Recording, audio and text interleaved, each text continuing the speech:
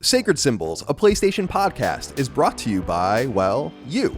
If you want to learn how to support our show, go to patreon.com/laststandmedia. Greetings and salutations. Welcome back to Sacred Symbols, a PlayStation podcast. This is episode number 368. My name is Colin Moriarty. I'm joined as always by my son, Chris Raygun. Chris.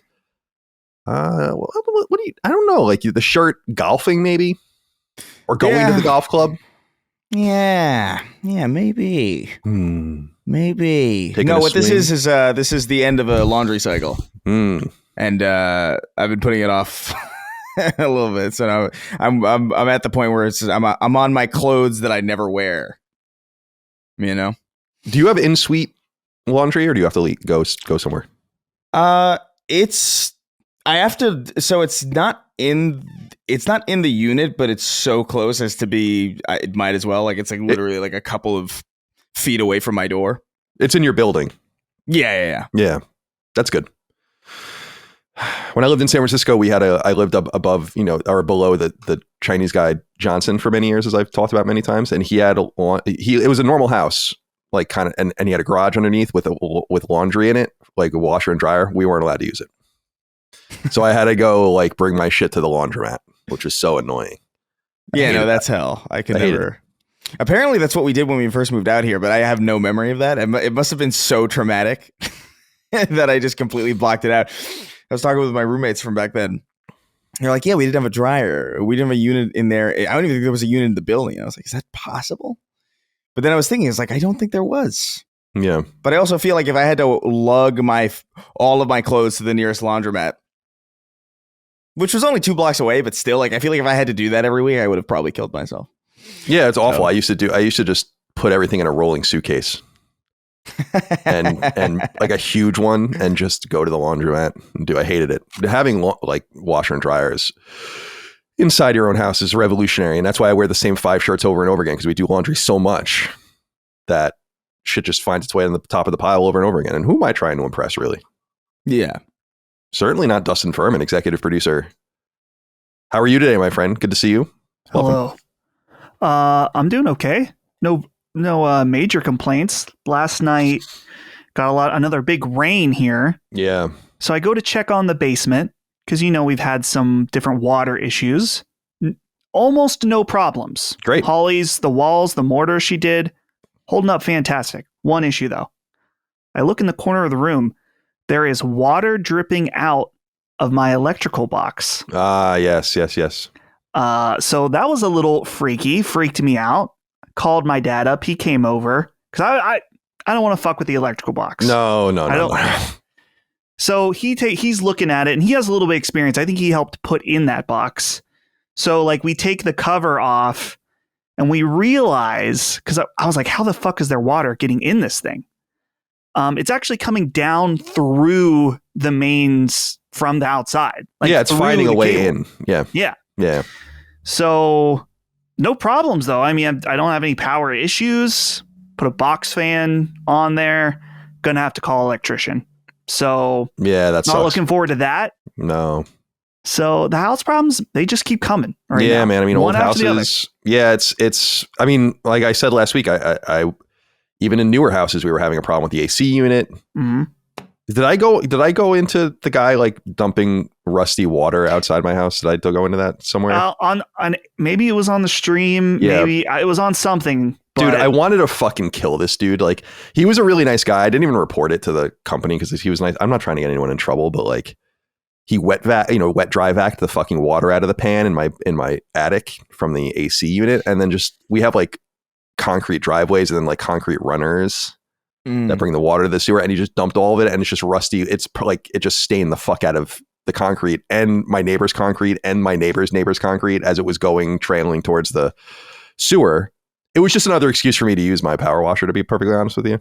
But can't get any. No one knows how to do anything anymore, apparently. And if you have real serious problems, I wonder if your home insurance would actually cover it. Yeah, it's possible. I think that we opened it up. There's a little bit of rust at the bottom.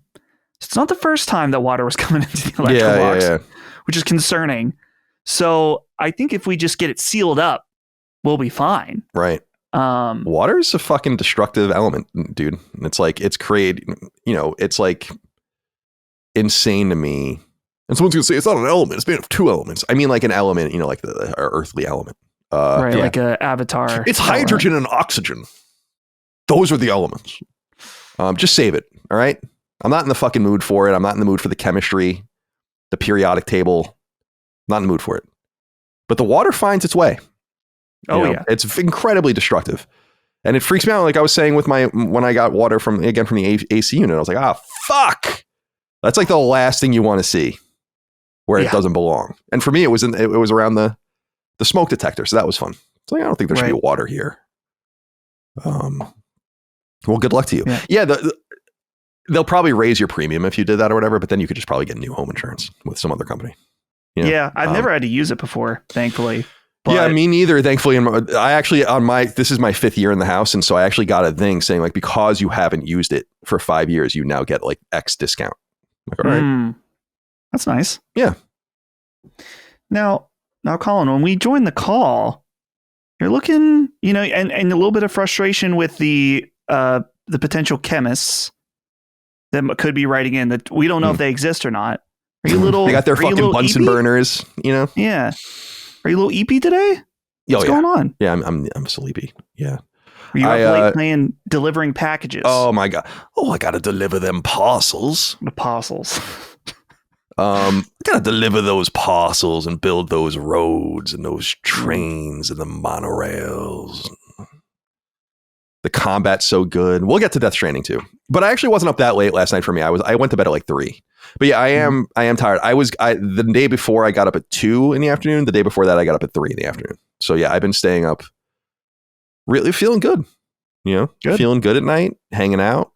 But yeah, I got up at a more normal hour today. Today is the day we're recording. It's Micah's birthday. Oh, that's right. And therefore it's also Treble's birthday as well. Treble turns 4. Micah turns 32. 32. So young, so much life left. What'd you say? She's slightly older than me. Yeah. Just by a little bit. Yeah. It's just weird. Like I was 32 and I turned 32 in 2016. So I wrote her a really long letter for her birthday, and I was saying like it'll be fun to see where you end up because I'm in like a totally different place right now than I was when I was 32.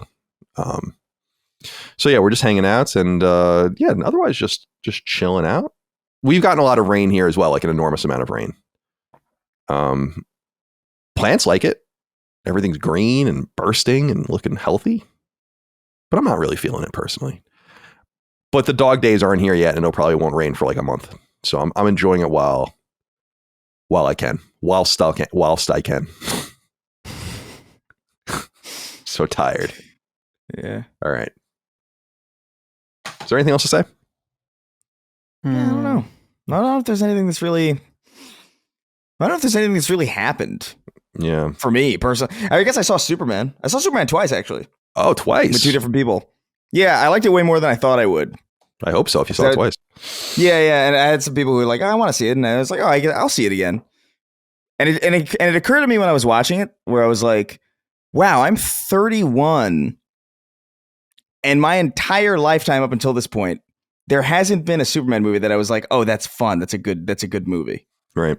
Which is crazy to me. Because that's like the hero, you know what I mean? Like it's crazy to me that 30 years went by without like a halfway decent movie for Superman. It's kind of wild that it took this long. Because I really couldn't stand like Man of Steel. Like I really couldn't stand. I don't know. I don't even care about Superman really, but like, I couldn't stand Man of Steel, man. Oh my god, it was so bleak for no reason. Yeah, I saw. I'm sorry. Go ahead, Dustin. I saw you can buy tickets to Christopher Nolan's next movie a year in advance right now. Yeah, a year away. I was like, insane. Dude, I don't know if I want to be alive. Why would I buy tickets to a movie a year from now?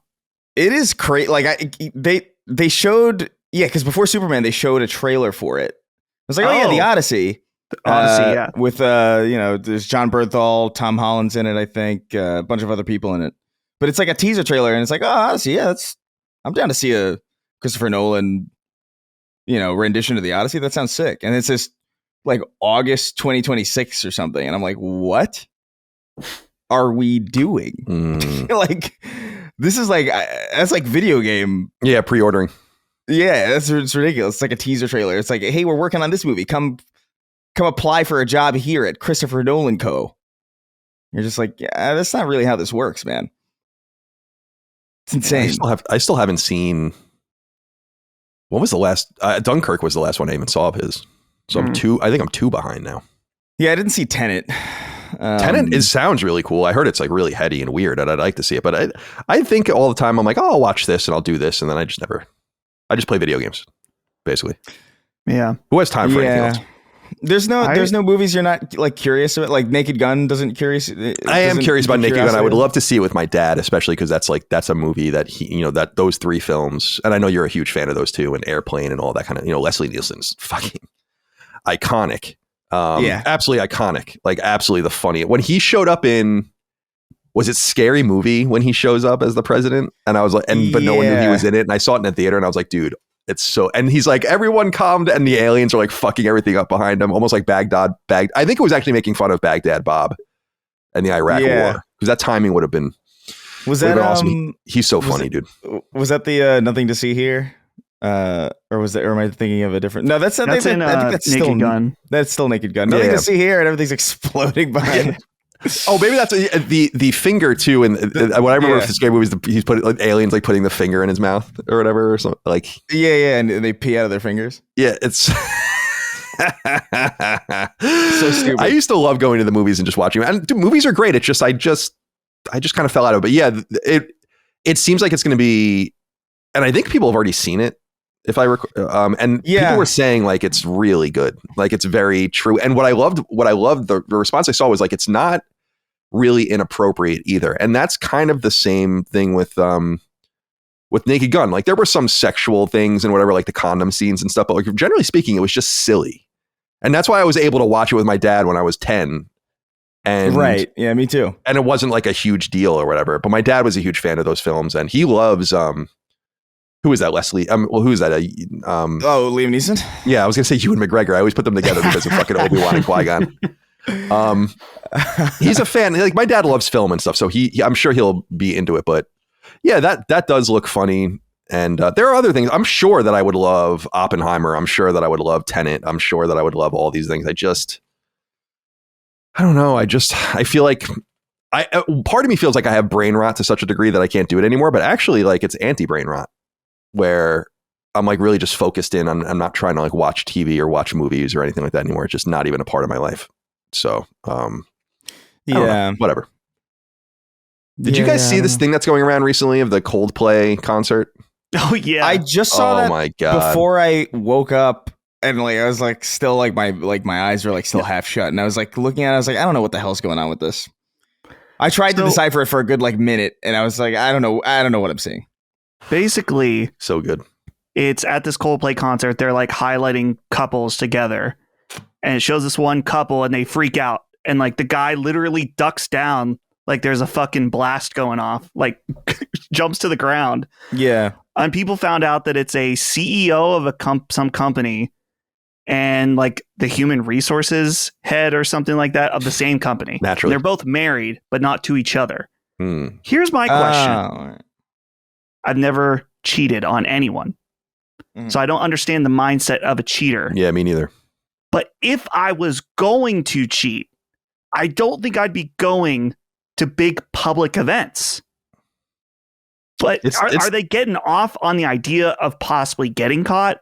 Of course. I think that's the only reason you would do it, right? It's dangerous, man. Like, yeah, I don't have it in, like, I really don't. I've also never cheated on someone. I've been cheated on by multiple people. But I wouldn't do that to someone. I don't think I'm built like that. Like, even let me like, even if I were, so back in the day, like I was like kind of in the late end of a relationship, and I was kind of interested in this other person. So I did what normal people did, and I broke up with that person. And then I started to pursue the other person, because you have to have a little respect. You know, that's like a really devastating thing to do to someone. It's fucked up. But the whole public thing, I like the idea that if they just didn't respond like that, no one would have ever thought twice about it. I thought that. Yeah. But I understand why you would respond like that. It's because you're doing something totally devious and fucked up. Gotta take it easy on everything, you know? Imagine losing it all at the Coldplay concert. Coldplay. It's rough. Coldplay. It's crazy. They're about to play The Scientist. What a wild soundtrack to getting your life destroyed. Oh, that's an interesting story. Let it be instructive to you. If you're cheating out there, someone out there listening to this is cheating on someone. Yes, statistically, that must be true. No doubt. Probably a lot of you. You need to think twice about doing that to the person. Really devastating. I was never more hurt than when I found those things out. Yeah. Even just break up with me and then go do it. You gotta, there's an order of operations first. Because then you're putting the other person in danger too. Is like STDs and you don't know what you're getting, you know? Disgusting. Anyway, that was a great episode of Sacred Symbols of PlayStation podcast, a Coldplay podcast. And he was all yellow. That's a great song. A Coldplay podcast, dude. 360 something episodes of a Coldplay podcast. I like that song. Some songs. I'm sorry. Go ahead. I think Coldplay has some good songs. Definitely. I don't think they're great discography overall. No. Some of that stuff sucks. Yeah. But yeah. Yellow, that is a great song. Dagan's wife's really into Helene's really into Coldplay, and they went and saw them maybe on this tour. I don't know. I like the song Clocks a lot. I think that song's sick. Clocks is a great song. Yeah, great song. I play it on the drums all the time. It's easy. It's just very big, but that's probably my favorite song of theirs. The lyrics are awesome in that song too. Yeah. But yeah, they're a little annoying. They were bordering, in my opinion, in the cultural zeitgeist of being like a Nickelback to a lot of people. And they kind of pulled out, like they kind of got out of that. They got close to the event horizon and they were like, wee! And yeah, they got real close because like they were, for like a good minute there, they were kind of overexposed. Like I remember Clocks was used in a lot of stuff. I remember I would hear it in like, I don't remember if it was commercials or what, but like I remember hearing that song interspersed between television shows that I was watching when I was a kid and being like, what the fuck? Why is this everywhere? This Clocks crap. I like Clocks, but like it was ridiculous. You know what? Once you stopped hearing it, it reminds me of the song. I actually named this one of the titles of Sacred Elite recently after it. The Jesus Jones songs, Right Here, Right Now, which was like everywhere in the 90s. You guys might be too young. Right here, right now. You know that song? Like that song's fucking. You don't know that song? I know that song. I might. I don't know. Oh, like well, your rendition didn't. Yeah. Ring anything in my head. Yeah. Well, that's pretty close, I think. Sure. But anyway, that song was everywhere, and then I hated it. And then now I love it because like you don't hear it anymore. And it's like, oh, this is a really great song. They just overexposed that song. Yeah. Well,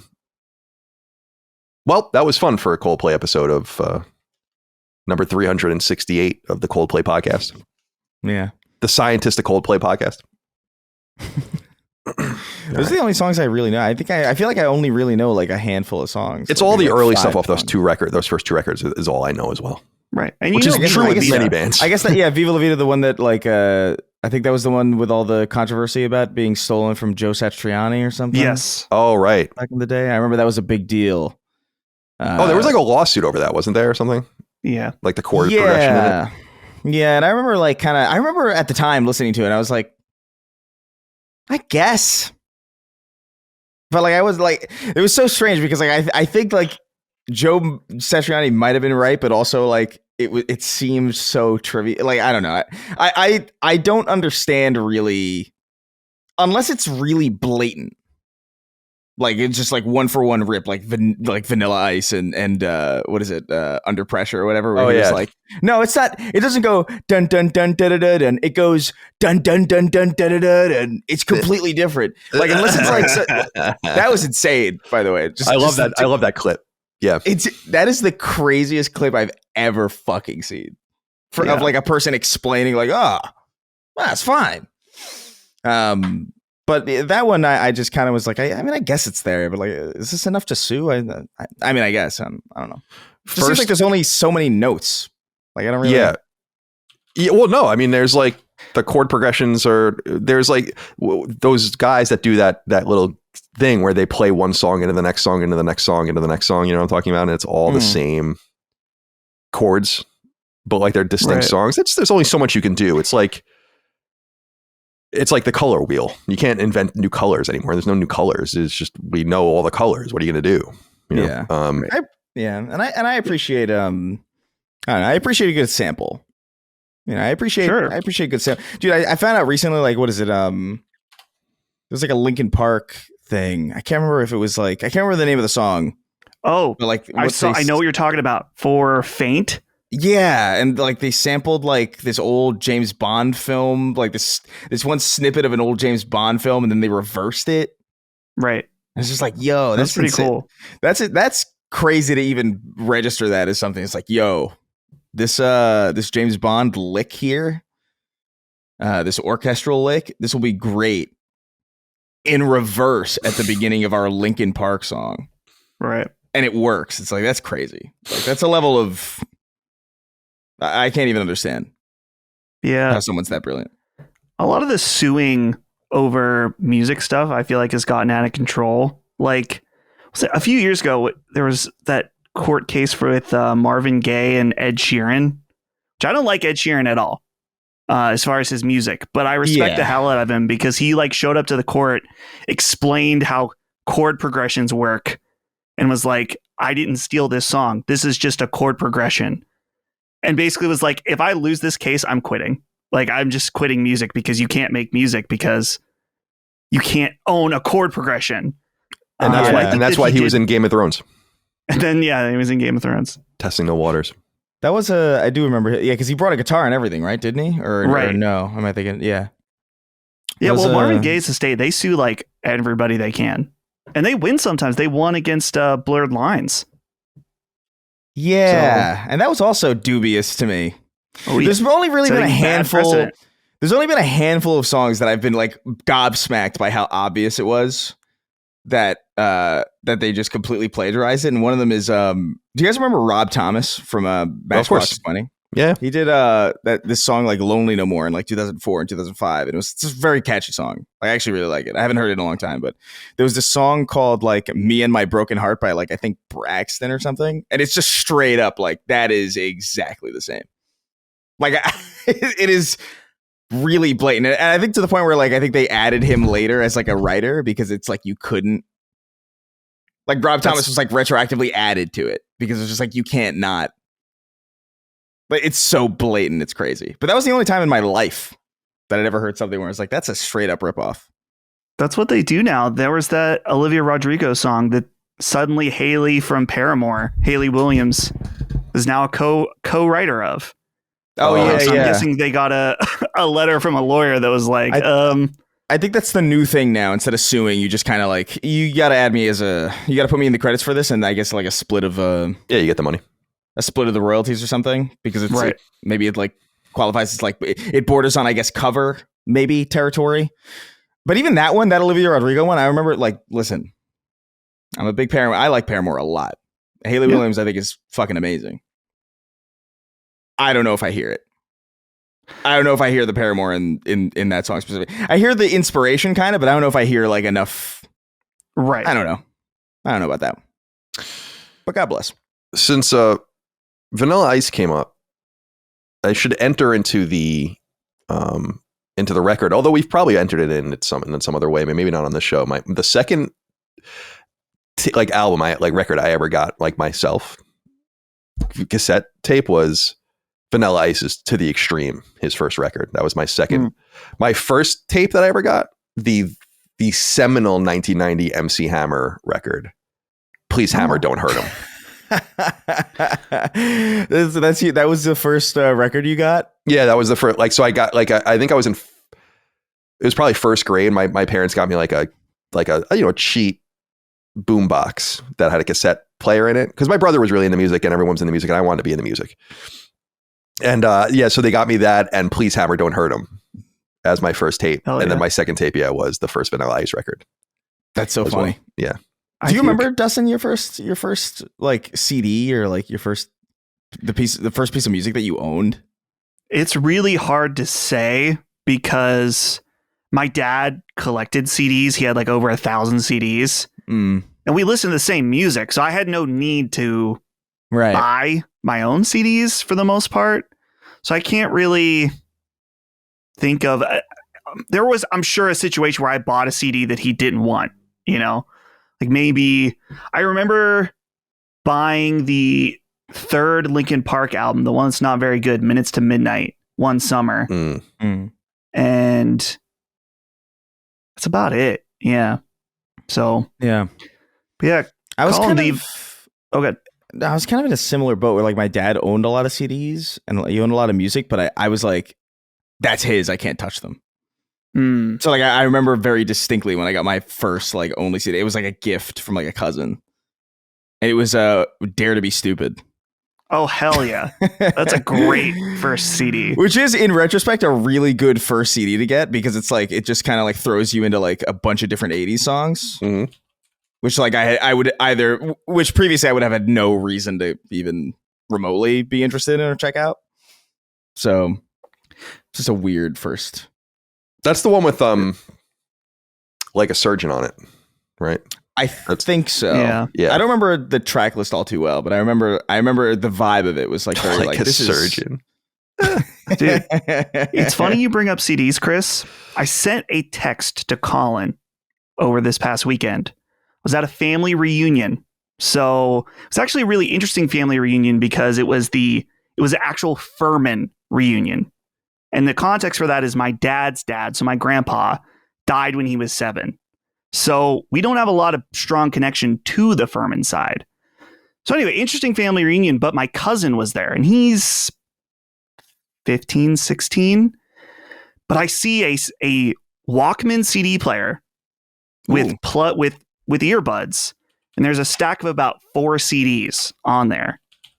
But I noticed the top CD. What was it, Colin? It was Limp Bizkit. It was Significant Other, and then which is like one of their seminal. Well, Limp Bizkit has like 3 really seminal records. I think $3 Bill is the one that like got people really into them when you guys were just little. But yeah, he had $3 Bill, and then he had Chocolate Starfish, which is actually my favorite Limp Bizkit album, which is a very unpopular take. But I was saying the crazier thing was he had Revolution from Il Nino in that stack of CDs, and I was like, what? I have no idea who that is, dude. Il Nino was like a rap metal, like a Latino rap metal, new metal band, and they were fucking sick. I loved Il Nino. That's why I said to you, I'm like, dude, the crazier because they do their song "What Comes Around" is fucking sick by Il Nino. They're awesome. They have like really great percussion.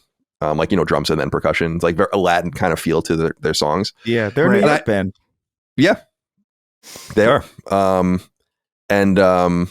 So I was like, that's even. So when I texted you back, I'm like, the Limp stuff's cool, but that's even fucking crazier. That it is Revolution by Il Nino. That is like some obscure shit that he's got there. Yeah. That was so. Yeah, I wonder where he even got that stuff. Dude, the thing is, it's like it's not like he's using a CD player because they're like can't afford he has a smartphone.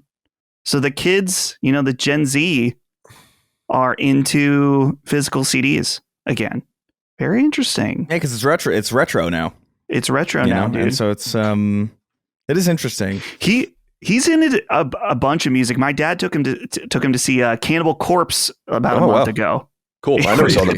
Crazy sentence. Yeah. My dad took this to see Cannibal Corpse. I can't imagine ever saying that in my life. Yeah. My dad took someone to see Cannibal Corpse. Yeah. That's good stuff. So yeah, I hope he continues to enjoy. You can get the good thing about buying CDs is you can rip like mega high quality FLACs off of them, which is cool. Oh yeah. That's like basically the only reason to have a CD anymore, in my opinion. And you don't really realize, like, because I listen to Spotify pretty much exclusively the last 15-ish years of my life, and I even have the high quality thing that you like put. It's like bad for your bandwidth or whatever. But like, still, when you really hear like a record, especially or something, it's like, damn, dude, missing so much texture. It's incredible that vinyl with grooves in it that represent minute changes in sound waves and is represented out of a speaker sounds perfect. It's really weird. Right. Like, it's mega lo-fi. You see sometimes people make their own records. Have you ever seen that? Like, where they'll take, like, they'll scream into a thing and like and carve it in and then put it on like a weird band. And yeah, it's strange. It just works. It makes no sense to me. It is crazy to me. And I understand that this is fundamentally illogical, right? But the idea of like pressing sound onto a wax disc and then somehow dragging a needle across it to get the sound out feels more like magic than an MP3 does. Yeah, like optical, you know or, what I mean? Or digital. Yeah, I agree. That someone had to come up with that. That's like crazy things. Like, who? Like, yeah, well, it was Edison, right? I mean, it was Edison, the gramophone. Right? Yeah, which it's just psychotic to me. Like, I was just like, yeah, oh man, I got an idea. I'm gonna press sound onto this wax, and then it's gonna be preserved for all time. It's the same thing about like how I think about like first person to figure out like, I think we can get glue out of this horse. If we boil the horse. Alive. Like a fucking lobster. It's insane. It's okay. You do it head first. The boiling horse is they don't feel any pain. That's a metal band. The boiling horse, yeah. Boiling horse. And it's in that like really, you know, when you see like a metal like a festival and it's all the same text. You would can't, be like you that. have no fucking clue what it says. Yeah. Yeah, it's like graffiti kind of almost. And you're like, is that? All right. Well, we really should get into the show, I guess, at this point. Yeah, we should. Sacred Symbols, a PlayStation podcast. Welcome. Episode number 368. You can get us 3 days early and ad-free over on Patreon. Patreon.com/laststandmedia. That's how you support us. We could not do it without you. Without you over there, we will disappear into the ether. Or as one of my history professors, Professor Robinson, used to say at Northeastern, like so much smoke up the chimney. That's what he used to say. He was very old. There's no way he's still alive. Because I feel like he was in his late 80s when I had him. He was awesome. So I would be awesome if he was alive. He'd be like 110 though. Yeah. Very old. He had these like spindly fingers and he would always talk like, you know, and just write. He would almost never write on the board, but then he would write like a random date. Yeah. You know, he was very flattering portrayal that you're painting of this guy. Yeah. Spindly fingered old geriatric piece of shit who can't spell. No, he wasn't a piece of shit. He was great. He was great. Professor Robinson was great.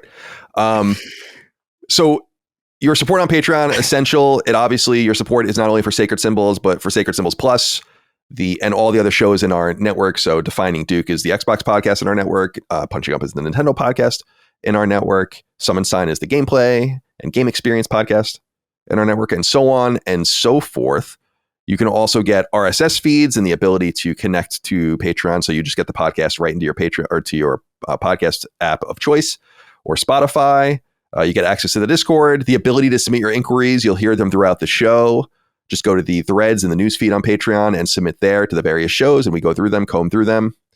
But yeah, the early ad-free stuff is what's most essential, plus Sacred Symbols, plus our weekly supplement to the show.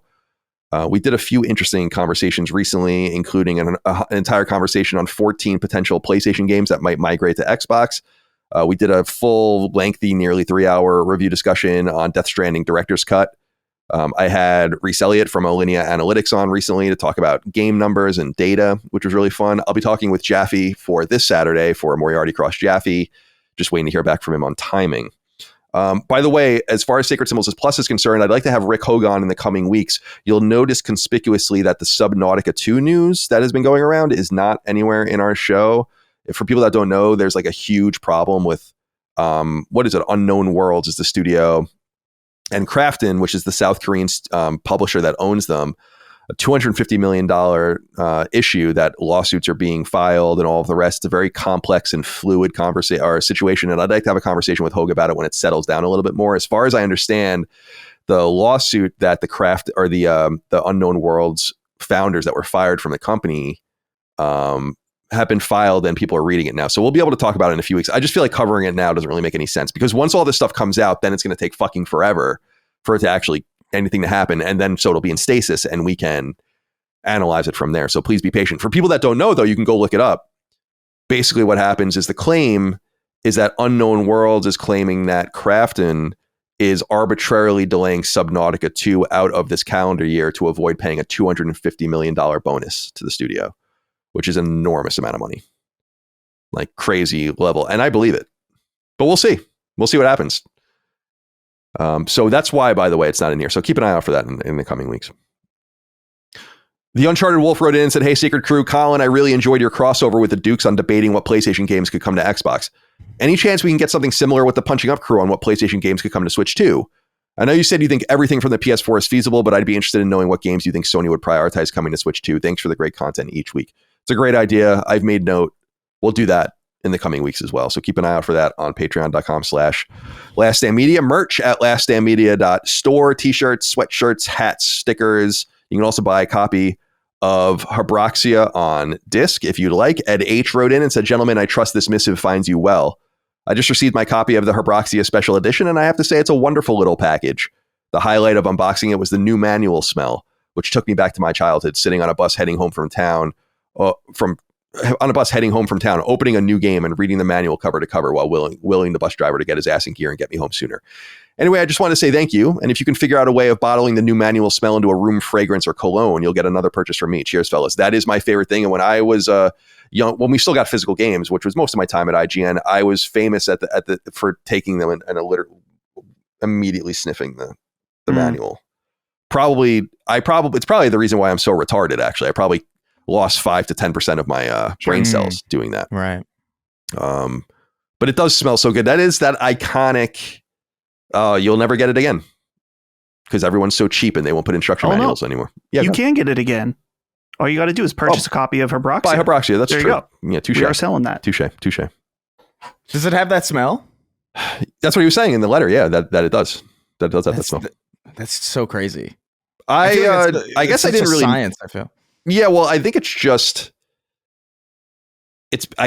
not being exposed or something. You're opening it for the first time. It's expressing that ink, I guess. Yeah. I don't really know what that's all about. I guess my feeling was that like so much has changed that like maybe even just like the chemical compounds of the ink is like a little bit different, and like the types of paper that it's kind of like how the new Game Informers, like when I got them, felt like they felt different from the old ones. Like they didn't have the same feeling of going through them because the pages were different, and I presume the ink was a little different. And so it's interesting to me that like even all these years later, even if you're just using just like standard stuff, that it would retain that really highly specific thing. That's nice. It's a nice truth. It is. It's a truism. Simon wrote in and said, "Hi, SS Crew. You guys have on multiple occasions talked about watching these Predator Catcher videos. It got me thinking, how would you react if one of the people got caught wearing Sacred Symbols or Last Stand merch? I'll unplug my Ethernet cord and listen to the Wi-Fi. and sorry, I'm dyslexic. I could tell. I don't know. We'll see. Yeah, we'll see is so ominous. It's like there was the guy that worked for PlayStation that had the PS5, or was it PS5 or PS4 shirt? It was a PS5 shirt, I want to say. PS5. Yeah. It's like, dude, I'm sure Sony. First of all, it's bad enough that one of their guys is on one of these videos. He's wearing the PS5 shirt on top of it, man. Oh, that's how I discovered these videos. That is the seminal moment where I was like, because that was going around and people identified who he was and he got fired or whatever. And then I was like, what? Wait, because I was always a Catch the Predator fan, but I was like, wait, there are like renegade ops like this. Right. And that's how I fell down the rabbit hole. It's all because of that. That's literally because of that. 100%. Yeah. It's too bad. He was probably wealthy, but not wealthy enough, to avoid being off scot-free as a pedophile. Yeah, I mean, he's pedophiling it up. Yeah. Or, accused. I don't know what I actually have no idea what ended up happening to him. I don't even remember his name or anything about it, really. He was one of the guys that was smart, though. I always wondered. He just shut the door and you never saw it. It was like a 2-second thing. These guys go on for hours sometimes. I'm like, dude, what do you do? Like, don't you understand that you can't win? Yeah. Everything you're doing is making it worse. You're caught dead to rights. Just recede. These guys give so much free content. It's crazy. It's funny. My favorite is that YouTuber who was like, no, I'm here to get a cupcake. I drove all this way for a cupcake. Don't worry. It's completely inconspicuous. Dude, the Chris Hansen shit that came up recently, right, on the show, is like the Chris Hansen, like the takedown stuff he does on YouTube now. It's called Takedown with Chris Hansen, is so funny. Like, because it's so vulgar. It's like it's like To Catch a Predator, but what it would have been like if they weren't on NBC. Where he's like, you said you'd lick her pussy. You know, like that kind of shit. Like that's literally what it's like. I'm like, this is fucking hysterical. His delivery, his dry affect is perfect. He's got a great delivery for everything that he says. Even in those old videos where like he's not really saying it, he's saying everything, but he's also like obviously making note of the censors or whatever. Which is crazy that that would even apply to like such an insane. Like the idea that you would be watching To Catch a Predator, but you wouldn't understand what it is you were watching. Like, come on. Yeah. It's ridiculous. Certainly. Speak openly. Come on. These are monsters. Ding Dong wrote in and said, hello, my favorite Sacred Crew. Just wanted to give a big shout out to Colin for the awesome 3+ hour talk with the Xbox 2 guys. No hate, no fanboy nonsense, just good, honest gaming talk. Also really enjoyed your appearance on the Broken Silicon podcast with Tom. I would love to hear you on Iron Lords again, too. Oh, man, they hate me. I mean, the Iron Lords like me, but their audience hates me.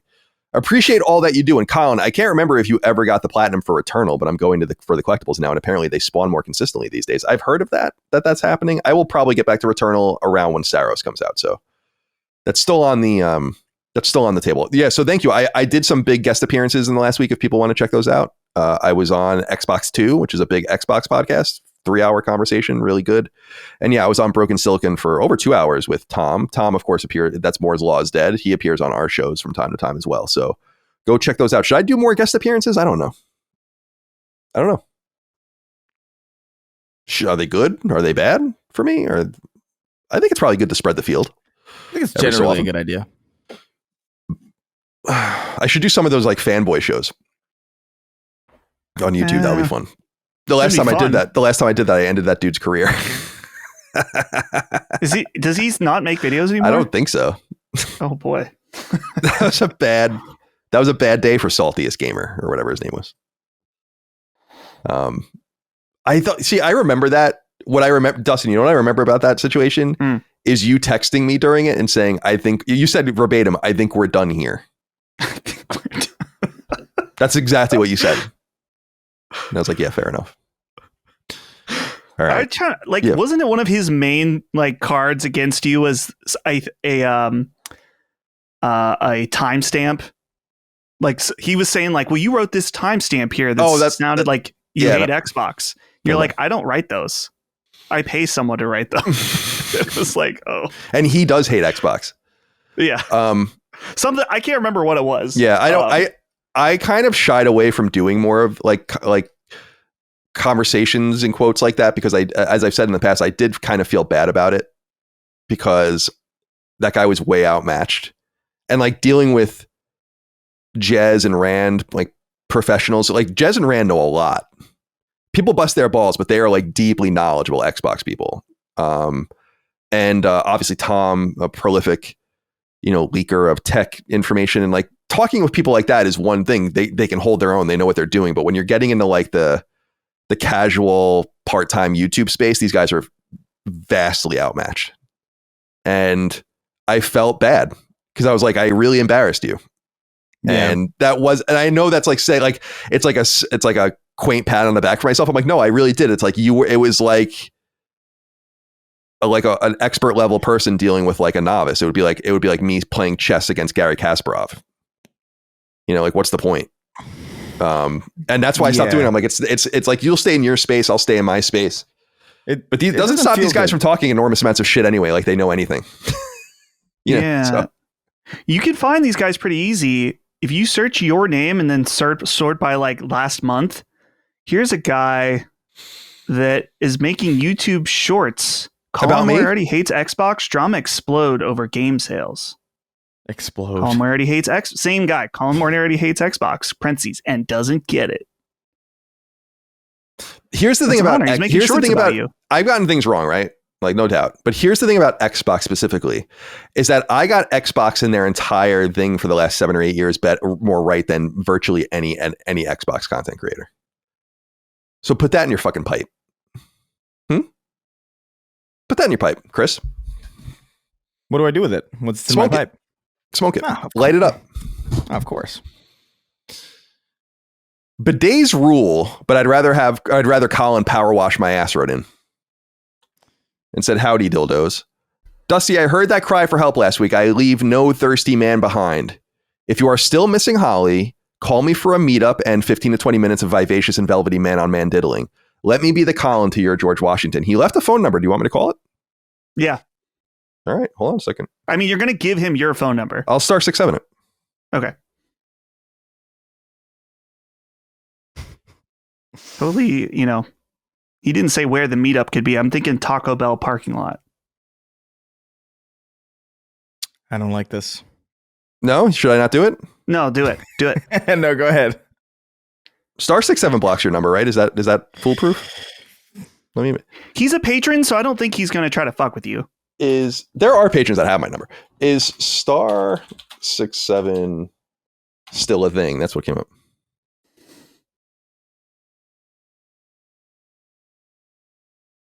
My question would be, less, does that still block your number? And more, did that ever really work? It probably doesn't with certain. There's probably ways around it. All right, I'm calling it. You ready? Just make sure you tell him he's on Sacred Symbols so we don't get any laws against unknowingly recording someone. Is it coming through? Yeah.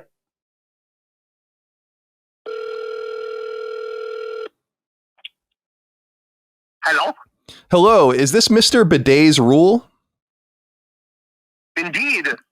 What's your real name? My name is Max. Max, this is Colin. You're on Sacred Symbols right now. Oh my God! Yes, that's me. What are you looking for here? You're looking for a relationship with Dustin, or? Well, maybe not a relationship, but I've always thought he was cute and well spoken, and you and Chris always like to tease him. So, I mean, you specifically, not Chris is basically his bodyguard. But no, I just wanted to see if he was open to just talking at first, and then we can take it physical if he's into it.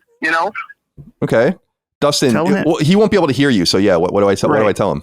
Tell him 2:47 a.m. on the dot. Hold on. No. Bidets. Hold on a second. I'm here. Let me get Dustin's feedback first, and then I'm going to tell you. I have to go. It's like we're translating. Hold on. Go ahead. 2:47 a.m. Yeah. Taco Bell parking lot. I don't need a relationship. Okay. He says what time? 2:47? 2:47 a.m. 2:47 a.m. Taco Bell parking lot. He doesn't need a relationship. Are you down? That sounds like a good plan. I am down. I just need to have the actual address. All right. We'll reach out to you privately, Max. Yeah. That sounds awesome. All right. Thanks for playing along. We appreciate you. Of course. I appreciate you guys. All right. Be well. Bye. You too. Bye. Now everyone's going to leave us their numbers. Yeah. We should do that at some point. Like the football podcast Heed the Call that I love, they have like a voicemail thing, which I think is funny. Like I think it's a good idea. Yeah. Yeah. Maybe we could do something similar to that. I was surprised he picked up. I never pick up unknown calls. Yeah, me neither. I think like leaving a voicemail is fun, but they know going in. I like the idea of us calling them, because then it's just the shock of the moment, Yeah, he was a good sport. That was fun. So that was good. Well, he left his number. I wonder if he thought there was a possibility. You never know. You never know what I'm going to do. I'm a wily son of a bitch. Here's what we call a wild card. Wild card, bitches. But in all seriousness, Holly is back home now, boys. Oh, good. I no longer thirst. Well, she's actually quite sick right now. She's been sick ever since she got back. She got the COVID-20 over in Cambodia. Oh my God, I can't even imagine the level of COVID they have in Cambodia. Oh, that's mean. I can't say that. They're on COVID-37 at this point. Did you have a good time though in Cambodia? Yeah, she had a great time. Got to see Angkor Wat and some of the other cool stuff. She saw some rats that are called hero rats, and they sniff out bombs and like landmines. The hero rats. Hero rats? Did she go and hang out with the Khmer Rouge? The Khmer Rouge, yes. She's a member now of the Khmer Rouge. So yeah, she had a great time. She's happy to be back, other than she is very sick right now. So she's downstairs playing Donkey Kong. She was reading marks over there. You know she was. Oh, and angles. I mean, she's ready to join up. She just needs the hookup from Chris from the Communist Party. Oh my God, Chris is a fucking major communist. Major. What are you looking? Chris is like shocked right now. It's like he's watching the Space Shuttle Columbia explode or something. What's going on? I looked up Hero Rat and I don't understand. Like, is this a they call it a hero rat. This isn't a real rat, right? Like, this is a rat. This is a real rat. That is egregious. It is a real rat that they have trained to find landmines from whatever fucking war, the genocide, whatever. They go out and they sniff it, and they're not heavy enough to activate the landmine. So what they're going in there, they're talking about all these hero rats, and there's a part where you get to hold one. So the guy comes over with a rat for Holly to hold, and he's like, "Oh yeah, here you go. His name is Glenn. It's not like, Squeakers or something like that, or a Cambodian name. No, his name is Glenn. That's awesome. That's Glenn hilarious. the rat. Yeah, from the war, the genocide, or I'm whatever. Sorry, the war. You know what I mean? There's some bad shit that went down there, dude. I just like that sentence. So what was his name? Glenn. Do you mean Gren? Gren? Oh, I don't know if they have the Asian accent. I don't know. Ridiculous. They have a weird language, though. I've heard, like, on a video them. I'm trying to remember what it's even called. I don't know. It sounds weird, though. So the reason I was like in bewilderment there is because, like, there's like some screenshots of this thing that look like a normal rat, and then there's some other ones that I'm looking at where it looks like a marsupial almost. It's very weird. Like, it's hunched over in like a very like Australian animal way. And I'm just like, I don't really understand what I'm seeing half the time. Yeah, I mean, it's big, man. That's big. That's a big ass fucking rat. Oh yeah, they're like frisk sized. Insane. They're very cute though. I looked it up, Hero Rat Cambodia, on Google Images, and there's that one Magawa who wears he died apparently, and he used to wear a medal, like a medal around his neck. He's especially cute. Rats they get a bad rap because of urban environments. Right. What would they be like without the urban environment? There are millions of rats, for instance, in New York City. Millions of anything would freak me out, frankly. There are millions of bats. There are millions of fucking, I don't know, whatever. Cats. There probably are millions of cats in fucking New York City. Yeah. What were we talking about? That was fun. Bidets rule, but I'd rather Colin power wash my ass. Good to talk to you on the phone. Be well. It's that Jeremy C. wrote in and said, "Hello, merry gentlemen. I want to congratulate you on Sacred Streaming's big debut and want to know how the streaming may shape the main show other than the occasional shout out and inside joke that may be missed if you haven't caught up with the streams. Do you expect that having a streamers component will trim down the show, especially during weeks when a huge state of play happens? Just wanting to celebrate the new direction and can't wait to catch you guys on Mondays. Thanks." So yeah, we have to fill everyone in on this as well because I like keeping secrets until they're ready to go. So beginning this past Monday, so just 3 days ago from when we're recording, we started streaming, and we went live noon Eastern. It was me and Dustin. We were live for 5 hours, and I played Kingdom Hearts, and we took a bunch of inquiries from the audience and just dicked around and had a good time. It was a great time. Dude, I don't know if you saw, Dustin, like that video is doing really well. Like people are really enjoying this content. First of all, I never expressed this to anyone, but I was like, maybe we'll get like a few hundred concurrents, right? We maxed out at 2,100 concurrents. Nice. And we weren't doing anything, we were doing nothing. Now there's a novelty factor. So, sure. So we have to incorporate that as well. But let me see what the views are on this video now. Because for us, I mean, these are quaint. It's like 33,000 views. That's a lot for us. So people are enjoying the content. It'll be something different. First of all, I wrote a huge letter, really long letter, because it required a lot of explanation of why we're doing this and what's going on. So just to catch everyone up, you can go on patreon.com/lastdaymedia, check that out. You can also check out the streams. The streams we're going to do every Monday will be live around noon. We'll figure out like a time. I think noon's fine. Gets me out of bed, like gets me going. And it's funny to say it gets me out of bed to do something in noon. And it's going to be a bunch of different stuff. So we did the Kingdom Hearts stuff because of the bet I lost with Sacred Symbols Plus. But it'll be like I'll play a different game. We're going to do the Sacred League, which is like the Jeopardy game that I want to do. We're going to do that on YouTube during the streams and so on and so forth. Maybe various conversations. I want to like go and watch old E3 press conferences and a lot of old like marketing and stuff. I think it's just fun. That'll be fun. Yeah. So there's just a million different things to do. And different combinations of people when they're available. So Chris will be around when he's available. Dustin, I really liked you in the co-pilot chair for this. Thank you. You did a great job. And the reason that it required so much explanation is because a lot has happened behind the scenes that kind of required us to either fold a show and not replace it, or fold a show and replace it. So the big news for people that don't know is my brother Dagan, who's actually my first collaborator in Last Stand when we started Knockback in early 2018. He has left the company because he got a new job. People that follow the content know Dagan's been struggling in animation. The animation industry has been struggling, basically. Dagan has been an animator for 30 years, and a lot of that time he worked on like Nickelodeon and Disney and stuff, but like Disney Channel stuff, I think, and then Cartoon Network, whatever. But then he ended up at Sesame Workshop, and he was there for a really long time. And he won an Emmy there, as we always talk, or whatever.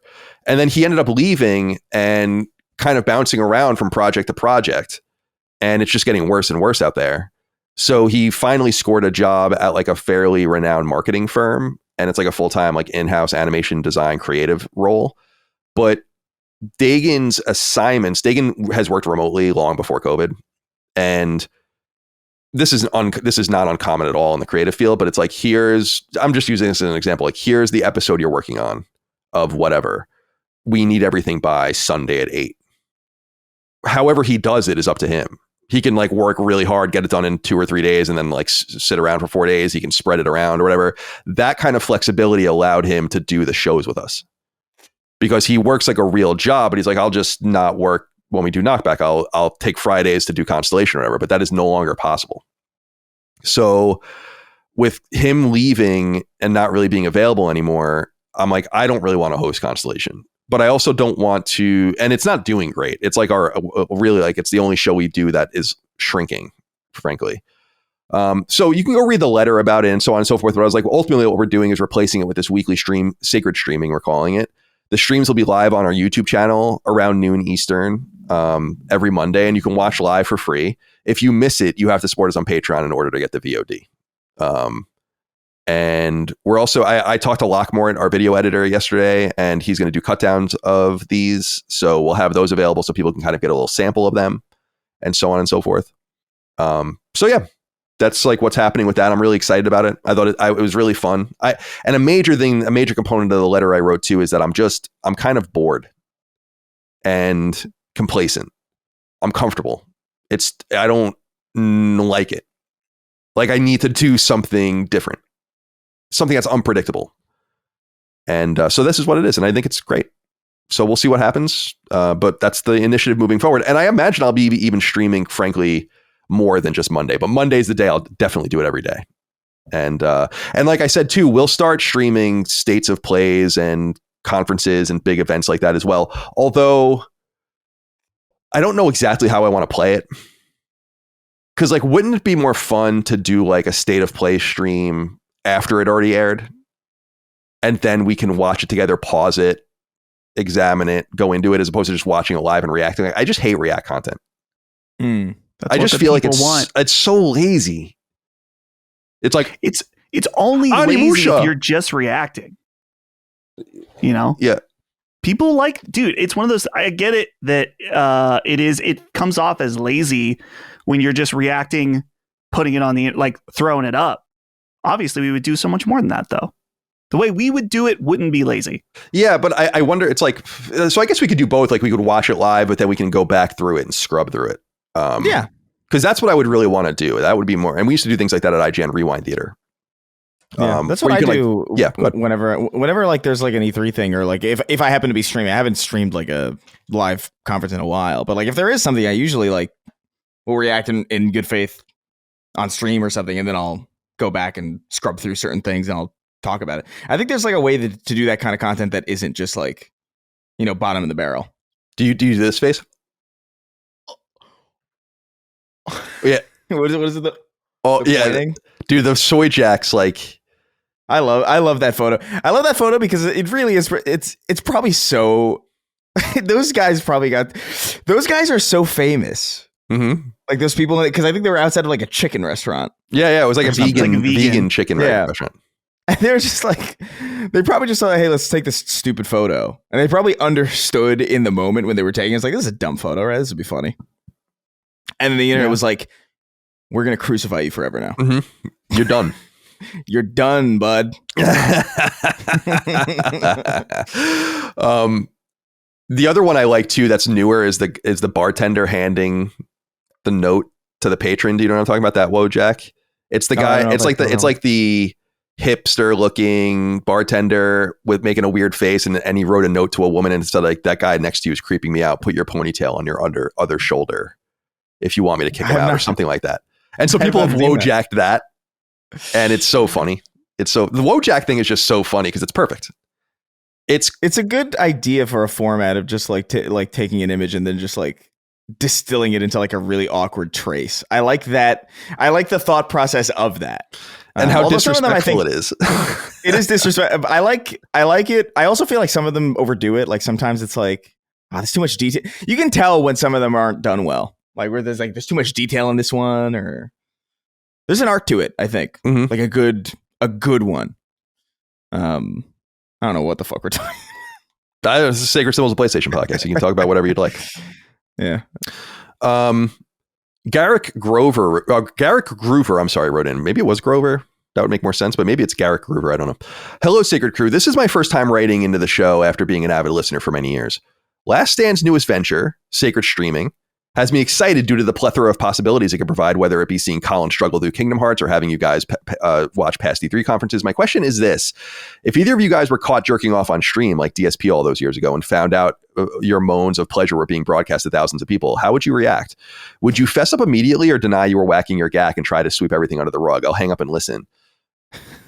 We've brought this up before because this is the only way I really know this person, other than the fact that he has Mega Man 3 backgrounds, which I think is super cool. That's like very nerdy, and I would identify that in 2 seconds. So I was like, okay, this guy's like an NES fan, which is neat. But I don't know how you ever come back from it. It's what I was saying about Jeffrey Toobin. Do you know who that is? Yeah, the CNN guy, right? Yeah, right. Jeffrey Toobin is like a legal analyst at CNN, and apparently at he was at the New Yorker or some other thing, like where he was on like a Zoom call and got caught jerking off by like all of the staff or whatever, like in some meeting. Yeah, on a Zoom call. And the crazy thing is that CNN still has him on the air, and it's all I ever think about when I see him, like in a segment. I'm like, he must have dirt so deep on people that it's like unbelievable, because it's like, what is the value of this person? Just, you got to go. You're the guy who, unfortunate mistake. I don't think you meant to do it, but wasn't the implication? Wait. The implication with the difference between because the DSP guy, who I don't know, what's that mean, by the way? DSP. Darkside Phil. Darkside Phil. Is that it? It's an acronym. Yeah, that's just his name. Yeah. Right. Okay. So that seemed innocent enough. As I understand, and correct me if I'm wrong, the implication of the Zoom call was that he was jerking off to someone on that call. Well, right. Here's the issue with it, right? Is that it's a live Zoom call, right? So you've willingly joined the call. Right. And then you're doing that on top of it. Mm-hmm. So it's not like, look, it's not like, my camera went live, I didn't realize, that's embarrassing enough. That would be wildly embarrassing enough, but at least there would be like some level of like, oh, well, I mean, like, come on. Like have some grace. Yeah, have some decorum. Yeah, have some grace about the fact that it's like, this clearly wasn't, this is a private moment. We weren't supposed to see that, whatever. But like, this was done intentionally. Right. On a live call. Right. With the assumption that he couldn't see them. Right. Which I think, that they couldn't see him. They couldn't see him. Yeah. Which to me, like, changes the entire... If it was just like this dude like went live one day jerking off and they still had him at CNN, I'd be like, that's awkward, but it's not like... There's not like an element of like creepiness or nefariousness to it. Like, that's just like an unfortunate mistake. And like, what are we just going to be immature and like pretend like, I would never. But like the fact that he was on a Zoom call, that's different. I think that changes it. So the fact that he is still there is kind of mind blowing. I highly recommend people go look up the CNN clip of when he comes back and they explain what happened. Oh, it's so embarrassing. Dude, it is one of the most, because it's like this captive female anchor, like having to awkwardly interact with him about what it's like, dude, it is some of the best TV I ever saw in my life. You know what it reminded me of? You know what it reminded me of, Colin?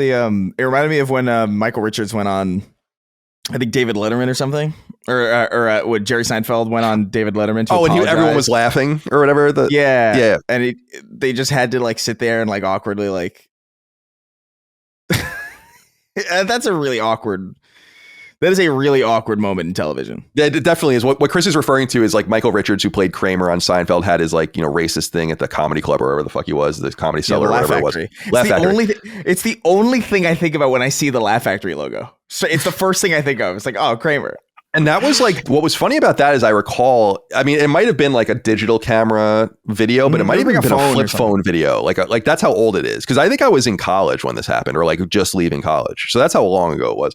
But anyway, that was like a big deal, obviously, with Michael Richards. And later on, they had like a whole Curb Your Enthusiasm arc about it and stuff. Like they laughed it off. But in the immediate aftermath, because it was around when B-Movie was coming out, Jerry Seinfeld was doing the rounds, like the media rounds, and was trying to rehabilitate Michael Richards, reasonably enough. They're like old friends going back pre-Seinfeld.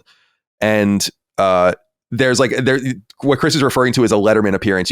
People should go look it up. It's super awkward because they basically phone him in, or he might even be videoed in or whatever, but people are like in the crowd not really sure what to make of it. So like people are laughing and stuff, but it's like not supposed to be a joke, and like Jerry's getting really annoyed about it, and it's really good shit. Yeah, I know exactly what you're talking about. He's like on a big video screen. Right.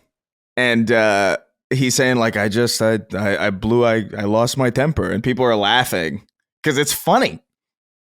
It is like it's objectively funny, dude. The situation is so insane that he was at the Laugh Factory. He just shouted the N-word like 57 times, like some absurd amount of times, and then he's on stage being like, I just lost my temper, and he's got like some Kramer mannerism still because it's like kind of him. So people are laughing, and it's like, I remember Jerry's like, it's not funny. I remember the delivery of that. Very, very, stop it. It's not funny. It's like, no, it is. No, you're wrong. And by the way, Jerry, it is. You have to know it. Like, comedian has to know it. Yeah, you know better than anyone how funny this is. All right. Helen Keller Karate Explosion wrote in and said, hey, CDC, I would like to issue a correction, but not for you. It is for my girlfriend, Chrissy. I typically listen to the podcast while driving to and from work each day. Sometimes she will call asking what I am doing, and I will answer listening to my friends. She hates that. She has stated multiple times to me that not only are you all not my friends, but you do not even know I exist. This is plain wrong. Several years ago, I messaged Colin asking if he and Dagan would cover Silent Hill 2 on Knockback. He said no and be well. Surprise, surprise, she is wrong again. Anyway, I'll go ahead and have Dr. Kevorkian unplug me from the Matrix. Not like this, not like this. Dr. Kevorkian reference. Very interesting, very timely. Chris and I are always talking about timely references. Yeah. Nothing timelier than a Dr. Kevorkian reference. I still don't even really know what that is. Like, I know the general air, the gist of the, like, what it is kind of. But even then, I never really looked into it. I don't know why. He was like pretty old, right? That was like what, like early 90s? It was like the early mid 90s. Yeah, he was. It wouldn't even be that big of a deal. In fact, he might even, I got to look this up before I even really say that he might be like some sort of heroic figure today. I'm not sure if that's entirely true, but like he was the guy that was like physician assisted suicide. Okay. So yeah. But I feel like I don't want to go over my hold on, the Kevorkian wiki, but it's like Jack Kevorkian. Yeah. It's like he was arrested and tried for his role in the voluntary euthanasia of a man named Thomas Uke, who had Lou Gehrig's disease. He was convicted of second-degree murder and served 8 years of a 10 to 25-year prison sentence. He was released on parole on June 1st, 2007, on condition he would not offer advice about, participate in, or be present at the act of any type of euthanasia to any other person, nor that he promote or talk about the procedure of assisted suicide. So I think it is like a little bit of like a... I don't want to compare him to the Unabomber in some way, and I don't want to make it seem like the Unabomber was a good person, but it's similar where people are like, oh, the Unabomber, like when people read his manifesto, yeah. People are like, huh. Like there's, and I think there was I could see I'm that. not educated on it enough to know. I mean, I could definitely see that with like Lou Gehrig's disease. Like it'd be one thing if it was like the flu or something. The flu. Yeah. Just get somebody. It's just like, oh man, this sinus infection is crazy. Please kill me. Like, all right, no problem. I'm a doctor. Apparently, I'm reading his Wikipedia page now. Apparently, like he was kind of like pursuing the shit since the 50s. Like it was known about him that like he wanted to assist suicide. Yeah. Yeah, well, you know. And apparently he got his whole start in advocating for the harvesting of organs from inmates after they're executed. So he's a little bit of a dark person. I have to read more about him. I don't know like if it's but yeah, for some reason the Unabomber came into my mind where people like all these years later now people are circulating the Unabomber's manifesto and they're like, oh, he had some good points. I'm like, that's interesting because when I was a kid, I remember being afraid of this guy. They think he was crazy. I always love that when it was like, whenever people have to like find a psycho to be like, oh, he's got good points. It's like everybody's got good points, right? I'm sure. I'm sure. I don't know, man. Like it's the classic example where I'm sure Bin Laden loved dogs. You know what I mean? Like whoa, hot take, from Osama bin Laden, right from the horse's mouth. Dogs are cool. You don't got to go to him though. You don't got to go to people like that for obvious takes. Well, Helen Keller Karate Explosion, you exist. You're real to me. Yeah, you're real to me. Damn it. All right, let's get into the news. Yeah. It's kind of a vague one to talk about this week, but it's probably the most relevant piece of news in our space, in the PlayStation space, is what is going on at Santa Monica Studio in terms of the game that's being developed there. People have been circulating this idea for years that there's a sci-fi game being developed and that there might even be two games being developed at Santa Monica at the same time. You assume God of War would probably continue. I think it would be foolish not to maybe continue God of War. Especially because you can go to a different pantheon and reinvent it. And it wouldn't maybe not get old if you just did it every 5, 6, 7 years. But there's Cory Barlog's team and what he's working on. And I think so this all refers to a Jason Schreier post on Reset Era, which is the hyper liberal, really shitty video game forum. And they're so mean and like, they're just, I don't know what's going on in Reset Era. I don't read it. It doesn't seem to be very relevant anymore. It comes up less and less. And of course, that was a spinoff of NeoGAF, which itself went in its own direction. And there's a conversation going on around PlayStation Studios and what the different teams are working on. And this is what Jason Schreier had said in the thread. He said, quote, "I'll put it this way. It's not a new IP, but it might feel like one. Maybe that's why people are confused. Please don't ask me more questions about this. If I wind up reporting more information at any point in the future, it'll be in an article, not on a forum. I can also confirm that, this is about another source in the thread that is talking about it as well. And he says here, and that sci-fi stuff that people apparently believed for years now is nonsense. I had no information that the new game was sci-fi. I think that was rumors maybe from other people and probably maybe a conflation of the canceled Santa Monica game from the PS3/PS4 era that was a sci-fi game being written by, what was that guy's name? Robert? Is it Robert Moore? Roger Moore is the 007 actor, right? So it'll be Robert Moore, I think, who's the Battlestar Galactica guy. So probably people are maybe conflating those rumors and those leaks. But isn't this fascinating? He says, quote, "I'll put it this way. It's not a new IP, but it might feel like one." End quote. What could it be if not God of War? And is it different because it's Atreus? And is that what we really want? Or could it be something else? Something different and obscure? I don't know. I wonder what we think about this. Dustin, talk to me. Yeah, I was trying to think if they were using some old untapped IP in PlayStation's catalog, like what could it be?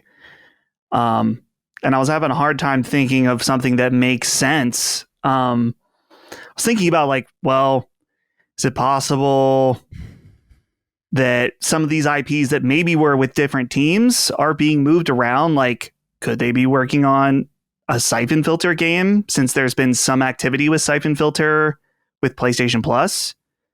I don't know. Seems like grasping at straws, really. Yeah, I mean, it would be. Yeah, it is. Yeah, go on. But I'm not sure, just because it's one of those things where it's, like you said, he says here, it's not a new IP, but it might feel like one. So I'm trying to think, has Santa Monica really done anything outside of God of War? Their first game, they only did up one other game, and it's Connecticut, which was their first game. And God of War was built on the Connecticut engine, but it's not going to be Connecticut. I mean, that would be insane. Connecticut is a racing game. Is there lore? Probably, yeah. I'm pretty sure Jaffe worked on Connecticut. Maybe they can make it work. Yeah. Who knows? Because that's the whole point, is that he says it will feel like a new IP, even though it's not. Maybe Jaffe didn't work on Connecticut. Maybe he was familiar with it from building God of War. The angle of it might feel like a new IP because it's been dormant for so long is an interesting kind of angle. Do we have any idea at this point who's working on this non-existent Uncharted game? Well, there was the idea that there was like a Southern California spin-off studio doing it. And now I think the idea is that maybe it's actually being done at Naughty Dog, and that's the other project that's being worked on. And that's what Neil is producing, because he's in a producer role for the first time. But that's just, we don't really know for sure. I 100%, I mean, I just believe 100% that Cassie Drake Uncharted game is real. They blatantly teased it. No one has been able to explain why they did that. What the fuck was that? Well, my assumption would be that they probably thought it would be ready to go, or they would at least thought it would be ready to tease by now, like proper. Yeah, I would think so too. And then things clearly at PlayStation got shuffled around pretty hard. So yeah, I don't really know what to make of this though. Like my first thought was like, oh, maybe they're handling the Uncharted. Maybe it's possible they seem equipped to do it. I mean, that would be kind of weird and interesting. You know, it is in their general wheelhouse, but I don't know if it's. Yeah, I don't know. That's the only thing that jumped out to me as like a possibility, because we still don't really have any concrete information about like who's working on that. Like you said, we saw it teased many years ago, so it clearly did. If it doesn't exist anymore, it did exist at some point. Maybe it was taken off of it. Maybe it was like a CyberConnect type thing where it was being worked on at one studio, and then it got taken off and shuffled to Santa Monica. It's all speculative. That's all this story is, really. But that's the only thing that jumps out to me is like, it's not a new IP, but might feel like one from Santa Monica. Or at least that's one that's in the immediate, obvious kind of headspace. I also see here on a Push Square report on this Reset era post that originally Jason had said, why does everybody think Barlog's game is a new IP? End quote. And that is a reasonable answer, because I think there's this rumor of the Atreus game. Mm-hmm. I think that that's the most likely answer to this question, is that it's I mean, think about it. You can't fundamentally make a God of War game that's recognizably God of War as Atreus. Is it a spoiler to say like you play as Atreus? I don't know. At this point on a hardcore PlayStation podcast, no. It's very different when you play as him. And so if you're going to frame a game around him and he becomes the God of War or whatever it is, but it plays as a third-person shooter, a first-person shooter. I mean, yeah. I mean, that's kind of interesting, and that's what I think this might be, right? I mean, how does that strike you? A Mortals of Avium style magic shooter, basically God of War game. Maybe that's what it is. Because if you want, because you can't do the third-person action melee combat with him. It's not how he fights. I think, yeah, but I mean, you play as him in the game and it's third person and it works fairly okay. I hated it personally, but it works, and it clearly I'm in the minority on that. So I think they could maybe flesh that out. And I don't think there's any reason to necessarily believe that it would be like a first person shooter, or that they would have to go in that direction. But it would definitely feel very different to the type of melee combat that's in God of War. And it would feel so different, I would argue, as to kind of get rid of what sets God of War apart from other first party PlayStation IP, which is, the third person over the camera, melee and some distance obviously thrown in there as well for, Uncharted and Last of Us with weapon and like gun combat. But like Atreus, to me, I didn't like Atreus because it felt like I was playing just a different PlayStation game as opposed to playing God of War, the game that I kind of signed up for, the game that I want to go around and like beat people up with my fists and like tear shit apart. I don't want to go around and like shoot a bow or like do like a spindly little attack. I mean, like I've got Spider-Man, I've got Ghost of Tsushima, I've got like there's so many other PlayStation games that do this, that like to focus an entire game on Atreus would be like genuinely, I can't think of anything I would want less. Yeah, I don't hate the idea of having a really high caliber, not his parts in the game like you're describing, but like a third person or even first person shooter style bow game that's really fine. That doesn't turn me off. It's that I don't really like that character. And to me, I don't really feel like he's fine, but it's like, we don't need it. Per Cassie Drake, it's like, I saw so much more to like out of Cassie Drake in 5 minutes at the end of Uncharted 4 than I did in all of this shit with God of War over 2 games, so I'm much more intrigued by the possibilities there as opposed to like being exposed to Atreus so much that it really still is about Kratos. Like if they're going to continue God of War, which I assume they will, it's like, just go to a different pantheon with Kratos. It's about him. But are they going to do, Dustin, Son of War? Boy of War. Boy of War? Boy. I would hope if they do have it be Atreus, that he is much older. So he's not annoying. Yeah. And maybe they will do that. It's hard to say. Hopefully, Sony Santa Monica heard my idea for the next God of War on our spoiler cast, which they're welcome to use. I won't even use. Is that Egypt? I don't need credit. What was your idea? My idea, I guess this is getting into spoilers for the new God of War. So skip ahead if you need to. My idea was that now that Kratos is retired and comfortable in whatever not the Greek, but the Norse, the Norse pantheon. The other pantheons are like, oh shit, this guy went and fucked up these two pantheons. That's right. We got to go take this guy out before he gets to us. So that's a great idea. Kratos is now in a state of defense and a misunderstanding. I guess half a misunderstanding. I love that idea. I forgot about that from the spoiler cast. That's a great idea. Yeah, to like have like the Egyptians or whatever, right. And the other pantheons would be cool. It would be cool actually if it was one specific pantheon that like it would be like the Egyptian pantheon or whatever that was like threatened by like a preemptive fight. I love that. Right. I love that. That's a great idea. Brilliant. They can use it. Redo the whole thing. Mm-hmm. Start from scratch, Corey. So yeah, I do wonder. I do wonder if they have 2 games kind of in concurrent development. What is their head count right now? 250. I don't think so. I mean, maybe if you had. I mean, that's one AAA team, in my opinion, by Sony standards. But who knows?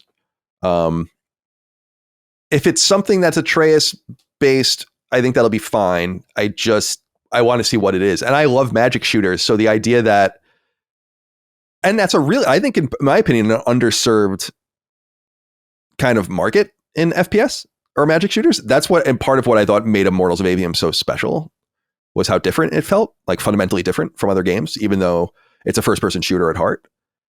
So I don't hate the idea. I just don't really feel like that's the right idea for God of War. And yeah, Sony likes trilogies typically. And sometimes they'll go a game beyond, sometimes they'll stop after 2. But trilogies are kind of the sweet spot. And maybe they want to wrap it up with something like Dustin was saying, and then put God of War on the shelf for a while. And you can reinvent it down the line. You're going to want to do that, but put it away for the time being. Be very interested to see what they're working with. But we do have some letters from the audience here. We might have gone through them. Let's see. Oh, yeah. Okay. We already kind of went through this, so I won't read that. Jeffrey Willingham wrote in. Jeffrey Willingham. This is, hey, CDC. I wanted to get your input on something that games journalists do that drives me nuts. The General Award of Gaming, Jason Schreier. That's not very nice. Said Corey. I mean, is he really that bad? Like, I don't like Jason.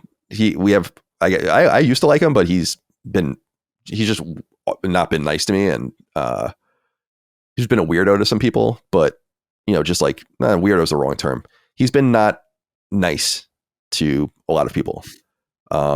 But I don't think he's the genital award of gaming. Said Corey Barlog is working on an existing IP and it will surprise people. Why do people in games media just leave these little trails of hints and seemingly never just outright say what they know? If you're going to say something, doesn't it just make sense to say the totality of what you know? It just seems like certain people really get off on being in the know. Am I being crazy, or do you guys also find this annoying? Thank you and take care. Dustin, what are your thoughts on this? Yeah, I find it a little annoying. Because I also find it weird, like when people are talking about having a game early. Something on my old website years ago, we always used to say, like, when we would review games early, it was like, don't brag about having a game early, because everyone finds it annoying. Let your brag, or whatever you want to say, be the content you make about the game. Be proud of that, not just having access. So putting little crumbs out and stuff is annoying. I totally agree. I'm not privy to very much information ever. Sometimes people tell me small little things, but very, very rarely. I have no interest in leaking anything because I think I guess depending on the situation, maybe, but for the most part, I feel like it's such a career risk to leak something and then either a plans change or something like that. So I usually just try to take that information to inform my own analysis of different situations. So not that I think nobody should leak, because I think there is potentially a lot of benefit that you can get from it, but it's not my thing. And leaving little clues to feel holier than thou, not really that fun either. What do you think, Chris? I think send me everything you got if you're listening to this. If you work it, I'll leak literally anything you want me to leak. I wouldn't even take much for it. Honestly, I don't even need anything in return. I just kind of want to do it. Yeah. You don't need any cajoling. Something. Yeah. We do a little trolling. We do a little leaking. Yeah. Yeah, I can see why people would interpret Jason like this. He has a kind of swarmy way about him. And I get that people interpret it that way. Again, I do think calling him, what did he call him? I have the genital wart. The genital wart of gaming. I think that's a little harsh. It's a bit harsh. It's a little bit harsh. There are way worse people than Jason Schreier in the industry. And I think people are really quite harsh on Jason generally, like above and beyond what he quote unquote deserves, or like what would be the equivalent response to his crimes, which is just being unpleasant sometimes on social media or dismissive or whatever to people. It's like, it's not that big of a deal. I mean, let's get our shit. There's like people that are really fucking undermining and destroying our space. And those are the genital warts and worse. The STDs, the various STDs of gaming. I don't think Jason's one of those people. Not even close. But yeah, he does seem to have a tendency to do this sort of thing. And then saying like, please don't ask me anymore. It's like, all right, dude. No one was asking you really to begin with. You kind of put yourself in this position of being the person who people come to as knowing these sorts of things. I'm kind of torn on leaking. I leak things, so it's not like I'm above it. But I try really hard to keep what the things that I do know to myself and not let it even paint what my analysis would otherwise be. Because I know lots of people that work on these games and work in these studios, and I never approach anyone and ask them anything. Never. Like like when I was a journalist, I did. But these last 10 years or so, people come to me, old friends, I might drop a little teaser, be like, oh, I hope, I'll say things like, if someone texts me about something else, I'll be like, oh, I hope you're having a great time making, like you just kind of put a little seed out there or whatever and see what, oh yeah. And see what kind of response I get or whatever. But I feel like the leaking, and I'm sure Jason, it's the same thing with him too. I have no doubt. It's like, this kind of stuff is contingent on why people are telling me things. The amount of stuff that I could quote unquote leak is pretty enormous, actually, historically and contemporarily. But these things were told to me by people that were just talking to me off the record and trusting me. And so I don't say those kinds of things. And that's the kind of thing where you won't even find breadcrumbs of any of that stuff in the things that I say, like, because I'm not going to tip my hand. It's not my place to do so. But people that, I've said it before, you're told things off the record. So that's not to be, distributed. You're told by things on the record, which is that you could say it, publish it, and put the person's name on it. And then what you are usually told is the third option in the middle, which is on background. And that's saying like, yes, this thing is happening. You can use it to inform other reporting. You can report about it, but it's not an on the record primary sourced thing. And that's where the leaks come from. So there are people that I know that are installed in various places around the industry, not all at game studios. There are like lots of companies that work with game studios. There are lots of companies that work with publishers. There are a lot of people that are privy to this stuff. I think people would be surprised by how many people know plans. You could be at like some random company working on a license on something and like have full information about something that is years away from being announced. And those people randomly message me things all the time. And if I could corroborate, if I'm interested in the information and can corroborate it, then I'll report on it. And I've had misses in the past, things that were like totally 100% true. I've said before that Wolverine was one of them. We've talked about in the past, like someone told me about Wolverine like a year or two before it was ever announced. And I'm like, that's fucking nonsense. They're not making a Wolverine game. And they had all this information and I didn't even pursue it. And then there it is. So sometimes my instincts are awful and I don't even follow through on the things that are real. It may end up being right though. Yeah. I mean, who the fuck knows Yeah. at this point? I honestly couldn't care less about that game. The only thing I care about is how many resources that Insomniac that's sucking up while they could be working on something else. And all this license shit coming from them is a little boring, but whatever. It sells. So yeah, Jeffrey, thank you for writing in. Let's go a little easier on Jason. Maybe we change people by treating them differently or assuming different things about them. Doesn't always work, but it's not a bad thing to have blow up in your face because you did the right thing, in my opinion. Right.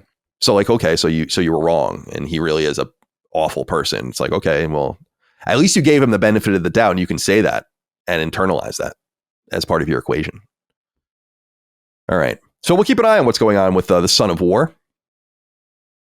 What if they really named it that? Son of War. Oh. It's not awful.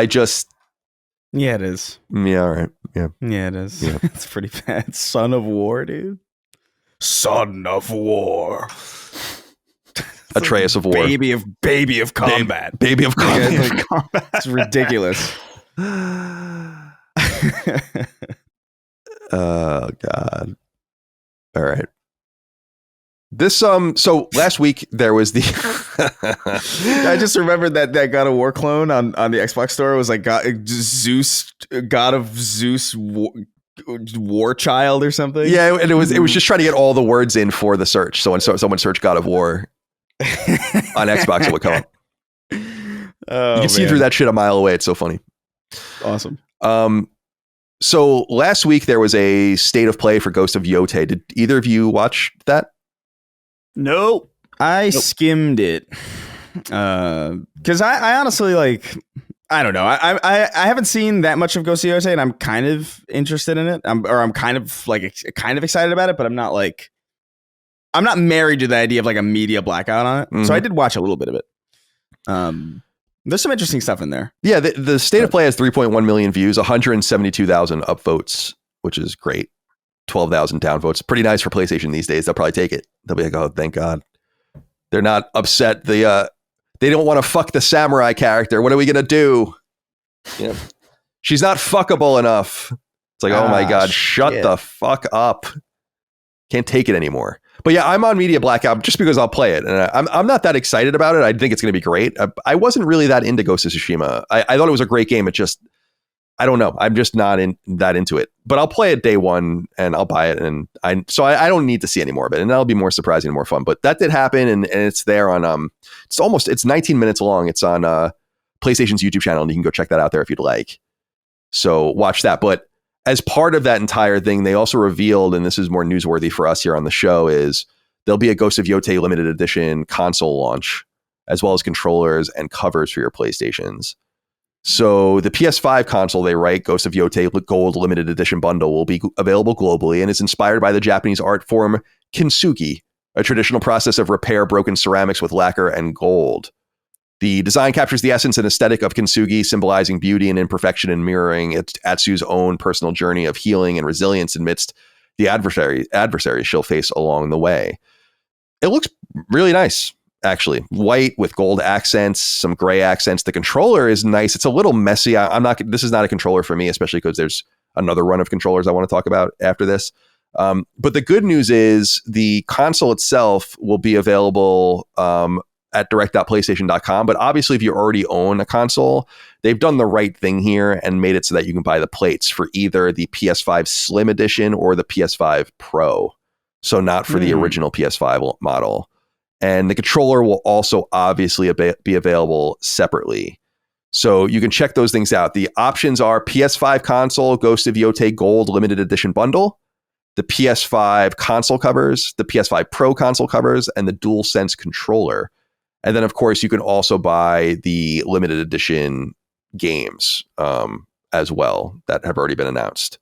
Dustin, and any interest in this? This is nice. Nice. Not for me, but nice. I like it. Yeah. Yeah, I think that for as many or not consumer-friendly moves PlayStation has made, they have taken some that I think we should applaud them for. One of them is this ability to swap out the faceplates and offering the special edition consoles as just the faceplates. That's nice. And they've done a couple other things like the M.2 slot, being able to upgrade with whatever storage you like. Pretty nice. So I appreciate that. As far as these controllers, I think I like the gold console. The gold controller, someone on Twitter said it looked like a shit smear on the side, and I can't unsee it now. Yeah, I can see that. It looks like it's got a little shit on it. So not as big of a fan of that one. The black one's cool too. I don't need any more controllers. And even if I did, I like these. I don't love them, but I think they're a nice option for people. Any interest in these for you, Christopher? Not personally. I mean, I think it's smart to do. Obviously, I just the design doesn't really speak to me. I also am just not in the market for anything that they're selling. Really, like I'm kind of like in Dustin's boat too, where it's just like I have so many PS5 controllers as is already, and if I for some reason needed more, I would probably go for the 30th anniversary gray one. Well, that's what I wanted to get into. Brian McIntosh wrote into us and said, hello all, public service announcement I haven't seen widely reported, but on regional PlayStation X accounts like the PlayStation UK, PlayStation has announced a limited run of 30th anniversary goods, console, portal, and controllers available for pre-order from July 21st at 10 a.m. for PS Plus members only. I will get the controller as I missed it the first time. Have a good day. So this is true. Over at the PlayStation UK Twitter account, it says, quote, the 30th anniversary PS5 digital edition console bundle, 30th anniversary DualSense wireless controller, and 30th anniversary PlayStation Portal will have a limited restock launching on September 29th. Pre-order in the UK exclusively on direct.playstation.com in highly limited quantities while supplies last.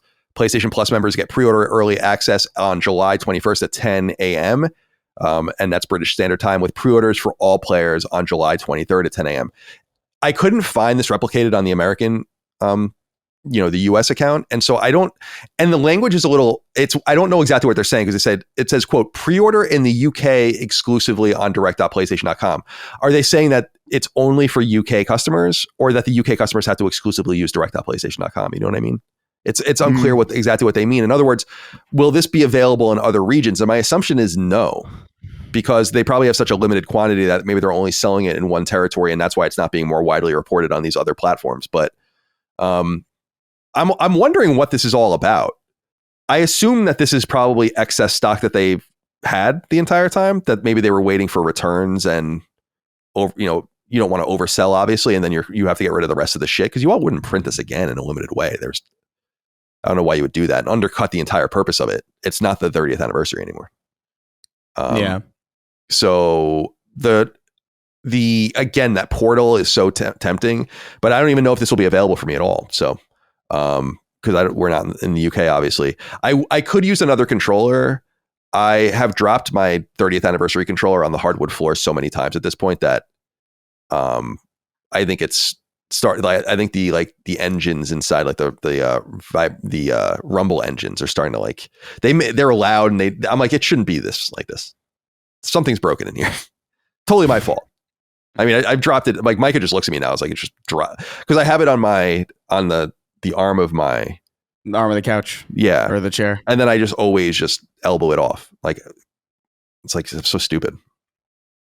So those are available. Seems like maybe only in the UK. Keep an eye out.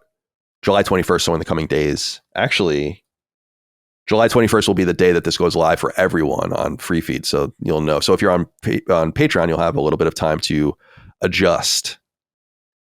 All right, let's talk about The Last of Us, because we have to talk about it.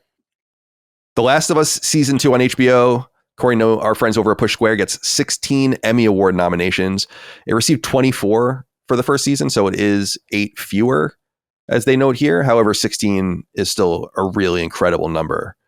The Last of Us season 2 has been nominated in the following categories: Best Drama Series, Best Actor in a Drama Series, Best Actress in a Drama Series, Best Guest Actor in a Drama Series, Best Guest Actress in a Drama Series, and then Outstanding Production Design, Casting, Picture Editing, Contemporary Makeup, Prosthetic Makeup, Music Supervision, Short Form Nonfiction or Reality Series, Sound Editing for a Comedy or Drama, Sound Mixing for a Comedy or Drama, Special Visual Effects in a Season or Movie. We'll see how many they win. Dustin, does this show that we are a little bit disconnected from the reality of how the show did and was received by a majority of its audience? I know so little about the Emmys, and honestly, prestige TV in general right now. I know that Severance and that show, The Studio, also had a lot of nominations. If I recall correctly, they were nominated a lot last time, but did not really win any of the big ones. Right. That's they didn't win. I'll look now. I should have looked. Best drama or best actor or anything like that. I would predict that will be the same thing, especially with them being up against Severance. Yeah. But again, I'm totally disconnected from TV. Maybe there's another show, I don't know. I'm assuming White Lotus or whatever is nominated for a bunch of stuff, but I'm just totally disconnected from that world. But yeah, here it is. Primetime Creative Emmys. So yeah, it won Outstanding Prosthetic Makeup, Outstanding Special Visual Effects in a Season or a Movie, Outstanding Main Title Design, Outstanding Sound Editing for a Comedy or Drama, Outstanding Sound Mixing for a Comedy or Drama. Oh, I guess twice. I don't know how that's possible. Outstanding Picture Editing for a Drama. I've never heard of. What'd you say? There are shows on here that are nominated. I've never even heard of them. Yeah. So yeah, they didn't win any of the big ones, but being nominated is a pretty big deal. So yeah, it says here on Wikipedia, cumulatively between shows, I guess that matter, that they've won 86 awards on 237 nominations between all these different shows. So pretty good. But yeah, I do feel, what do you think, Chris? Do you think that there's a disconnect between the way the show was received more publicly? I mean, I've said before that the people in my life that don't play games loved it. So yeah, and it's a small anecdotal sample size, but notable. It's possible. I mean, I don't know. To me, I look at it as it's 8 fewer Emmy nominations, right, than last time? Yeah, 8 fewer. Well, that kind of says something. Yeah, sure. I think I don't think it was I don't think it was a catastrophe like people would suggest necessarily, but I also do feel like it's definitely, I think the general consensus is that it is a weaker season than the first season. And that's probably reflected in some way, but it's still, it's an HBO show. So like, even if it is like a weaker kind of HBO show, generally speaking, HBO is pretty good. So I kind of feel like it's in awkward territory, kind of, where like I feel like a lot of people are not going to have a problem with it. But dude, I knew people who were like, oh yeah, I loved the Halo TV show, and I'm like, God bless, I wish. But I mean, good for them for the 16 nominations. I didn't really. I was not interested in season 2 at all. I don't know. I watched a little bit of it, and I was like, I just kind of fell off. I wasn't in the right place for it or something. Yeah, I think it was. So for people that don't know, we covered all 7 episodes, Dustin, me, and Micah, on Sacred Symbols Plus. So there are 7 episodes if you want to have like a companion as you watch it yourself. You can check that out on patreon.com/laststandmedia. They're there for you. But for me, I think it was largely a miss because I think, though well executed in a lot of different ways, I'm just too familiar with the subject matter and am confused. As I said many times, if you're gonna if you're gonna represent The Last of Us in television format, then you have to kind of justify why you're not doing it in certain ways. It bothers me that, I don't know. It just bothers me that like they didn't justify why the story really. Neil said on the show that we did, the episode that I did with him, where he was talking about delivering something for a television audience and the difference between the game and how we have 30 hours with the game and all this kind of. And I totally get that. It totally makes sense, and they have to move quicker and all of that, and so you have to change pacing and all that. But I just would have done things a lot differently. And I do think that the casting decisions, especially with Ellie, just really shone through a lot worse this time around, and it really did come. It didn't bother me as much at all, really, the first season, and it bothered me a lot the second season. The more it went on, where I'm like, yeah, this is probably not a good choice for this character, because she's not reading properly anymore, and her whole personality and persona is different, and it's really important to the show, to the game. Like, it's important to the narrative. Like, who Ellie is and your relation to her is really important to the narrative. So yeah, I don't know. It's strange. Yeah. I don't know what they're going to do with kind of getting it back on track, especially that Neil's no longer going to be involved, but they'll figure it out. And there is a related story from Variety, the publication that covers television and movies in that industry, that we cite often when we're talking about these sorts of issues with PlayStation productions. HBO Max boss Casey Bloys on The Penguin season 2, what's next for The Last of Us, and if he'd ride a plane piloted by Nathan Fielder, is the story over on Variety. And so it's a pretty interesting interview if you want to go check it out. But there is information here about The Last of Us and what their feel is on what they're going to do. So Variety asks, the big news for The Last of Us was Neil Druckmann stepping away. Can you talk a little bit about that from HBO's perspective, what that meant for you, and talking to Craig Mazin about where things go now in season 3? And he says, quote, obviously it was great to have Neil involved in the beginning. The whole reason that I wanted to do The Last of Us is after Chernobyl, I said to Craig, what do you want to do next? And The Last of Us was what he wanted to do. That's what was most important to me, Craig's creative excitement about the show. It was fantastic to have Neil involved. A lot of people don't realize that Neil has a full-time job creating video games and running Naughty Dog. It's a really big job he's got, so I understand why he needs to focus on that. But I believe he's given us a good blueprint with the show. And obviously Craig is a pro, so I think we'll be in excellent shape. I'm not worried at all. And then Variety asks, can season 3 make the 2026-2027 TV season? What's the timeline? And if it follows the game, will that be the final season? He says, quote, the series is definitely planned for 2027. Craig is still working it out whether it will be 2 more seasons or 1 more long season. It hasn't been decided yet, and I'm following Craig's lead on that. What are our thoughts on this? Dustin, since you watched, you'll probably have more insight here than Chris, perhaps. What do you want to see? Do you want 1 longer season, or do you want them to kind of split this up and do, I guess, Abby's perspective and then the kind of Santa Barbara chapter perhaps is the last season? I hope it's just 1 long season, because, man, with TV now, there's the time between seasons is so long. There's been a lot of discussion about this because the final season of Stranger Things was just revealed, and it's been like, man, it's ridiculous. Yeah, it's been absurd. 9 years or something. It's absurd. Totally absurd.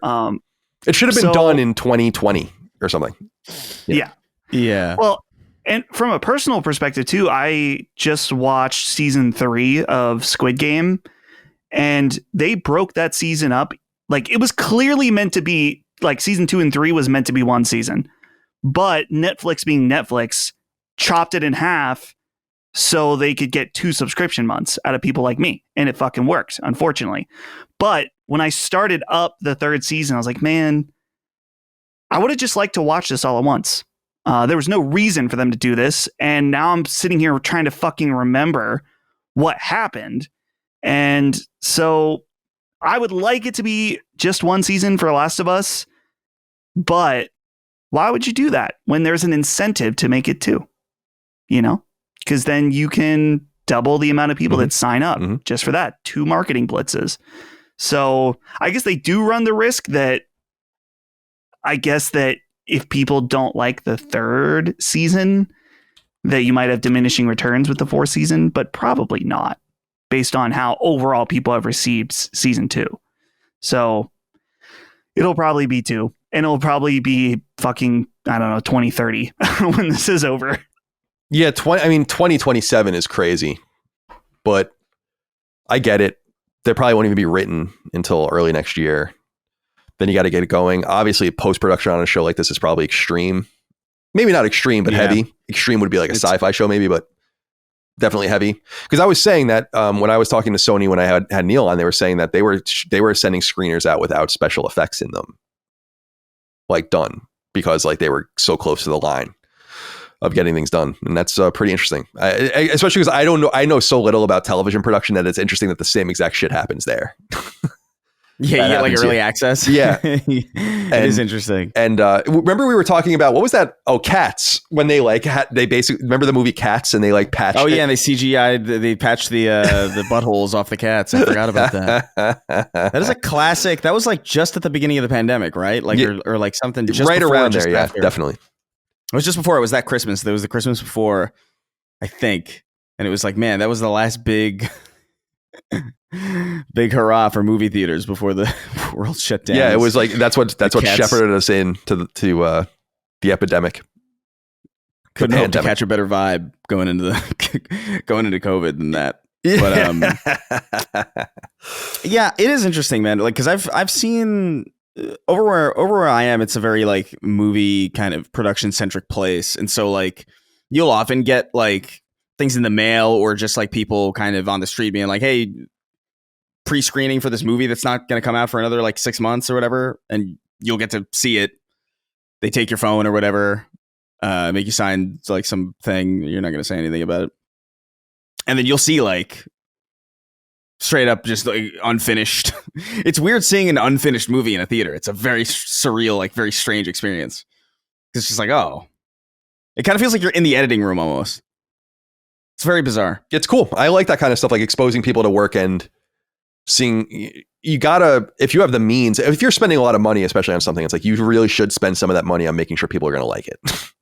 It's good to like focus test. And I've never been included in any of that stuff before. I don't think, like my sister Allie, she doesn't talk about it. She's like very strict about it. She's for many years has been in Amazon's preview program where she gets like really early access to like all of the Amazon TV shows and movies and stuff. And she gives feedback on it, but she like can't talk about it. And she really doesn't. It's really funny, but she really enjoys that whole process. And I'm like, yeah, that's kind of cool. It's like being a Nielsen family back in the day. I always wanted to be a Nielsen family. It's so crazy that was like even a thing though. Yeah. Like that like 6 people decided everything. Basically, it's like, oh my God. It's so interesting. Like that's such power back in the day. And empires rose and fall based on those numbers. It's crazy when you think about it. It's crazy that they couldn't figure out who was watching what. That's not a problem anymore. They really do know who was watching what now, but during the cable era, it's like you don't know how many people are watching HBO. How is that possible? Like, isn't it how many people are drawing the signal from you? You can't count that number. You have to put like a random sampling of boxes through a third-party company into people's houses. I'm pretty sure there was an episode of Roseanne where they got a Nielsen box. I don't think I'm making that up. And that was like a whole arc. That sounds real.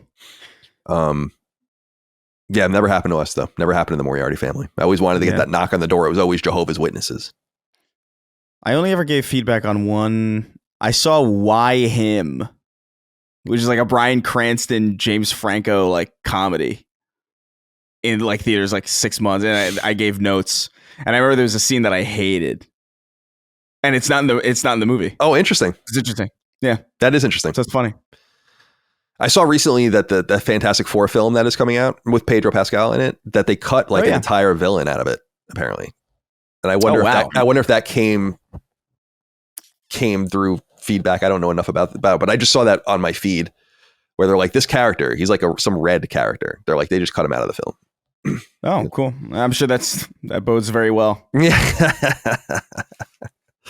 Fantastic Four is kind of cool, I guess. I'm interested in the 60s vibe that they're putting on the marketing material. It's like, that looks different enough. I might check it out. I think it would be really difficult though for me to care. Yeah. Because I'm just like, especially because, again, I just feel like Superman was really good. Like, it was really fun. And so like Fantastic Four is just Fantastic Four by comparison. Even I always thought Superman was kind of lame, but like Fantastic Four by comparison is like, oh my God, I can't even tell you. I can't even tell you how lame I thought the Fantastic Four was. Like the jumpsuits and flame on. Oh my God. I kind of like the Human Torch personally, but yeah, you gotta. It's very campy. Like, I think they can do it right. I can't vision it. I'll probably check it out. I'm in a movie mood lately. Yeah, it's interesting. Like, I think that Fantastic Four was under. I think during the Marvel stuff, it was Paramount that got Fantastic Four, right? And so they kept making Fantastic Four movies because they had to do it to keep the license. That's why Spider-Man keeps. Was it Paramount? It was one of those companies, and I think that was Paramount why or Fox. Yeah, yeah. It's like, and so they just like beat it into the ground because they couldn't get like a new one that people cared about off the ground to do sequels. So they had to keep.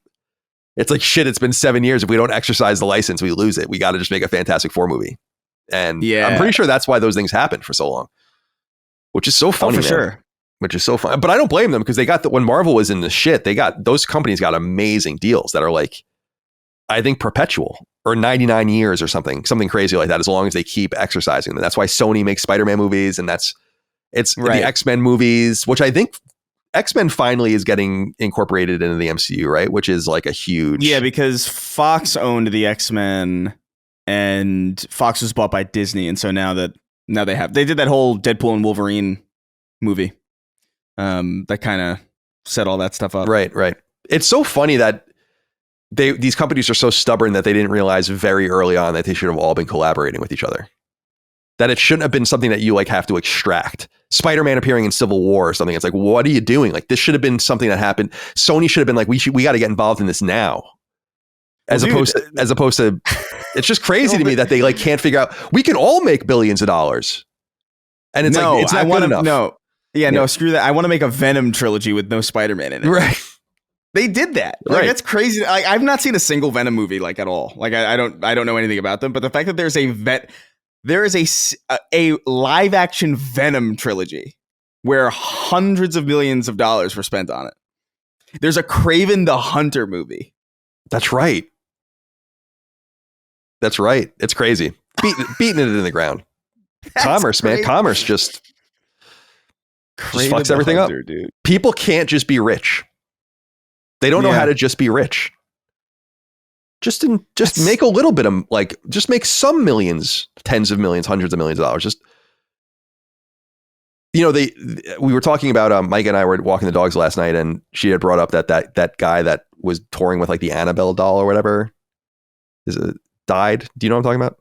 The Annabelle doll? Yeah, it's Annabelle, right? The horror movie. The real Annabelle. Yeah, like doll. The real Annabelle doll, and he was like touring with it, but like he wasn't supposed to move it, and people are saying it was cursed, and then he ended up dying on this tour or whatever. And anyway, it brought up the Annabelle movies because I think the guy that wrote or directed the Annabelle movies was responsible for Until Dawn. And I was telling Micah that, so I was researching, and we said it on the shows at the time that I was researching, and I'm like, dude, these movies each made like $300 million, and they each cost like 10. Do you have any idea how much money these guys just fucking made on this? And then, so it makes perfect sense why they're willing to be like, yeah, we'll do a fucking shitty Until Dawn movie. Who cares? Like, that's the spirit I love. In other words, is like, you're so rich. Who even gives a shit anymore? Why do you have to be crazy? Yeah. And I think horror movies are good for that. Yeah. Horror movies are the biggest return on investment, I think, because you can make them relatively cheaply if you know what you're doing. And it's that one type of movie where like it seems like it draws a lot of people to the theater on like a Friday night or whatever, just to like, ooh. Just it's crazy, like the amount of profit. And then there's these companies that are like, no, we need to spend $300 million to make $500 million. It's like, okay. It's crazy, yeah. Whatever you say. We have to spend $300 million to break even. It's like, all right, awesome. Good to should have bought a CD. All right. Next news. This is an interesting piece of news. This comes from the website we do cite every once in a while, mpfirst.com. I have to remember, Dustin, do you remember there's a connection between MP First and the guy that founded Second Wind, right? Like, didn't he found MP? I have no idea about that. Yeah, all right. Well, I'm sorry. No. I thought your lore would be a little bit deep. Your industry lore would be a little bit deeper, but unfortunately not in that area. Yeah, coming up empty on this one. That's all right. I'm sorry. I didn't mean to put you on the spot.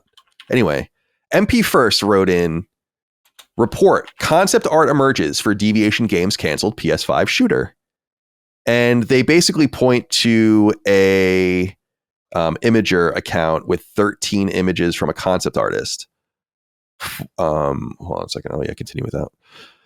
And it's nothing in game, but it's just an image of, some sci-fi imagery of like a planet and stars and kind of a skyscape. And then this bearded character with like red hair, red kind of well-cut beard, some interesting technologies like a glove that looks like it has some sort of weapon on it. Unclear if it's a gun or some sort of melee thing, probably a melee thing of some sort, and some pistols and an assault rifle. So nothing too crazy, but really the only look we've gotten at this Deviation game canceled second party game. For people that don't remember, Jason Blundell, who was longtime designer at Treyarch on the Call of Duty games and was specifically one of the guys responsible for the zombies mode that became very popular. He left Treyarch early during COVID, and he collaborated with Dave Anthony to found a studio in 2021 called Deviation. And then you'll recall that Deviation at that time announced a second party deal with PlayStation. This was around the time that Haven also came on board, and Firewalk, which is the studio doing Concord, came on board. So Sony was deploying, and this is where I think that the money was, the decisions ended up being bad, but like it's well spent, and like second party partners fueling the developers without owning them, seeing what games in the multiplayer space they get off the ground. The products ended up being Concord, which is obviously already dead. Fair Games is coming soon, and there was this mysterious Deviation game that they announced that year as well. But Blundell left the studio in 2022, and then by 2023, as reported first here on Sacred Symbols, the game was canceled and most of the team was laid off, and they later shut the studio down completely at the end of that year, as I recall, because they were originally looking for contract work or maybe for someone to pick up what they were doing. Why this is relevant is because Jason Blundell, in the interim, was then hired back at Sony internally and incubated a team, which is now a first-party team that is unfortunately called Dark Outlaw Games. And I'm not crazy about that name, but maybe it'll grow on me. I don't know. And they're working on some sort of multiplayer game, but we don't really know. So it could be this. What I've said since the Deviation game was canceled is that Sony owned that IP as far as I would understand. I mean, we don't really know what it would have been. They were funding the game. So it's conceivable that they would have not been impressed with the studio, especially when Jason left, and they might have been there because Jason was the talent that they wanted. And we're like, we'll just kind of take this and give it to him. And they can kind of continue on this idea and work on it. And you guys are kind of done. You can figure out what you're going to do, but the contract's over. That was always kind of the vibe that I got from it. Because it would be weird for them to have worked on something and then it wasn't working out at all. And then they were like, yeah, we want to work with you again. It would be like them rehiring the director of Concord. Like, why, why would you do that? So obviously they liked what he was doing. He probably had some differences of opinion. I don't really know for sure behind the scenes. There's something to this story, don't you think, Dustin? I mean, there's got to be something to Blundell reemerging at PlayStation Studios in a first-party capacity, not even a second-party capacity. And so this very game that we're seeing here in this art, which people can go check out on mpfirst.com, might be a one and the same. Yeah. Certainly possible that they are one and the same. I think your line of thinking is, potentially accurate. I got to say, though, this concept art, you could tell me this concept art was for early Concord concept art. It's just kind of generic overall. It comes from 2020, by the way. So we have to look at it through that lens. Apparently it's metadated 2020. Metadated 2020. Okay, yeah.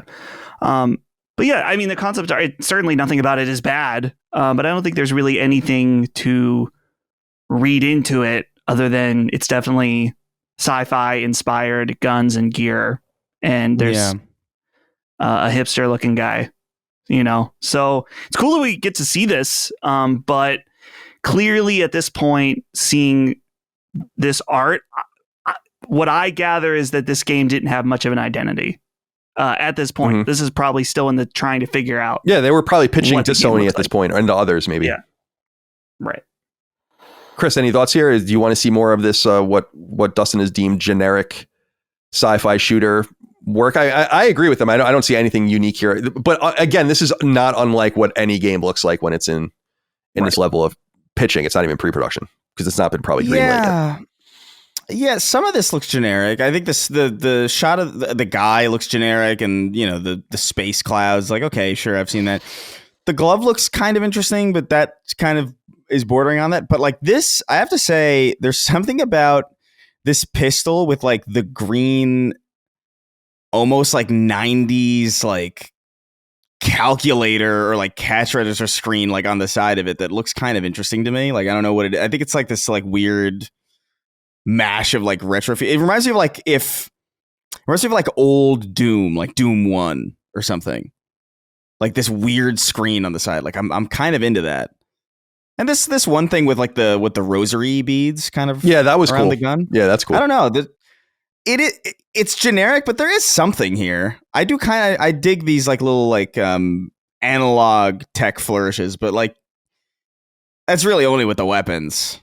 It seems like, and those seem to be weapon skins, so it doesn't even really seem like it's because this pistol is the same exact pistol as like there's two versions of the pistol, or three, I think actually, that have kind of like just different like, skins. Yeah, different skins, right? So yeah, I mean, I don't know. I'm not really that transfixed by it. I'm not sad that we don't get this, but I do like this. Like, I do like the green, the green rectangle with like calculator text on it. Yeah, it's cool for the ammo counter. I think that's cool. You know what it reminds me of? Old System Shock and stuff like that. Sure, it's cool. Yeah, it might be. It's just an interesting little piece of ephemera just from the conceptual phase of the game. And it might be all we ever see of this particular project. So, what would be interesting to see? The game is certainly running, and they probably had things going with it. It would be really interesting to see what it was, because unlike those other two deals with Haven and Concord, we know what they are. We never really even got an announcement. Like, this was definitely the worst one, which really says something. Or something like, again, it could be that like there was just it seemed like there was a falling out at the studio, and that kind of stuff doesn't work out well for the non-creatives. And I think that's what ended up happening, not with the people that got laid off, but in terms of the leadership. Sony obviously went with the designer and brought him in, and are spending serious money on him. So we will see what happens, but go check that out if you want. You can look for yourself. Let's see. Oh, we had a letter there, but I didn't read it. Okay, this is interesting. This also comes from MP First, and so shout out to them for having two. Yeah. Oh, you know what? I didn't know this. I wonder if this is going to be happening more often. This is written by that Extasis, EXTAS1S. This is a leaker of some repute. So maybe he's working here now, or maybe he's always worked there and we just didn't notice. But I know that name from because we've definitely cited him before. So maybe this is why. But he writes on the website, quote, following the success of Dragon Quest III HD 2D remake, Square Enix looks to re-release another entry in the franchise. MP First has learned that Square Enix is currently developing a remake of Dragon Quest VII, Fragments of the Forgotten Past, the beloved 2000 classic originally released for the first PlayStation. This information comes from internal documents we've seen that outline several upcoming projects tied to the publisher's top franchise, all scheduled for this fiscal year or early next year. The keyword here is remake, they write, and that's exactly how it's labeled internally. This distinction is crucial as Square Enix has previously referred to other updated Dragon Quest titles such as Dragon Quest III, IV, and the upcoming 1 and 2 as HD remakes. The explicit use of the term remake strongly suggests a more ambitious reimagining of Dragon Quest VII than a simple graphical upgrade. While the full scale of the remake remains unknown at this point, the fact that the company itself refers to it as a remake and not a remaster speaks volumes. Square Enix typically reserves this terminology for projects involving significant changes, whether in visuals, gameplay, or structure, rather than one-to-one ports with visual polish. Dustin, what are your thoughts here? Dragon Quest VII perhaps coming over. Yeah, just go ahead, Square Enix, and HD 2D remake literally every old game you've ever made. I think that would be great. Like, legitimately.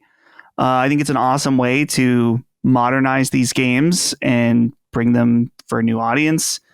I still haven't played Dragon Quest III HD 2D remake yet. I'd like to. It's not even really a disappointment because I haven't played either one of these games, but the Dragon Quest game that I'm most interested in playing is Dragon Quest VIII, which was for PlayStation 2 and then re-released on 3DS. And a lot of people have told me how great that one is. So I'd like to play that at some point as well, but it would make sense that these HD 2D remakes, I'm not saying they're easy, but they're certainly easier for them to do. And then they can go and charge full price for them and people like them. So why not do more? Eventually, Chrono Trigger, of course, is what we need. Yeah. Again, very curious, especially with Chrono Cross out there and has been out there for a couple of years now. It's strange that they have not done Chrono Trigger yet. Dragon Quest VII, so it's funny, it was actually released in the West as Dragon Warrior 7 because we knew those games still at that time as Dragon Warrior, and they were Dragon Quest because of IP problems in the United States. They couldn't call it Dragon Quest here until Dragon Quest VIII was the first one that was marketed here as a proper Dragon Quest game. And what I remember about Dragon Warrior 7, which I had, were two things. First of all, it came out my senior year of high school, and it came out to PS1 long after the PS2 had come out, like a year later. But it had come out in Japan like a year and a half before that. And I'm pretty sure, I have to really go and think about this, but it might be the last Enix game I ever bought. Like an actual Enix labeled release before Square Enix became one company a few years later. So that's a kind of interesting little pieces of it. It's a very long game. At the time that Dragon Warrior 7 came out and I played it, it is probably the longest Japanese role-playing game I ever played. At that time, it's easily a 100-hour game.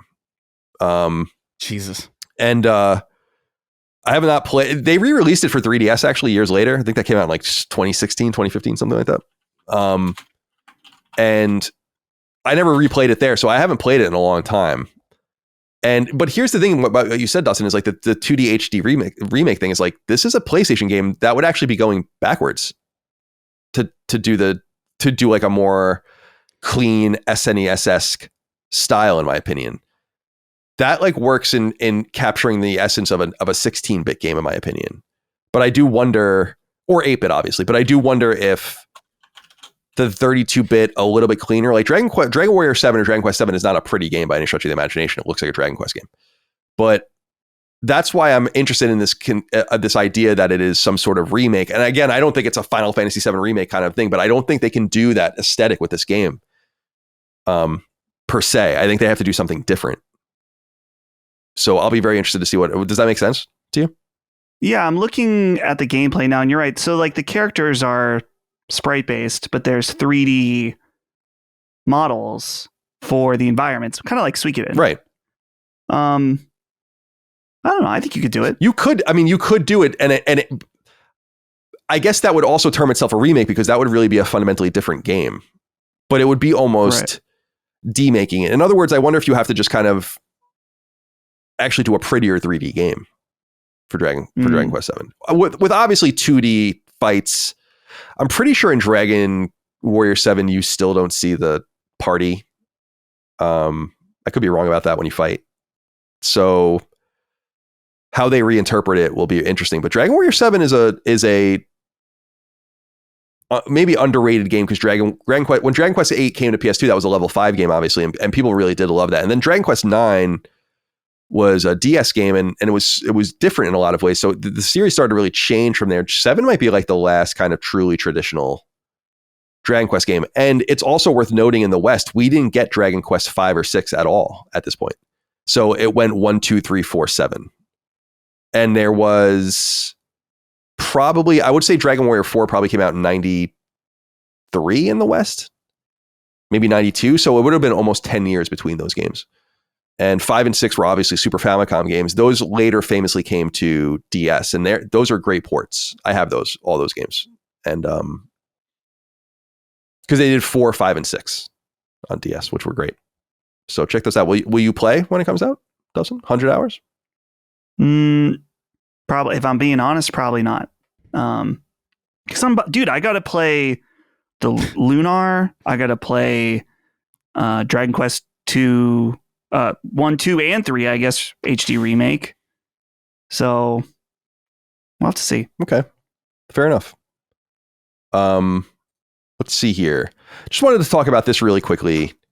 Really nothing to really say about this, but it is relevant. Ubisoft. So we'll remember that Tencent, the Chinese tech conglomerate, had owned a small piece of Ubisoft already and had invested in the publisher, the French publisher. And back in the spring, Ubisoft revealed that Tencent was going to kind of up its stake in a new spin-off entity that would be a sidearm of Ubisoft that would specifically be in control of Assassin's Creed, Rainbow Six, and Far Cry, leaving everything else. So Prince of Persia, Beyond Good and Evil, Anno, Just Dance, and so on and so forth, and all the other Tom Clancy stuff. So the Division and everything else with this other earlier Ubisoft entity. So they announced via press release that what they will call the continuation of their roadmap in its new subsidiary. And they've appointed Christophe Dorén and Charlie Guillemot as co-CEOs. So there'll be 2 CEOs. They write, quote, with complementary backgrounds, Christophe Dorén and Charlie Guillemot bring strong industry expertise, deep knowledge of the Ubisoft ecosystem, and a shared culture of innovation. Christophe has been with Ubisoft for over 35 years. He brings extensive operational and production leadership, having launched and led the Montreal studio. He also, which is, for people that don't know, Ubisoft Montreal is by far their most important studio at this point. He also played a key role in shaping the editorial and production strategy across major titles, and most recently served as managing director for North America. Charlie Guillemot has built a hybrid career at the intersection of management and innovation. He brings an entrepreneurial perspective and a sharp understanding of the evolving industry dynamics and players' expectations, shaped by his experience in game development. With a strong product mindset, deep tech culture, and a passion for games, he represents a new generation of leadership focused on innovation, quality, and putting players at the center of decision-making. Together, they will lead the subsidiary in building evergreen multi-platform game ecosystems and writing the next chapter of Ubisoft's renowned franchises. Created to accelerate the growth of 3 of Ubisoft's most iconic franchises, Assassin's Creed, Rainbow Six, and Far Cry, the company's new subsidiary will focus on building brand ecosystems capable of becoming evergreen billion-euro franchises. Backed by growing investments and Tencent's expertise as a core strategic partner, it will give development teams greater autonomy and agility to fully unlock the potential of these iconic games while shaping the next generation of player experiences. They expect that should this pass all of the regulatory burdens that will be required in all these various countries, that this deal will close by the end of 2025. And then Insider Gaming and Tom Henderson over there, who has great connections at Ubisoft, published a letter that was circulated by Yves Guillemot. And this went out to people at Ubisoft within the publisher. It says, quote, hello, everyone. I'm writing to you from the Montreal studio to officially announce the creation of the new subsidiary that has been discussed over the past few weeks. It felt important to me to be close to the teams and talents who contributed to the extraordinary rise of the incredible brands Assassin's Creed, Far Cry, and Rainbow Six, and who are at the heart of this new structure. The subsidiary is part of Ubisoft's broader reorganization, which we will structure into creative houses. It is the first in a new organizational ecosystem. So you can go and read more about what's happening here. I feel like this is fairly interesting news. And Chris, we can go to you first. We haven't heard from you in a while. Yeah, we said at the time when this all went down in March, when they announced that they were going to do this, it's like, what does that mean for all the teams that work on everything that isn't Far Cry, Assassin's Creed, or Rainbow Six? And there are some big franchises that are certainly safe.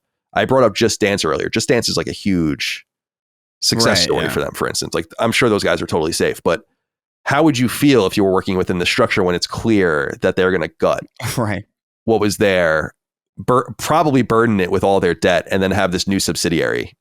And their expectations were also out of control, in my opinion. $3 billion franchises. So they're already putting that B word on €1 billion franchises. What are your thoughts here? Yeah, I mean, I feel like if I were at that studio, I would be. The thing is, it's so transparent, right? Like I don't even think you really need any type of deep business acumen or financial literacy to kind of like look at this and be like, oh well, there's clearly a half of this equation that's drawn the short straw, and I can't even imagine what's going through the people at the other half's minds at this point. I think Far Cry. I just had it open. Was it Far Cry, Assassin's Creed, and Rainbow Six? Assassin's Creed and Rainbow Six, and the other Tom Clancy stuff being segmented away from Rainbow Six is interesting. That's kind of weird. Yeah, we noted at the time like whether that was going to happen or not, because it seemed like you would just take all of Tom Clancy, but that is a lot of stuff, and Rainbow Six obviously is the biggest brand within. Yeah, I honestly don't know what to make of this entire situation. It feels to me like, because I know that there's been this rumored, and I know this is a running gag at this point, but I know that there's this running assumption that Splinter Cell is happening in some capacity. I can't imagine that that's happening anymore. Is Beyond Good and Evil still cooking? Like, what the hell's going on at that other half? That other half seems to be just like, it almost feels to me like when in like a sci-fi movie when a ship is falling apart and they detach the cabin because it's like, or like the aliens in the cabin. We got to detach the rest of the ship and it's just the cockpit left. That's kind of what this feels like. And I really don't know what to make of it. I feel like the Far Cry, Assassin's Creed, Rainbow Six half is probably pretty well poised. But well, they're the ones getting all the investment. Yeah. You just assume. And so, yeah, I'm sorry, go ahead. No, I was just going to say, like, I don't know if I see a path forward really for this other half of this that doesn't end up in just a complete catastrophe. Like there's not really enough IP there. Or there's not to say that there's not enough IP there. There's not enough IP there with resources, I guess. And enough eyes. Like Prince of Persia is not going to compete with Far Cry. Like that's not happening. Dustin, what are your thoughts? Clearly Ubisoft has been in trouble for a while, and we've talked about this weird move. The only thing is that it feels like not like money laundering, but definitely feels like it. Yeah. And I don't really understand it. It's not my will of expertise, but it certainly seems weird. I know a lot of people are talking too about is it Yves Guillemot's son? Yeah, I think, or a brother. Let me look. Well, because there was a lot of I'll look that up real quick. There's a lot of charges of nepotism with this particular choice. Oh, of course. Yeah, it's like a right. It's like a dynasty or something. It's weird. Yeah, and I saw a Hogue tweet basically saying like, no, he didn't put him in charge. The board did based on his recommendation. So it's still nepotism, but it's not like he solely crowned him king. Right. You know. It's just nepotism with extra steps, kind of. It's right. What it sounds like. Yeah, he looks like maybe his brother because he looks kind of old. Maybe not though. I don't know. Yeah, I don't know. I don't know what to make of this. Yeah. He's the son of. Yeah, it's the son. Okay.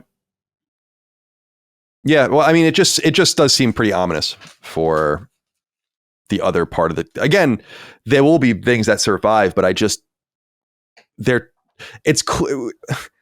The only way they can get 10 cents. I mean, this is pretty obvious to me. I mean, maybe it's wrong, but it's like the only way they can get 10 cents money is to say like more of it was to say like, we will not put good money after bad. Like you're not going to, we have to, you want these things and we want your money and you're happy to invest in those brands. And that's the way we're going to court your money. So the other things can sink or swim based on their own performance, but I imagine Ubisoft is going to deeply, I imagine they're going to gut that place. I mean, I hate to be so blunt because I know people that work there that listen to the show, although they probably work on some of these things that are going to survive. But you have to, we've said before, Ubisoft is bloated as fuck. Ubisoft employs an enormous amount of people. I'm pretty sure it was almost 20,000 at one point, which is crazy. Right. PlayStation itself, PlayStation, the brand, like the whole brand. So like everything, the studios and the corporate part of the company and the hardware and everything is fewer than 10,000. You can't, what is Ubisoft doing? It's nuts. So Yeah, I hate to say it. It's like, you got to right size an operation like that. Like they grew too much. It's going to victimize thousands of people, unfortunately. And it's not their fault in particular, but it's just totally unreasonable to assume that Ubisoft can employ this many people and make money. It just doesn't work. Yeah. You don't need all these projects anymore. It doesn't work like that anymore. I'm sorry. I don't know when people are going to kind of catch up with that reality, but there are only certain publishers that are going to be able to thread the needle by, like Square Enix, with, you know, very Japanese focused, cheap to make games there comparable to the West.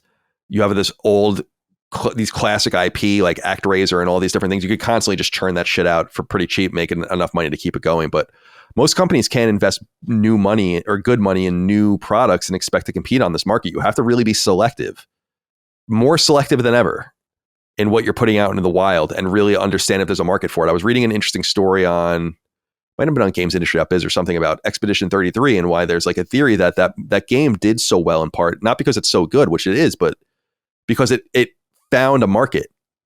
It's like they were saying older gamers, turn-based Japanese role-playing gamers, lapsed role-playing gamers, all these different people that would be eager to buy something like yours. And if you released a game like Expedition 33 again, it would have, maybe the sequel would do better, but most games that would be like it would have diminishing returns because that market has been at least partially satiated now.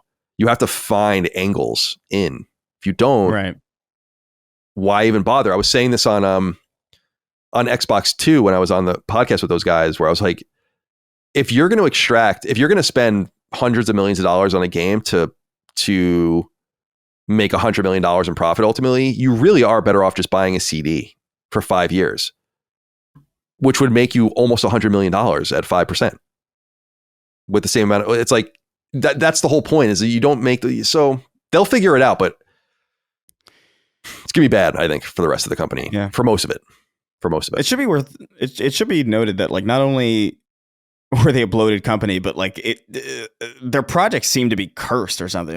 They seem to be, there's so many beleaguered projects at that studio over the years. You know, obviously we mentioned Beyond Good and Evil, we met Splinter Cell, and there was like a handful of others that were just like, I feel like, wasn't there? What was the big one? It wasn't Beyond Good and Evil, but it was oh my God, what the hell was it? I'm not remembering it. There was a Prince of Persia remake that they finished and never released. Like you said, Beyond Good and Evil has been in development forever. Wild. Was that? Oh no, that was not. Right. Was that was PlayStation? No. though. That was Michel Ancel, but that was PlayStation. But that never came out either. Right, but that's what I'm thinking of, Michel Ancel. Yeah. So like, I don't know. I feel like Ubisoft has been in the dirt for a long time, quite frankly, and we'll see what happens. But like you said, like I just can't imagine that it isn't obvious to the people. Like, I know it's hard to hear these kinds of things where it's like, oh, they're probably going to gut it if you work at that studio. But like, I feel like if you just see this news publicly, like, you kind of get it. You don't see like Far Cry, you know, these big tentpole releases kind of like segmenting away from your half of the company, and you're just like, there's no way you don't see that as ominous. Yeah, it's I preemptively feel bad. But yeah. Bad decision making, too many heads, too many games, too few risks as well. I feel like if you want to spend money and make a new AAA game, like, when's the last time they really made like a Watch Dogs, or like put some new iron in the fire? Like, if you want to get crazy with it, get crazy with it. Yeah, but don't spend too long. Don't chase a third Watch Dogs game or something if it's not working after the second game. You're making bad decisions to go back and make a different game, try something new. You can only get another Assassin's Creed by making an Assassin's Creed 1. And yeah, this is what I think Sony does fairly well. And again, why I think it would be somewhat disappointing if Santa Monica, as we said earlier, keeps working on God of War, even though that would be very lucrative and the outcome would certainly be interesting. It's knowing when to move on and start something new, like Naughty Dog is with Intergalactic, I think is wise. I don't know. Yeah. It seems like they're putting all their eggs into these baskets. That's what's so interesting about this, is the investment is all in things that exist. Far Cry is huge. I always say people vastly underestimate how big Far Cry is. Far Cry sells 20 million units easy. It's crazy.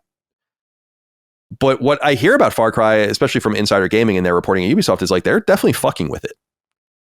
And I'm like, you better be careful with what you're doing with Far Cry. Like, there's a formula there.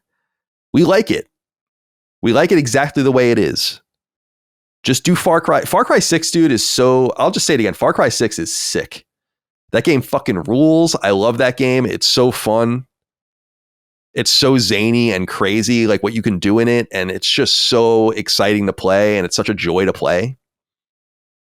Just the entire idea that you can literally just quick travel anywhere on the map and then launch yourself from a plane over the map is so fucking cool. So you just are diving in and then remember the rumors were that they were doing a thing where you had like 30 hours to play it, like to beat the game and stuff like that. And I'm like, that's cool. Like a Majora's Mask style thing. And I'm like, that's cool. I don't know. That's what we're really looking for. That would be a cool mode. Yeah. Like it's like Deathloop kind of, or something where it's like you have a certain amount of time, you have to do things. That was the whole idea. Is like you have to go. I think it was about like this dude's family is kidnapped on this island and they're all spread around and you have to kind of like go rescue everyone. And you could do it like in any order and like get who you can get and shit like that. And I'm like, that's cool, but that's not Far Cry. That's something else. And maybe you should be bold enough to say like, that's something else. That's a great idea. It's something else. Make that. Right. And leave the Cuba-like Far Cry missions and the MAGA Montanans and all that. Leave that to the other Far Cry guys that know what the people want. Well, I don't know. I think fucking with the formula is pretty good. I mean, look at this. Look at what I'm about to send you. I mean, why not fuck with the formula by putting the most cursed shit you've ever seen? Jesus Christ! What are they doing? What are they doing? For context, I just sent Colin and Dustin this Twitter. I guess it's like a trailer for the new. I guess they're bringing Stan Smith and Roger the Alien from American Dad into Call of Duty, and it looks it's scary. I don't know. It's horrifying. I don't know enough about Call of Duty. Mike is a big fan, so I should maybe ask her. But it's like this doesn't seem to fit. And I'm not saying it because it's like I don't know. Like it's supposed to be a gritty military shooter. I know that they've had like incorporated weird shit, weird people, actors and stuff, but I'm like, you're getting it's getting obvious what you're doing, which, you know, it's pretty bleak if this is what you feel like you have to do for the brand. It's pretty bleak for the brand. If for like its prospects in this very competitive environment, if you feel like you have to turn your game into Fortnite, which is basically what you're doing. They just had Beavis and Butthead, like I think like a couple of weeks ago. It seems also, I find that so strange. Like it seems like a totally different Call of Duty.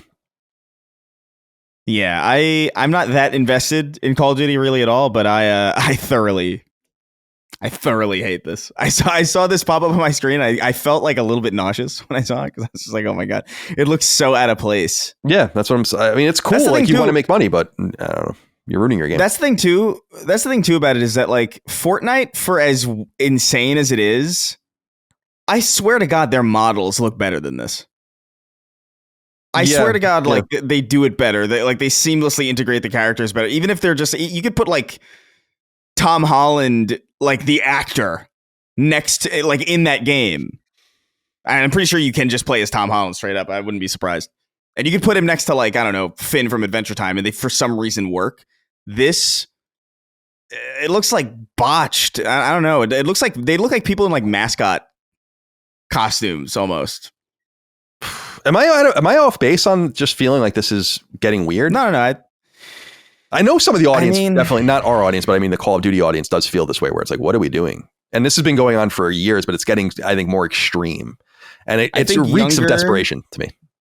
I think younger people or younger, I think kids and younger players in general who are maybe like accustomed to Fortnite just kind of assume this is what multiplayer gaming is, and so maybe they're not as off put by it.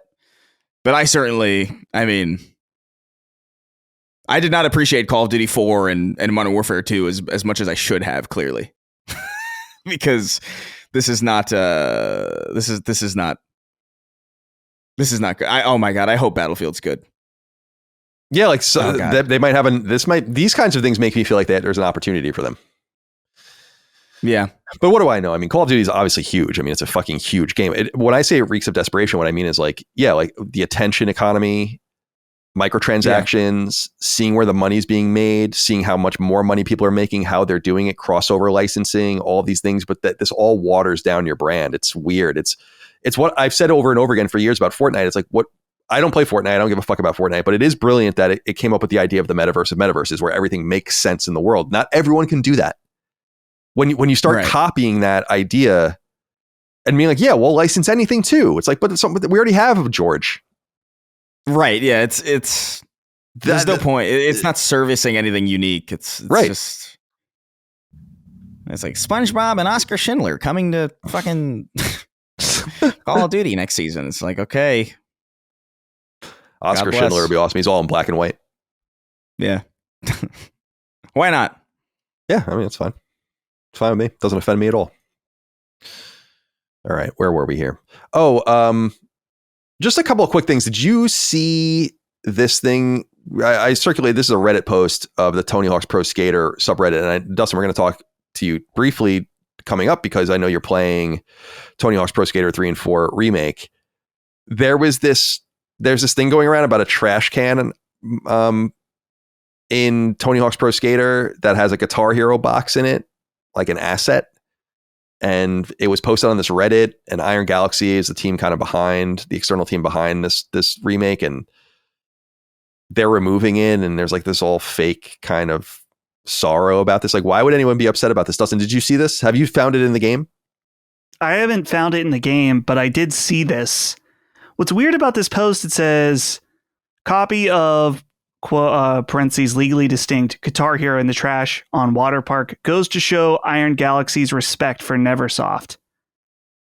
I don't understand what people are reading in this message is supposed to be. Yeah, I don't know.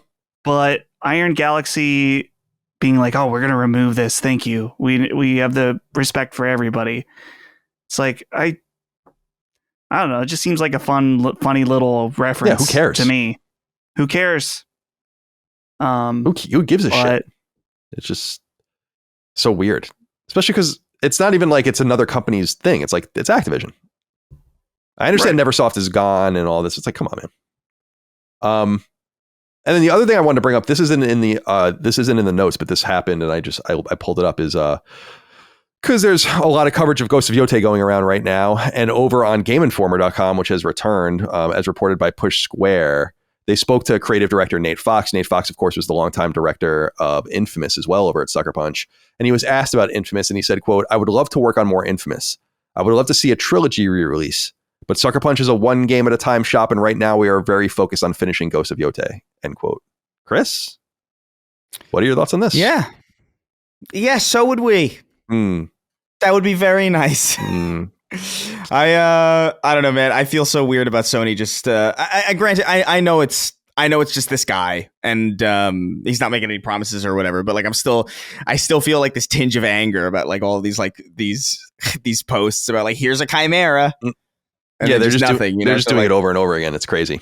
It rubs me the wrong way. But it's nice to hear like confirmation. It's like, yeah, I mean that even people there understand. It's like, yeah, these should be playable, you know, in some form, and that it could live again.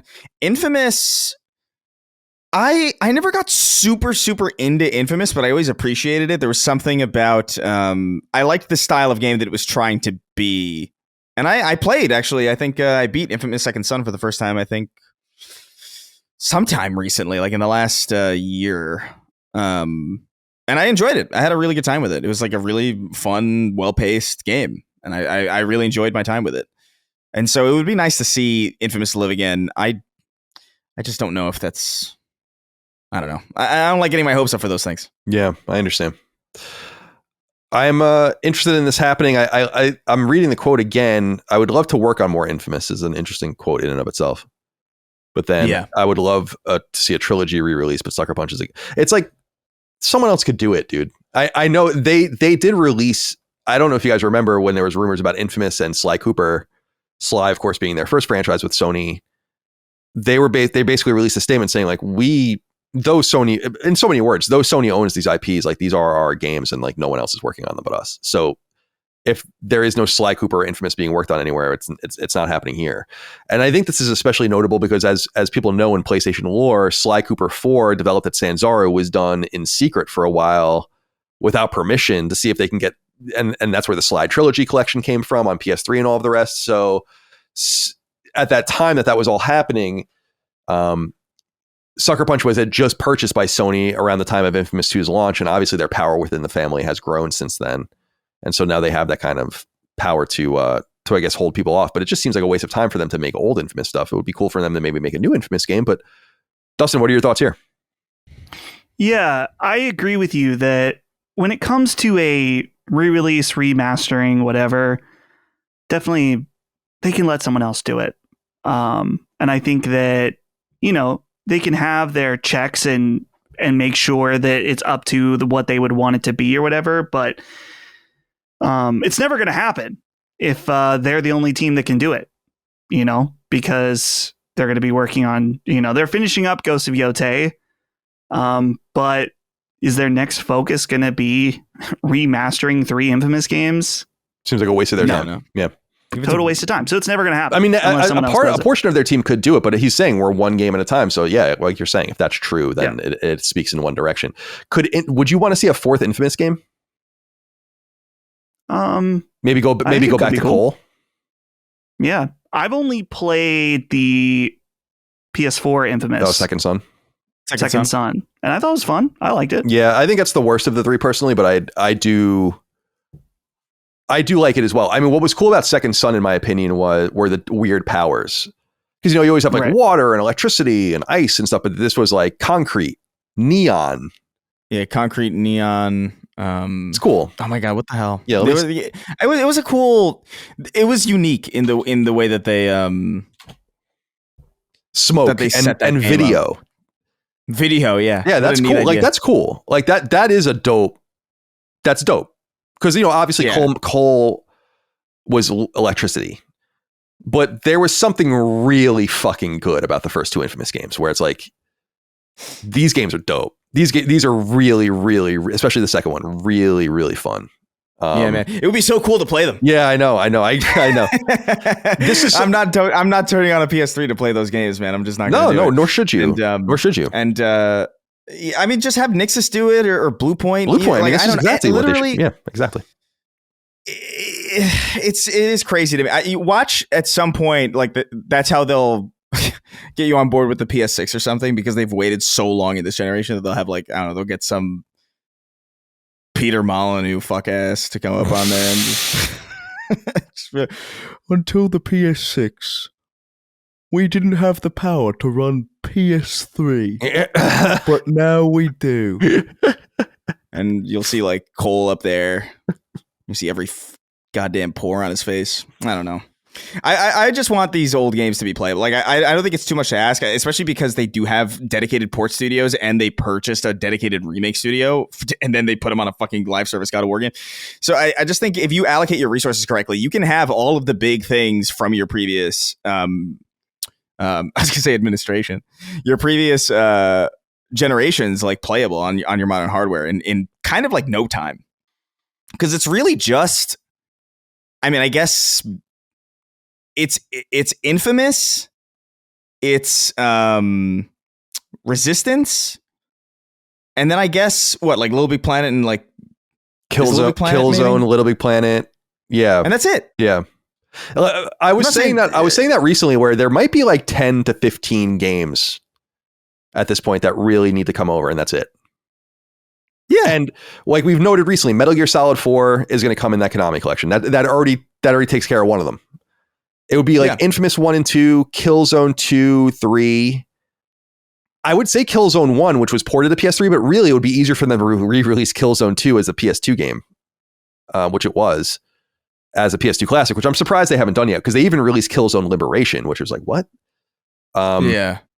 So, which is cool. I mean, that's awesome that they did that, but I'm just saying, so yeah, it would be like Infamous 1, Infamous 2, Killzone 2, Killzone 3, Little Big Planet, Little Big Planet 2. The Resistances. Resistance 1, 2, and 3. So that's 9. And that's it, really. Like there are some. The next ones would be like maybe like Heavenly Sword could be a 10th. Yeah. And then you're getting into I'm sorry, go on. You're getting into like more obscure stuff. Like Tokyo Jungle, Puppeteer. Yeah, Fat Princess. Like, yeah, things like that. It would be Motorstorm. I would love to see Motorstorm, but that's never gonna happen. But yeah, I don't know. Like, it just seems like it's such a manageable list. I'm not saying that they all need to come out in like a year or even like 3. Yeah, start trickling them out. It would be nice. Right. It would be good, like one collection every 2 years. I'm totally fine with that.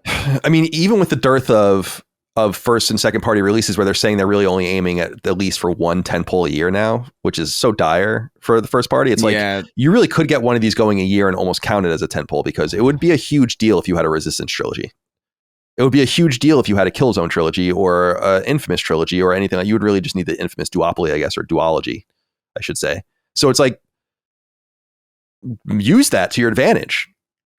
That it's not great, but it helps you defray a lot of the criticism and allows you to also answer one of the major kind of problems people have, which is like Xbox talks so intimately with 360 and the PS4 and PS5 just don't interact with the PS3, and it sucks.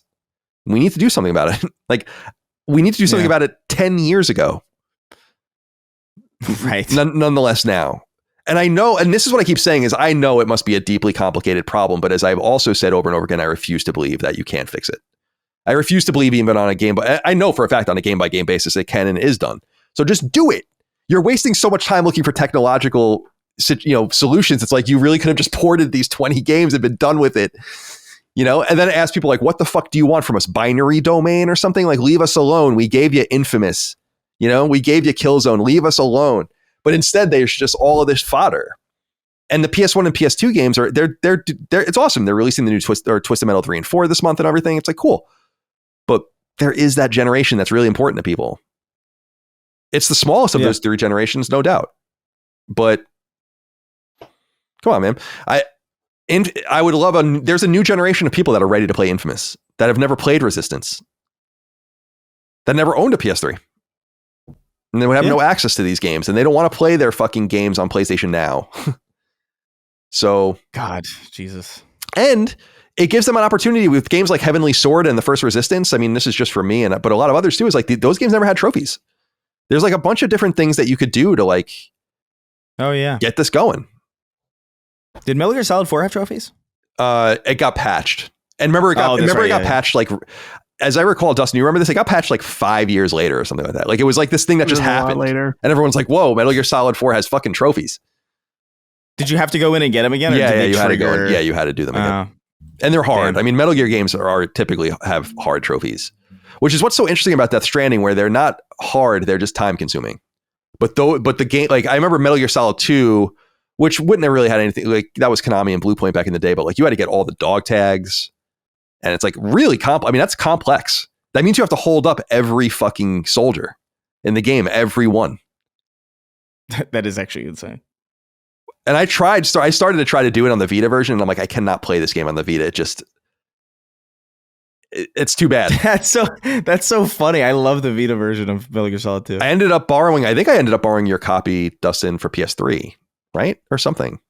No, you still have my copy of Metal Gear Solid 4. Oh, 4, yeah, for PS. Well, you can get it whenever you want. I'm not going to. Well, I mail you things every once in a while. 7 hours to come pick it up. Well, I was going to say I mail you things once in a while. I don't know why I've never just mailed it back to you. That's okay. I'm in no need. Yeah, for Metal Gear Solid 4. Yeah, no one is. I'm actually really excited for the collection to come out, because 4 is the one I never really spent very much time with because I didn't like it. But my first instinct is not always right on these games, and now that it'll be running really well, and But I heard there's like cutscenes that are like 2 hours long in it and stuff, which is like hysterical to me. I don't understand Metal Gear fans that think it's the best one. Yeah, it seems pretty clear to me, even from my vague memories of it, that it's like there's no way that I'm gonna like it more than. But like, I definitely hated it way too much, I think. I like Metal Gear a lot more now than I did when I played Metal Gear Solid 4. So like I think I'll get a lot more out of it this time. But it being the best feels insane. Yeah, I think it's got to go to 2 for me. Well, 2 or 3, I think are valid. Yeah. 3 I've come to respect a lot more. I'm really excited for Delta. Me too.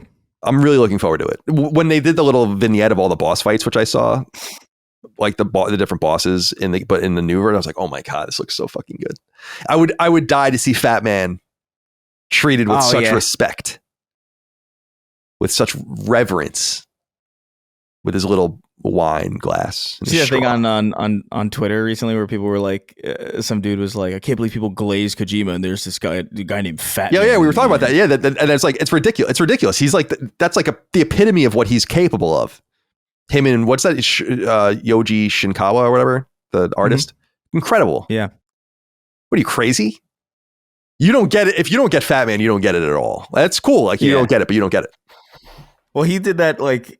Did you see this happen on online where like it was just some guy who like was basically like shitting all over it, just like I don't know why people glaze. Yeah, no, I did. And then people were retweeting it. I did see that. Yeah. Well, people uncovered that he had like he wrote a story. He had his own like book, and it was about like it starts with like Orc City was under attack. So there were all these Orc City memes. Oh my God, that's awesome. No one is Orc City. It was amazing. I got to search for that. It was good stuff. It's like they were great. Like you're laughing. Orc City is fallen, and you're laughing. A lot of good stuff in that. There was like a good flash in the pan, like 2 straight days of just people clowning on this guy for like making fun of Kojima. Meanwhile, he's like writing about Orc City. Yeah, it says prologue. The Orc City smoldered, burned down in the wake of battle. The ground soaked in a knuckles depth of blood and ash. The savage cries of its defenders now silent and still, as its ruin was overseen by the architect of its very destruction. The Orc Wars were finally over. There is nothing more reviled than City. Then there's a quote. There is nothing more reviled than the Orc, said the Elvish king. Yeah, it's not bad. It's just a little it's much. Fine. It's just funny. It's you can't come after Kojima and write like that. Well, you can't say anything. Fine. You can't say anything on the internet and not have people dissect your entire life. So you have to know that when you live by the sword, you very much die by the sword. Yeah, they really got him. Yeah, dude. I mean, they nailed him. They really looked deep. Because good stuff. That's great. I mean, that is grade A hater shit. When someone goes and finds your ebook. I thought it was funnier because I thought it was literally called like a proper noun Orc City, and I'm like, that's fucking crazy. But he does say the Orc City. That's true. Yeah, he does. But I do see the art he shared, and it's like, dude, this art of Fat Man is so good. There's nothing wrong with it. There's nothing wrong with it at all. Not a single thing. Beautiful man. Beautiful, precious baby boy. All right, my boys, wits, I don't know what the fuck I'm saying. It's time to talk about the games we're playing. We're all playing Death Stranding 2. Let's see here. I guess what we'll do, Chris, is we'll begin with you, and then Dustin will go to you, and then I'll end it all off. Yeah. What are your thoughts here, Chris, on Death Stranding 2 as we're another week deeper into it? Yeah, so Death Stranding 2 is great. I really like it. I think the story is really interesting. I think it's a step up in many, many ways. But for whatever reason, in the last like 2 days, I've been playing it, and I feel like it's kind of losing me. And I don't know why. I think honestly it's because I have so many roads set up and so many like I'm mainly driving the truck around, right? And this is something that I barely did in the first Death Stranding. I barely had a truck. I had like the tricycle thing, primarily if I was driving anything. And even that, I left myself up to like, I'm going to hike. I'm going to authentically walk around. And now that I'm kind of driving the truck around on my roads, I don't know. It just kind of feels like the interesting gameplay loop of, balancing and lugging cargo and like placing a ladder and placing a climbing anchor. I feel like I'm not really doing any of that. I feel like I'm taking my truck as far as I can go, and then I find some mountain or some like obstacle, and I just try to finagle my truck around it, and I eventually do get it. But as a result, I feel like, oh man, this ladder stuff and the I don't know. I feel like I have to actively choose now to kind of engage with systems. Whereas I think in the first Death Stranding, I feel like you kind of just had to engage with more things. At least as far as like at least as far as like the walking simulator aspect goes. I'm still liking the combat a great deal. The story is endlessly intriguing to me. I think it's still a beautiful, stunning game. And I think the pacing of it's really, really great. I think getting access to new stuff is always satisfying because it is always very consequential. And I'm into it. I just kind of like over the last like 2 days, I felt less into it, like significantly, than I was in the beginning. And I don't think that's necessarily even the game's fault. I think I just kind of like, I think I overloaded really early on, like building these things to make things easier for me, which is fun in and of itself. But then like when you get to the point where things are easier for you, it kind of makes the game less fun. So I feel like I'm going to try and like actively set out, and instead of using the truck, I think I'm going to try and like, you know what, I'm going to, unless I absolutely have to, and there's like an insane like order where there's like 15 items, and it's like, well, I can't carry all this shit. I think I'm going to try and like go on foot for a lot of these. Because I feel like I'm missing out on the kind of like treacherous terrain and like the perilous kind of like, oh my God, I almost fell down this mountain and lost everything. And I'm also not really building a lot of these like crazy things. Like I'm building zip lines and I'm building roads, but I just unlocked this like cargo cannon thing. And I'm like, oh, I don't even think because I think I saw clips of this in the first game, at least in the director's cut. It's in director's cut. Yeah. Yeah. I had never even seen that. So I was like, ooh, interesting new thing. But I think I think I'm at a point now where it's like I have to actively choose which systems I engage with, where I feel like it was a little bit more natural earlier on. And I think in the first game, I think a little bit too. But overall, still fantastic. I'm really, really like the story in particular. I'm really like, what the hell's going on? And not in like this is badly written way. It's just like a genuinely intriguing way. There's so many little vignettes with the characters that you get that feel kind of inconsequential. Like it's just like a little character interaction, like when you're going in and off the ship. But it really does a lot to like add. I've gotten into that. Like I read all the books that what is it? I didn't even realize that they were there for the longest time. So like, Tarman leaves you books. Tarman leaves you a bunch of books, and you get to like you get to read all of them. Although it's less reading and more like picking up a book and the puppet spoiling it for you. Right. It's kind of hilarious in the context of the universe where it's like, oh, you're reading that book. Oh, he dies at the end. It's like, thank you. Yeah, thanks so much. I appreciate that. I guess I'm rereading that. Thanks a lot, doll man. But I love it still, but it's really all I've really had time to play. I've been working on some other stuff, but yeah, still hammering away at it. Really, really like it.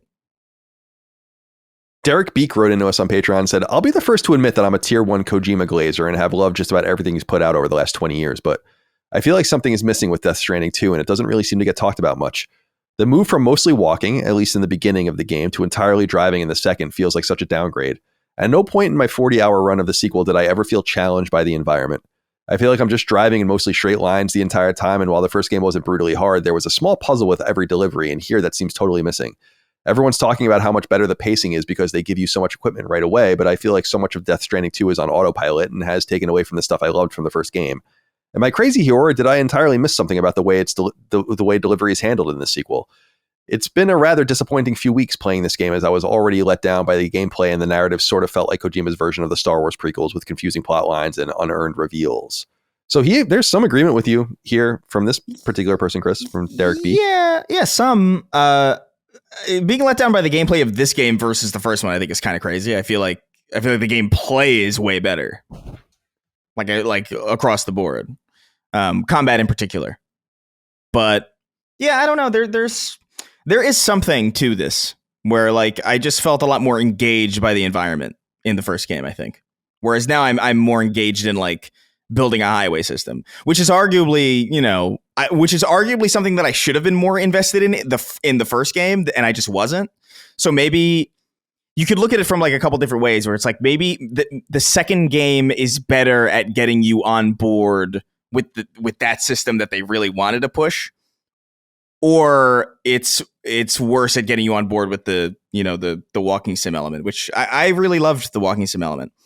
I just feel like I'm doing less and less of that, but especially with the fast travel with the DHV Magellan, like that kind of nullifies some of it. Although, like, I'm glad to have it. I definitely, I was one of the people, like, I remember, like, in our spoiler discussion for the first one where we were talking about just like, brother, like, the fact that I have to cross this continent from coast to coast as many times as I do in a row is ridiculous.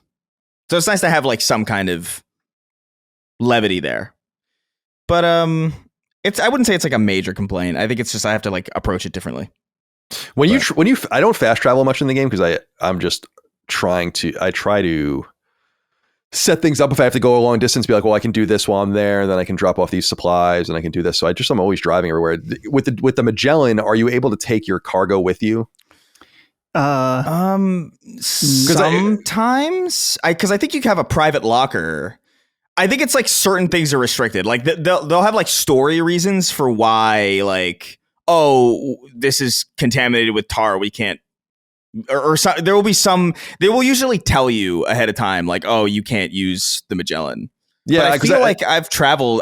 I feel like I've traveled with cargo in the Magellan before. Well, because it wouldn't make any sense that you couldn't. That's what I was thinking. Is like, why would I understand in the first game, you fragile travel or whatever, and so it's like this like thing where you have to go to the beach and then reappear in another place, and so you can't bring anything with you. But like, it's literally the ship and everything in it going to another location. So I would assume that would make sense, that because there is two different ways to quick travel in this game. There was only one way to quick travel in the first game, and the one way to quick travel in this game that's like the fragile jump or whatever, I would assume you can take the cargo with you. Dustin, do you know the answer? I believe that if you have cargo, it will be marked as Magellan cargo, and so then you will receive a much lower score. Oh, if I'm interesting. Correct. Interesting. Okay. So that makes sense, because that would break the game wide open, I think. Right. And I think that Chris is right in the story context, it will not let you carry story-based deliveries in the Magellan, but non-story ones you can, but it might not be worth doing at all. I might not be 100% right about that, but I know there is something about, I'll get a warning that's like, Magellan currently has cargo, and if you fast travel, it's going to be marked as Magellan, blah, blah, blah. So there is something there, but the exact details, I'm not sure. Yeah, I was just curious about that because I really haven't been quick traveling very much. And in the first Death Stranding, like Director's Cut, when I platinumed it, I didn't quick travel very much at all either, just because again, you couldn't bring anything with you, like even your weapons and shit. So you'd have to. It was actually just way more inconvenient to quick travel and then like reestablish yourself, like make a bunch of new shit and all that, as opposed to just driving there with all your stuff. So I was like, here's my pro tip with the Magellan. That I'm sure the audience, a lot of them already know about. Once you're done with Mexico, colonize it by stealing all of their materials, and take your truck, take all their materials, put it in the Magellan, and then take all of their materials to build roads in Australia. That's exactly what I've been doing. Yeah, the road building's fun. I will. Well, let's go to you now, actually, Dustin. So we've heard from Chris. We'll go to you about what you're playing. So you're playing Death Stranding 2 as well as Astrobot and Tony Hawk. So go ahead and talk about Astro and Tony Hawk first, and then get into Death Stranding, and then I'll go from there. So Astrobot, they put out those new challenge levels. For some reason, I didn't remember that I just knew there was new content. So I booted up and I was like, oh, it's challenge levels. Dude, some of these are fucking hard. Maybe it's because I have, it's disjointed. It's not like I just played the whole game. So now coming back and playing these challenge levels, I'm like, holy shit, some of these are real hard. So I think I've completed maybe half of them, just because they take a lot out of me to finish them. So those have been fun. And the new bots, pretty cool. I've been enjoying seeing those unspoiled, because I muted the term Astrobot on Twitter. Genki wrote to me and apologized. Oh, dude. Did you accept it? Yeah, I accepted it. I don't feel like I was telling him, I'm busting balls, dude. I did say to him though, I'm like, I don't understand this like chase to spoil things for people, like just generally on social media. It bothers me. Right. But I know that that's where like people get their views, and I guess there's money to be made and stuff. So I just think people need to be more careful. It's so funny though, because like I totally get what you're saying, but also like knowing what the Astrobot is in the level is what determines whether or not I'm excited to go to go play it. I'm like, sure. Yeah. So I think people just have a different relationship, because I'm more interested in getting them in my what do you even call it? Like the home base where everybody's like running around. Like that's what I want. I want to see them and to see like what their animations are, and like, you know, what how they interact with the other people on like the island with the giant PS5. Like that's the one I want to see for myself. But I think I wouldn't have minded. I think I wouldn't have minded the spoilers so much, these spoilers, but they're significant because of what was not able to happen originally with the game. Right. No, so like these are I think particularly, I wouldn't care usually either. Yeah. And as I've said, like there are probably, I don't want to say 5, I don't know, a handful of bots in the game where I'm like, I'm not even sure who the fuck this is. So it's entirely possible you can hit me with one of those and it wouldn't even be a spoiler, because I'm like, I don't know who that is. Yeah, exactly. Because there's no music, as I was saying when the game came out, and I was kind of critical of it. I was like, just critical of this aspect of it. I was like, why not have a museum aspect and really explore who these characters are? Like, you really have to know, which is cool. I think that's fun. But when I'm stumped by a few of them, I would imagine a lot of people are stumped by a lot of them. So anyway, so yeah, all right. So Astro, difficult, but fun. Weren't they releasing those once a week for a while, and then they released all of them at the same time, or am I making that up? They had like an episodic rollout, I think. Yeah, but these all came out at the same time, right? Yeah, they're going the Netflix route with these. Yeah, which is interesting. They probably want to just be done. Dustin, are these time trials? Yeah, they're like really hard levels, and then you can do them as time trials. Okay, but they're not like primary, like because I know some of the recent DLC has been like focused on time trials. Yeah. I know what you mean. I know what you mean. I think they do have time trial functionality, but I think they're just trying to see if you can even survive these particular difficult ones at the same time. They are a little lopsided. 2 of them I beat in the first try, and I was like, oh, well, that's refreshing, because the other 2 or 3 I did was a struggle, big time. So and really that's interesting. I wonder how hard it's going to be for me, because I'm pretty good at Astro. I never refined any of my times. I got times that I thought were respectable, and then I moved on. So if I beat a stage and I'm like, I could clean that up by 5 seconds, I would just do it again. But if I was just like, I got to the end and I'm like, I don't know if I can really clean that up without really getting into the weeds. Right. I just move on with my life at that point. Yeah. The other thing that I've been playing is Tony Hawk 3 and 4 Remake. And it's great. It's awesome. It is nothing revolutionary from Tony Hawk 1 and 2 Remake. It's just that again, but with Tony Hawk 3 and 4, which is great for me because Tony Hawk 3 was the main Tony Hawk game that I played when I was a kid. So I feel like I'm getting the experience that a lot of people had with the last remake in seeing a lot of these levels again, remembering some of the weird shit in them. But yeah, they did. Iron Galaxy did a really great job with this. So I have been slowly going through Tony Hawk 3. Just kind of, you can really beat this game in a night, like unlock all the levels and stuff if you wanted. So I've just been kind of slowly going through it. I did realize though that the traditional like 2 minutes, beat as many goals as you want, I like that. But I started playing with that and I was like, man, I'm just kind of getting annoyed by the timer. Like I can beat all this with a timer, but I kind of like being able to enjoy and look around the levels. So I bumped that timer up to 60 minutes. And I've been having way more fun that way because I can kind of like go and do each one and not feel like I'm in this huge rush to try to complete the level. So I don't know if there's any effect on trophies, or I think there is challenges that it affects, but just a little suggestion. is that maybe try the 60-minute timer, and then you can kind of really dive into each level and learn it and search for things in a way that before, where it's like, okay, this 2-minute run, I'm going to do just the skate letters, and this one other thing is all I'm going to have time for. Whereas if you do the 60 minutes, you can kind of explore around a little bit. Sure.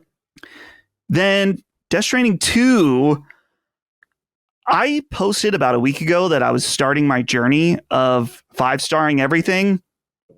I don't think I'm going to do it. I think I'm burnt out, and I don't like some of these facilities is a fucking grind where I have 4 out of 5 stars, and I'll do like an order and some lost cargo, and it goes up like just a tiny foreskin amount of star. And I'm like, I don't know. Like, are you doing Legend of Legends runs? A few of them, yeah. Like some of them, I don't understand. It seems like that last star at certain facilities just takes longer than the other stars. I don't know how it works. But some of them I'm sorry to interrupt, but like the way I interpreted it, even in the first game, and I could be wrong on this, is like first star is whatever it is, and then the second star is twice as many as the first star, and then the third star is twice as much as the second star, and so on and so forth. So that by the time you get to the 5th star, it's twice as much as the 4th star, which is twice as much as the 3rd star. And so that's the way I read it. Not unlike an experience table in a role-playing game. Right. So, but I was wondering, because I do basically, I'm doing every quest Legend of Legends. And I've already organically just gotten a couple of to 5 stars in the course of the game. So I feel like that's a vital part of it. And also the truck device that grabs packages. I just hold them forever until I find myself at that place, and then I give them to them, and that's like extra points too, which I think you might have recommended to me actually. Yeah, the grabber is sick. I have gone and gotten every optional facility as well. So I did that. And I don't, sometimes in the past week, I've sat down, like, I really feel like playing Death Stranding right now over anything else. And then there was 1 or 2 nights where I was like, this grind is kind of getting to me. So I don't know. We'll see what happens and what my future with Death Stranding is. I have been having a lot of fun unlocking new items that do fun and interesting things that change up the gameplay. So that's been cool. So yeah, Death Stranding starting to cool off. And now, of course, today I got Donkey Kong Bonanza to play as well. So that'll be my new main game for the next week or 2. I know Mike is really looking forward to that too. About it. Yeah. I saw IGN gave it a 10. Doubt. Gene Park gave it a perfect score. Doubt. Yeah, he said it's. I've heard a lot of chatter that it's like, oh, it's better than Odyssey, which to me is fine, because I thought Odyssey was kind of like Odyssey was really good, but like it's fine. Odyssey is the last Nintendo game I earnestly played. Like I really played. Oh, really? That's the last one. Yeah. Yeah. I mean, I like it a lot. Like that's definitely like it's a high point for sure. But like, I just think like of the 3D Mario games, it's probably the one that I feel the least about. Like I'm kind of indifferent about it. So to hear that it's better than that doesn't really strike me. But like to hear that it's like one of the best things that they've done in a long time is like kind of okay. You caught my attention. I played a tiny bit this morning, which is why I'll wait till next week to talk about it, but it seemed cool. The destruction's really neat. Like you can like dig full tunnels and completely terraform levels if you want. It's Red Faction Gorilla called. They want their destruction digging physics back. Yeah. I do like that aspect of it though, dude. Like it looks cool. Yeah. Shout out to Red Faction. Yeah, Micah ordered it, and then I think they sent her an email and said, "Oh, it won't come today" or whatever. I'm like, "Oh, of course." It's like, doesn't she go out of the house daily? Yeah, she just left. Yeah, she leaves all the time. She just went out today. I don't know what her deal is. So maybe she did when she was out, and maybe she picked it up. I don't know. We'll find out. Yeah. I heard her come home. I heard the garage door open. So she's here. She's wandering around. All right. So I played Death Stranding 2 as well, and then Kingdom Hearts, and we'll talk about that in a second. But Death Stranding 2, I love it. I think it's awesome. And I think it really shines by having played 100 hours of director's cut leading right into it, because immediately once you can adjust to some of the different button differences, like I was making fun of it, they just remap all the buttons for no seeming reason at all. Like it is a thing. I don't understand why they did it. Every button's different. It's like, now this button you press to load cargo. Now you press this button to jump. Now you press this button to duck. Now you press this button to pulse. It's like, all right, guys, I don't know why you did it this way, but once you wrap your mind around that and relearn the controls and stop annoying yourself with that shit, you realize that I believe that in almost every way, the original Death Stranding is inferior to this game. I will say that it does seem quite easy. I don't know if that's because I played Death Stranding Director's Cut on hard and I'm playing this on normal. Maybe that has something to do with it. I just think the game is a little bit more straightforward. There doesn't seem to be as much danger. But I also feel like there was a lot of frustration with the game, the way the first game dealt with BTs and BT encounters, the boss fights, the stiff combat. Like, a lot of the difficulty I felt like was arbitrary, actually, and wasn't really that hard. It was more that the game was cumbersome. Even vehicular control was so slick in the first game and is so sticky in this game. It's totally different. It's radically different the way that the vehicles feel. They're the same vehicles, but they totally control differently. And I think the combat, the stealth mechanics, it's so deeply Metal Gear that it's strange how they've incorporated this other game within this game, should you want to really experience it like that. And I'm quite impressed with it. It's beautiful. It's dynamic. There's so much weather and effects and natural beauty, the day-night cycle, the characters, the zany level of character development, like just to continue to introduce characters, Rainy and Tomorrow and all these. It's like, Jesus Christ, there's like 1 million characters in this game.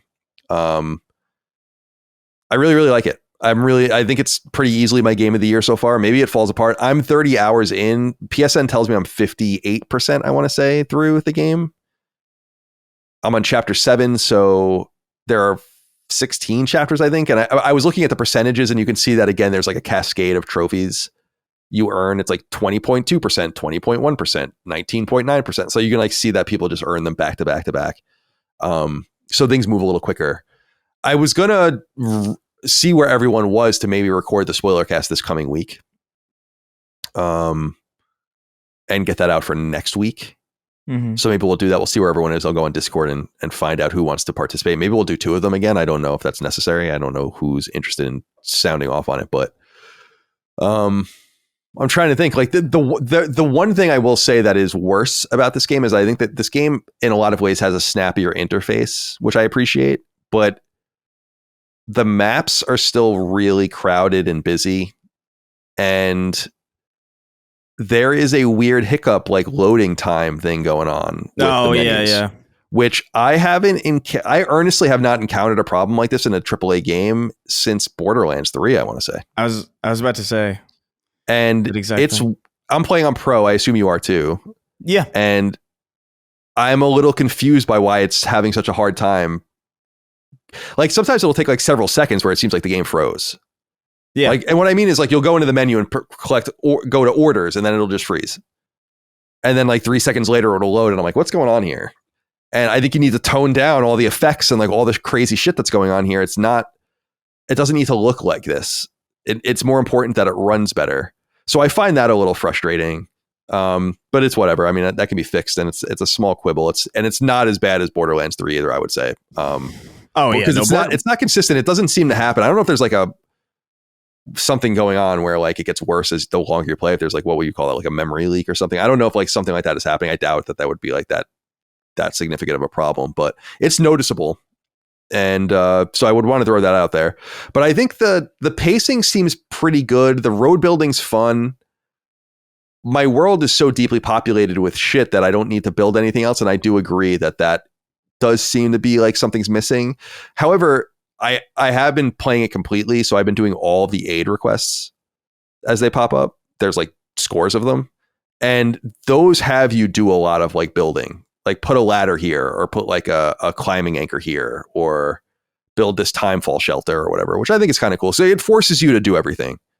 And you get experience points or likes for doing it. And sometimes if you have to go collect things for people in those, did you guys do the aid requests at all? Yeah. I've done some. It's a good way to earn more. Like specifically, if sometimes it's just you just get thumbs up and it's not really worth it. Like, but I do it just for the completion's sake. But sometimes they'll dispatch you to go get something for them, and so almost like a side quest. And you go back and you get more thumbs up and star rankings or whatever towards your star rankings at the different facilities, which is cool. So yeah, I'm really into it. I really, really love it. And this idea, I get it. I mean, it's natural to think that like, wow, you're really going to be tired of this shit by the time you're done. And maybe I will be by the time I'm done, but I'm not tired of it right now. This is 130 consecutive hours of this kind of game I've been playing. So yeah, you're built different or something. Like, oh, I'm built different, all right. Yeah, I will say that, no doubt about it. Because I'm definitely feeling like kind of burned out after like 40 something hours.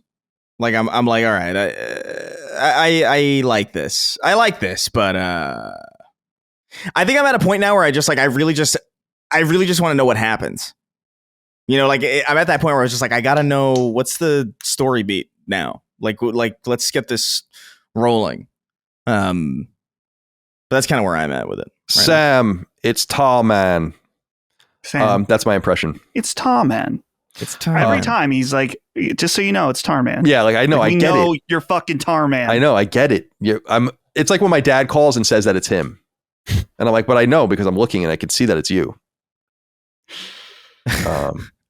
You know, I'd be like, hey, Dad, or I'd be like, hello, and he'd be like, hey, Colin, it's Dad. I'd be like, yeah, That's I know. so funny. I know. It's your birthday. Okay. Oh, all right. So then Kingdom Hearts. I streamed on YouTube, and you can check that out on patreon.com/lastdaymedia. I'll be streaming every Monday, as I said earlier. You can catch them live for free or catch them in VOD on patreon.com/lastdaymedia. So Dustin and I streamed for 5 hours, and in that time, we did a lot of different things, but we played Kingdom Hearts for a little over 2 hours, I think. And Eric wrote in, said, hey, Sacred Men, what do you think of the theory that Pluto is Goofy's mentally disabled son that he keeps as a pet? I'll sit and keep the car running in the closed garage for some sleep and listen. Dustin? What do you think of that? I like the theory. It's certainly fun, but the thing is, Goofy is more shaped like a man, like a dog man. Right. He's half man, half dog. Right. He's a Mog. Well, so yeah, sure. I'm not buying this one. Yeah. But there is something, we were talking about this on the stream, that there is something about Goofy is a sentient and he can talk, right? He understands the way of the world. He's had sex before. You know? True. Yeah, it's dark when you think about it. Pluto is not given the gift of intelligence and Gift of gab. Yeah. Why? What's the difference here? They're both dogs. I kind of look at strange. it like I just kind of look at it as like a man and a monkey kind of situation. It's like, yeah, they're close, but like, I mean, come on. Right. He doesn't have a social security number. Right. Well, Sam Brown gets deeper into the heart of it. He says, Colin, how does it feel knowing that you struggled on a boss fight for children while playing Kingdom Hearts? In all seriousness, Sacred Streaming is a great addition to the mainstay show, and we're looking forward to future streams. I'll eat a papow fruit. How do you say Palpoo? Palpoo fruit with Chris, tying my destiny to him forever. And listen, I understand that a little bit more now. So, all right. So I did play Kingdom Hearts. I did struggle with the boss fight a couple hours in, which is probably not even a couple hours in if you play it properly. But I gotta say, I didn't mind it. Like, it wasn't that bad. I don't really understand what's going on with the story. I don't really care. I don't find the characters very endearing. There's something very of that generation that's very nostalgic for me to see. Like, I remember games looking like this. I was saying to Dustin that I wish I can kind of just play the original on PS2 because I wanted to really know what it looked like, because it didn't look like this. And It would be interesting to know what it was really looking like at that time, not in widescreen and up-resed and running at a great frame rate and all of the rest. But it's funny to see like some of the crossovers between Final Fantasy games, even sound effects that I was pointing out, where I'm like, and obviously the direct references to Final Fantasy games, specifically so far in the game 8 and 10. I don't mind it. I mean, it's fine. I don't really quite understand the lore. And I'm not that into Disney, although I don't find this that offensive because, as I was noting on the stream, this is more my era of Disney, like kind of the end of it. Yeah. But when I think about the run of movies that like I cared about, probably starting, well, that were out when I was a kid. So like Little Mermaid into whatever it was, like Beauty and the Beast, into The Lion King, into like Pocahontas, Mulan, Hercules, like that was like my shit. I liked those movies. And that seems to be because of when it was made and crafted. That's kind of like its direct influence, along with things that are older that I love too. You know, I loved Fox and the Hound and Bambi, and Robin Hood's my favorite, you know, Peter Pan. Yeah. So I'm sure they get to all of those. So it's not even that I don't understand the references. I'm sure they get much deeper and are going to be much more lost on me in later movies as they get more and incorporate more and more, or later games as they incorporate more and more of the movies and TV shows and just the IP. But yeah, it's not as offensive as I thought it was going to be. But it is what it is. I have no real excitement to go back to it. But it was not nearly as bad as I had assumed it was going to be. I will admit. So Matthew Bunton wrote in on this note, said, Colin, I come to you today not with malice, but with hope. Hope that one day you'll find it in your heart, pun fully intended, to beat and platinum all 3 mainline Kingdom Hearts games. What would it take to make that happen? A sacred last stand ritual, a Patreon tier so high it legally counts as a bribe, a formal letter of apology from Tetsuya Nomura signed in Keyblade blood. Seriously, name your price that people deserve to know. $100,000. $100,000 at once or in super chats? If we could somehow know that I would make $100,000 having done all of that, I would do it. Yeah. But it could also be a lump sum and then I'll do it. Matthew needs to set his sights much lower. You know, platinuming all 3 mainline. I don't even want to do that, and I'm a big Kingdom Hearts fan. So maybe just completing the 3 mainline. What's the price for that? 25 grand. 25 grand. Yeah, 25 grand. 100. Yeah, because platinuming, because like we were saying, the platinum on the PS3 port of Kingdom Hearts 1 is really difficult because the trophies don't stack. So you do have to beat it a bunch of times. And I was telling Dustin that people have figured out kind of on the PS4 port, like clever ways now that the trophies stack to get through. So like you have to beat it in under 15 hours and beat it on the hardest difficulty and do all these things. And like you can kind of tie them together. But I'm clearly not capable of even beating the first boss in the game without dying 5 times. So I wouldn't set my expectations too high on that front. Who's the first boss in Kingdom Hearts 1? It's this random heartless dude that you have to kill. Right. You have to. He is like his limbs detached, like Rayman. That's right. There were a few things I realized though. One was I didn't really. I was getting, and not to make excuses because I kept saying I'm like, this is a game for children. Like, let's just talk about how this is a game for children, and I'm dying. But I think I had like an item that I didn't equip that would have given me better stats, and so on and so forth. And I'm much more of a brute force player of action games, where it's like, and obviously there's more sophisticated ways to play those games. If you want to get an S rank in Devil May Cry or something, you got to play things a little more carefully. But wasn't really able to play like this. You got to be a little bit more careful. But I had my party members, Goofy and Donald, with me. Donald was it Goofy that was healing me? One of them was healing me, which I appreciated, casting healing magics. Arcane healing magics on me. I don't know. Goofy. I just don't understand what's like. That's the thing about the game is it's so unsettling because what are we doing? What is happening here? Maybe if you paid attention. You kept saying how you weren't paying attention. Yeah, I couldn't. I didn't know how. Yeah, I mean it's a skill issue, Colin. Yeah, it is. I just didn't know. I didn't know how. I think it's one of those things where it's like there's a lot of great there are a lot of great stories that just kind of throw you into the thick of it without really explain. Like Back to the Future is a great one where you're just kind of like, yeah, he's friends with a disgraced scientist and there's terrorists and plutonium, whatever. And you don't even really question it. It just kind of starts off that way, and you're just meant to just buy it. But I think the uncanniness of seeing Final Fantasy characters next to Disney characters is what fucks with me. Like it's the uncanniness in addition to feeling like you've just been thrown into the middle of like season 6 of a show you've never seen before. That mix of disorientation is crazy. Yeah. Well, I'm a man of my word, so we have to get back to it at some point. But I've at least whittled some of the hours down. Have you gotten to your punishment, Dustin? Not yet. No, I was focused on getting our stream ready for Monday, so probably in the next week or so. I'll stream that on my Twitch channel. So look forward to that.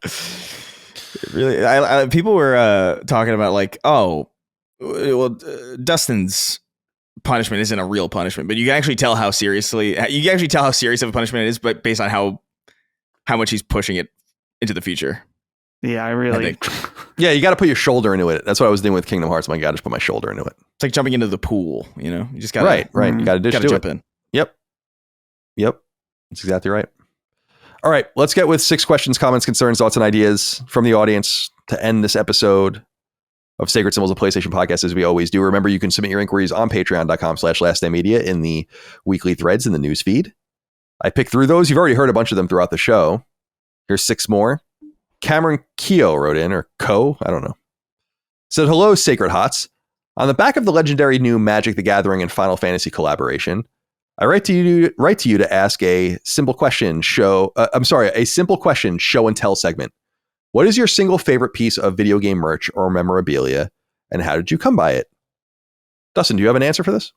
I do. I forgot the show and tell part because it's downstairs, so I can't. I mean, I could go get it. Why don't you go get it, Chris? You can go get it. Chris, do you have anything you'd like to answer with?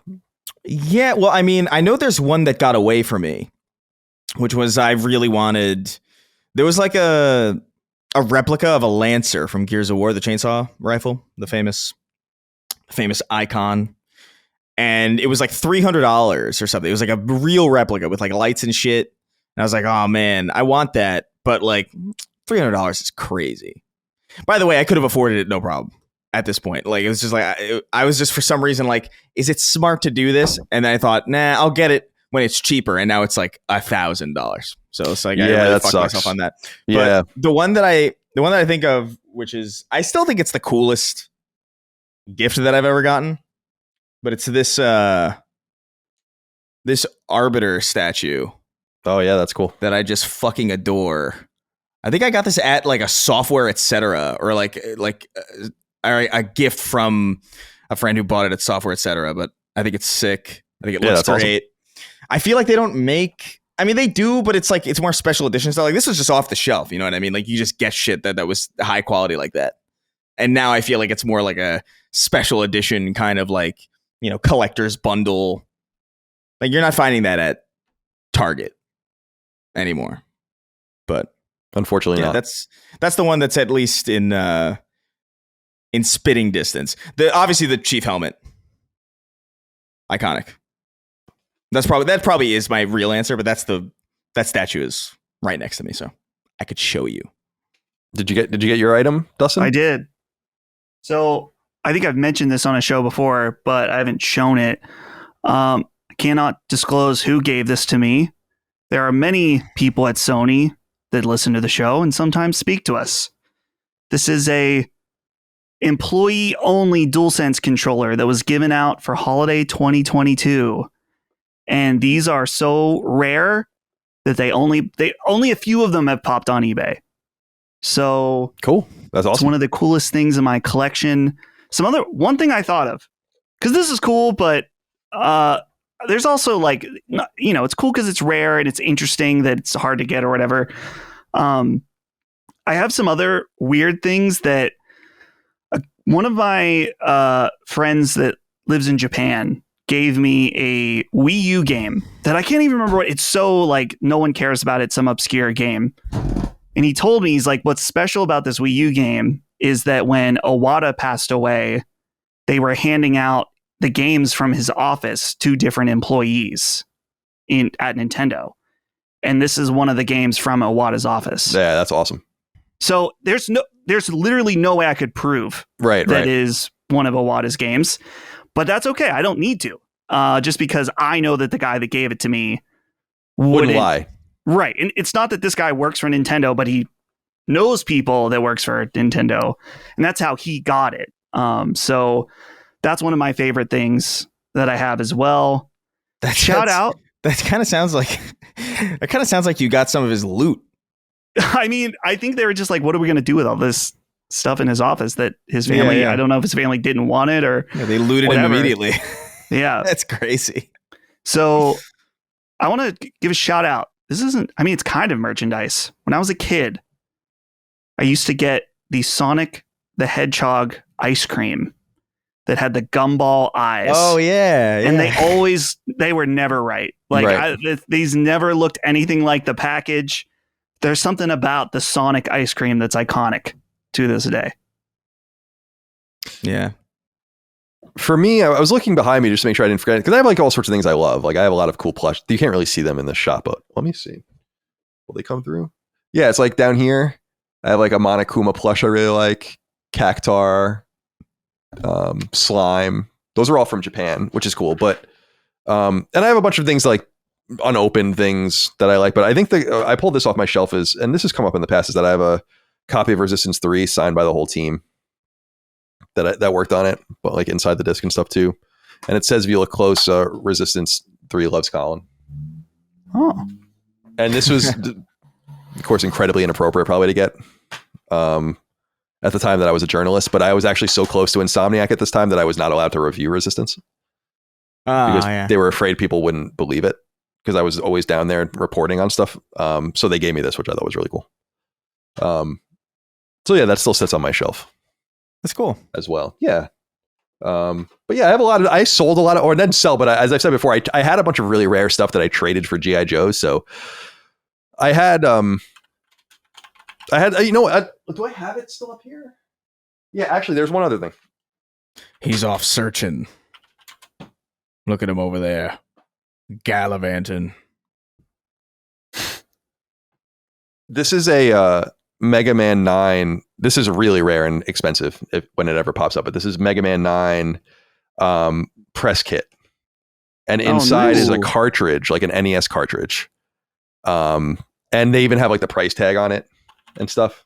And it's wrapped in plastic and like an NES style box. And inside is like the press kit with all the information or whatever, but this is worth an enormous amount of money. And I love this. This is this popped up at some point years ago for many hundreds of dollars. I assume it's worth more than that now, unopened.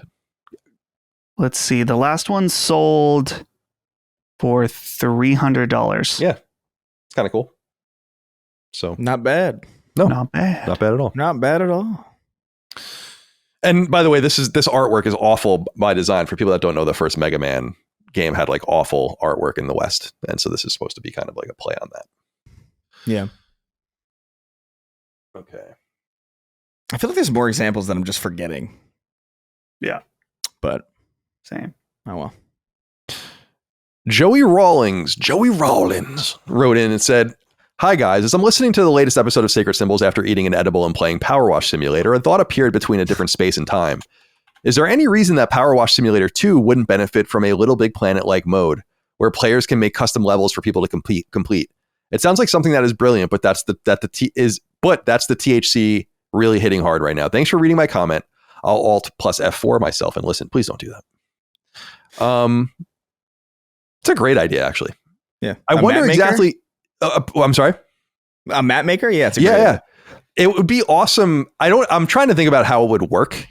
I guess like you would have to have a source of assets. So it would probably be everything in the game. In other words, I don't know how you couldn't have like a Dreams-like setup of doing like whatever you wanted, but clever people would certainly be able to recreate things or just create their own whatever. I love that idea, dude. That's a great idea. And I wonder if they're thinking of doing something like that. Like a UGC style. We were talking about Infamous 2 before. It's another game with a lot of UGC in it. That would be an interesting component of, I love that idea for Powerwash Simulator 2. I would do that. I would play that. They do such a good job of supporting it. They're always updating it with free stuff. I don't play the free maps because there's no trophies involved with them. So I feel like it's a waste of my time. But the DLC I get, those all have trophies, and I do buy. I still have to buy the Wallace and Gromit DLC. That's the last expansion that they'll probably do for the original. So I'll get to that later in the summer, probably. Everything's filthy, Gromit. It's crazy. It is crazy to me that it's like, oh, hey, free content of no cost to me.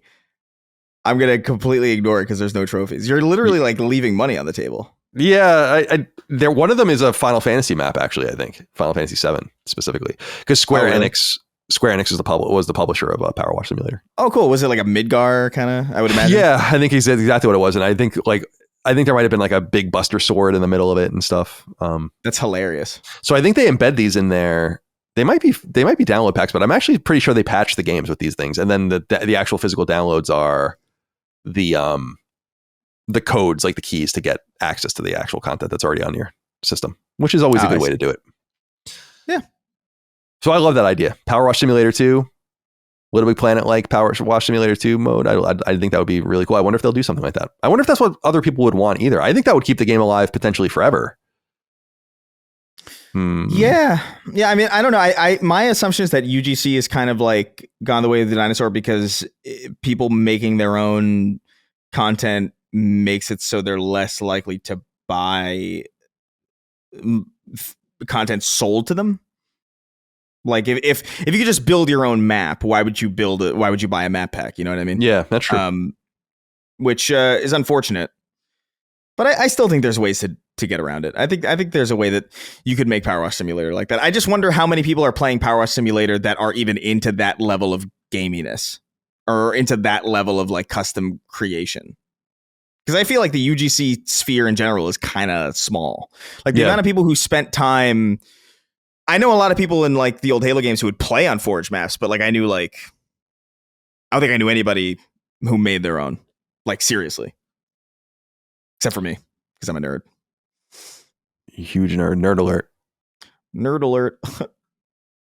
Joseph Jury wrote in and said, with Microsoft gutting about 50% of the staff at Turn 10, according to reports, I actually think it's substantially higher than that.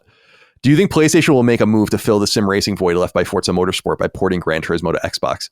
The hardcore racing sim genre on console seems like a small but devoted market share that Sony could now dominate by striking while the iron is hot, but I could just as easily see Sony forcing these racing sim junkies to abandon their pricey wheels and other accoutrements and join the PlayStation ecosystem to get their virtual racing fix. What say you? Dustin, Turn 10 is Microsoft's 20-year-old racing studio that they founded in the original Xbox era, and the first Forza came out in 2005 on the original Xbox, as people might recall. It's a pretty central IP that was actually sandwiched in between Halo and Gears. It's older than Gears by a year, which is interesting as well. But it's always that trilogy of IP that's really relevant.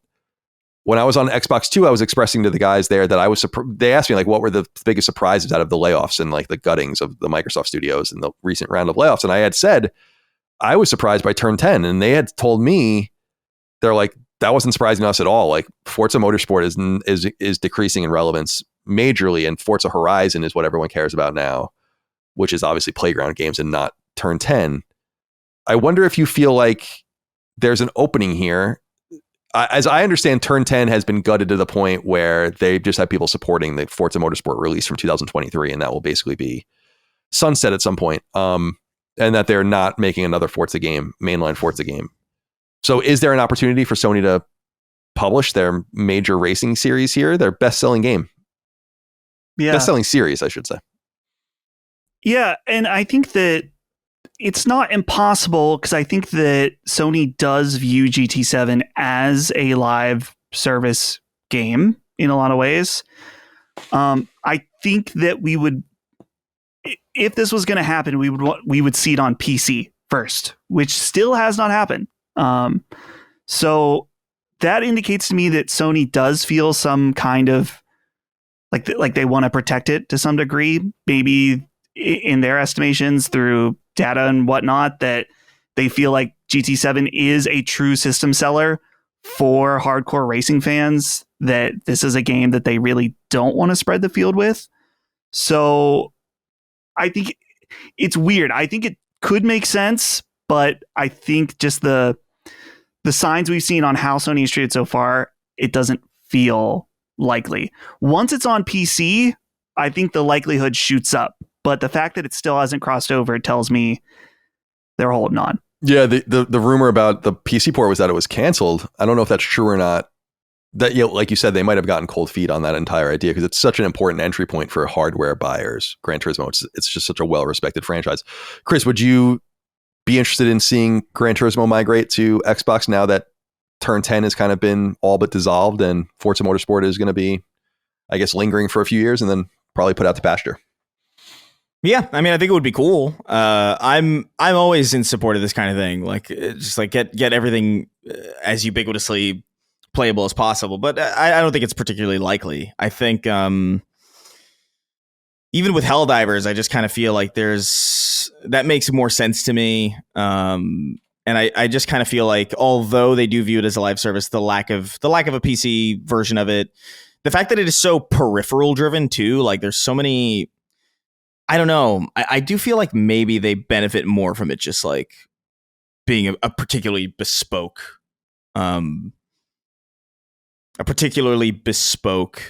game and a bespoke series. And I wonder also how many people are on Xbox for Forza, or just how many people who are on Xbox happen to play it. Like, as I know Forza Horizon is the big thing, which is not surprising to me because even I liked Forza Horizon. Like Forza Horizon 5, I thought was genuinely very good.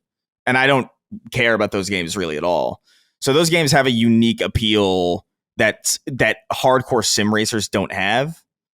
And although Forza has always been like the main competitor, the fact that they're not, or that it seems like it's not happening anymore, or it seems like it's very likely that that's the case. I would almost argue, well, we should make them just come here. You know, if we're not going to put it on PC, then we should just make them come here. Like, I don't see why we would not do that. Well, I agree that the game would have to go to PC first. I mean, it wouldn't even make any sense otherwise. They would never put it on Xbox before putting it on PC. I mean, so yeah, that is Dustin's right in that is the first thing to watch. Kyle Principato wrote in and said, I was curious if you had all seen that there was yet more calls from many on Twitter asking for a Spider-Man 2018 port to Xbox. Not quite sure what sparked this renewed interest from Xbox fans, but perhaps it was related to the Helldivers 2 announcement. Is there a world in which Sony sees any value in this? From my vantage point, I don't think this makes much business sense, as there is little to be gained from an Xbox release of the game. Thoughts? Thanks. I'll hang up, and I should probably give my mother a call. You definitely should keep in touch with your mom. Okay. So this is obviously a conversation that's happening and will continue to happen. I mean, Helldivers 2 is going to open this floodgate, and that's why I did the conversation with the Dukes about what Xbox games would migrate over potentially, or I'm sorry, what PlayStation games might migrate over to PlayStation. Let me start again. What PlayStation games might migrate over to Xbox now that the Helldivers 2 scenario has been unfolded? Because I think that does mean something. But it's like, what does it mean? You see a lot of really reductive reasoning about this that I think is stupid. And if your answer is to like, well, if someone asks you like, why would PlayStation release Spider-Man on Xbox? And your answer is, well, because they want to make money. Then it's like a retarded answer. Because then it's like, well, why wouldn't you release everything everywhere then? If you want to make money, why isn't Donkey Kong coming to fucking PlayStation? They want to make money. I mean, there's an opportunity cost. Like it's not that simple. There's so much more to think about than that. So yeah, it's interesting to consider this idea that they would bring more games over to Xbox. I think there's something to talk about with that, but I don't understand where you get from Helldivers to Spider-Man. I do think Spider-Man is like the most logical of the core PlayStation IP or PlayStation related IP because it is a licensed game and they probably do want to extract more money out of it, and they're not making as much money on it as they would if the game was selling as well as it was, but it was a PlayStation IP. And so there's something to that. But I just don't think I don't think we're there yet. And I don't know that it would make much business sense. And what I think Sony would be wise to do, especially now knowing what Xbox is going to do, most likely with Steam and integration, is to just wait. Like, you just wait. You don't ever have to do it. You don't ever have to publish these games on Xbox. They'll be available on PC through Xbox, and you'll be able to win without giving any money to your direct competitor as they're kind of spiraling out. I think Helldivers is an interesting example of a game where they're trying to spread the field with games as a service. And that's why I think that obviously we already know that Marathon is coming, and that's cool. And I was saying earlier that I think Fair Games is probably the most logical game to bring day and date to all the platforms if you're trying to spread the field. But the single player stuff, I think that comes at a pretty substantial cost. And yeah, they would make money, but at what cost? like, what does that mean? Yeah, you would sell a lot of units of God of War. You would sell a lot of units of Uncharted. If it's only about making money in the short term, then put them all on Xbox. But if it's about strategy around your platform, then I just think I think you have to think about it more deeply than that. And so from my vantage point, it makes no sense. But maybe the thing you have to admit about Helldivers is that it obviously opens up a whole new world of possible realities that were not really conceivable before. Although the more I think about it, the more like Death Stranding really opened that up, because that was a PlayStation IP at the time, just like Helldivers, both made by second parties. Yeah. It's not really quite unrelated. So that might be the line that they're going. I just still think that it makes more sense for them to interact with Switch and Nintendo than it does for Xbox, simply because I think that Xbox is kind of winding down, and I don't know why you'd want to give them any more oxygen. If you want to extract more money at and see what happens with Helldivers, I think that's a great idea, and see what happens. And maybe that will encourage them to do more of that. But I think the more you bring the single player, like closely held stuff over, the more it's going to affect the core product. Do you guys have any thoughts you want to add, share? Yeah, I think that people looking at Helldivers coming to Xbox as equivalent to Phil Spencer in that awkward podcast business meeting thing saying, oh, it's just 4 games, and how that snowballed. I don't think it's the same type of moment for PlayStation as it was for Xbox at the time. And I think you're right that it is important to remember about Helldivers being not only live service, but also second party, and what maybe Arrowhead was, either what part of their agreement was or what they pushed for, and just that specific game. I think we'll be able to read more about what is going to happen on if there's a second game in the next year or so, because it might just be Helldivers, and then that's kind of it until there's another really successful live service game from Sony. Anything you want to add, Chris? Only that I don't think it's. I think the people reading into Helldivers coming I think it's a little bit too. It's a little too optimistic. I think Marathon will come. Obviously, that's already been announced. Yeah, exactly. But I mean, well, when I say I think Marathon will come, I mean I think Marathon might at one point exist potentially. I don't know what the fuck's going on with that.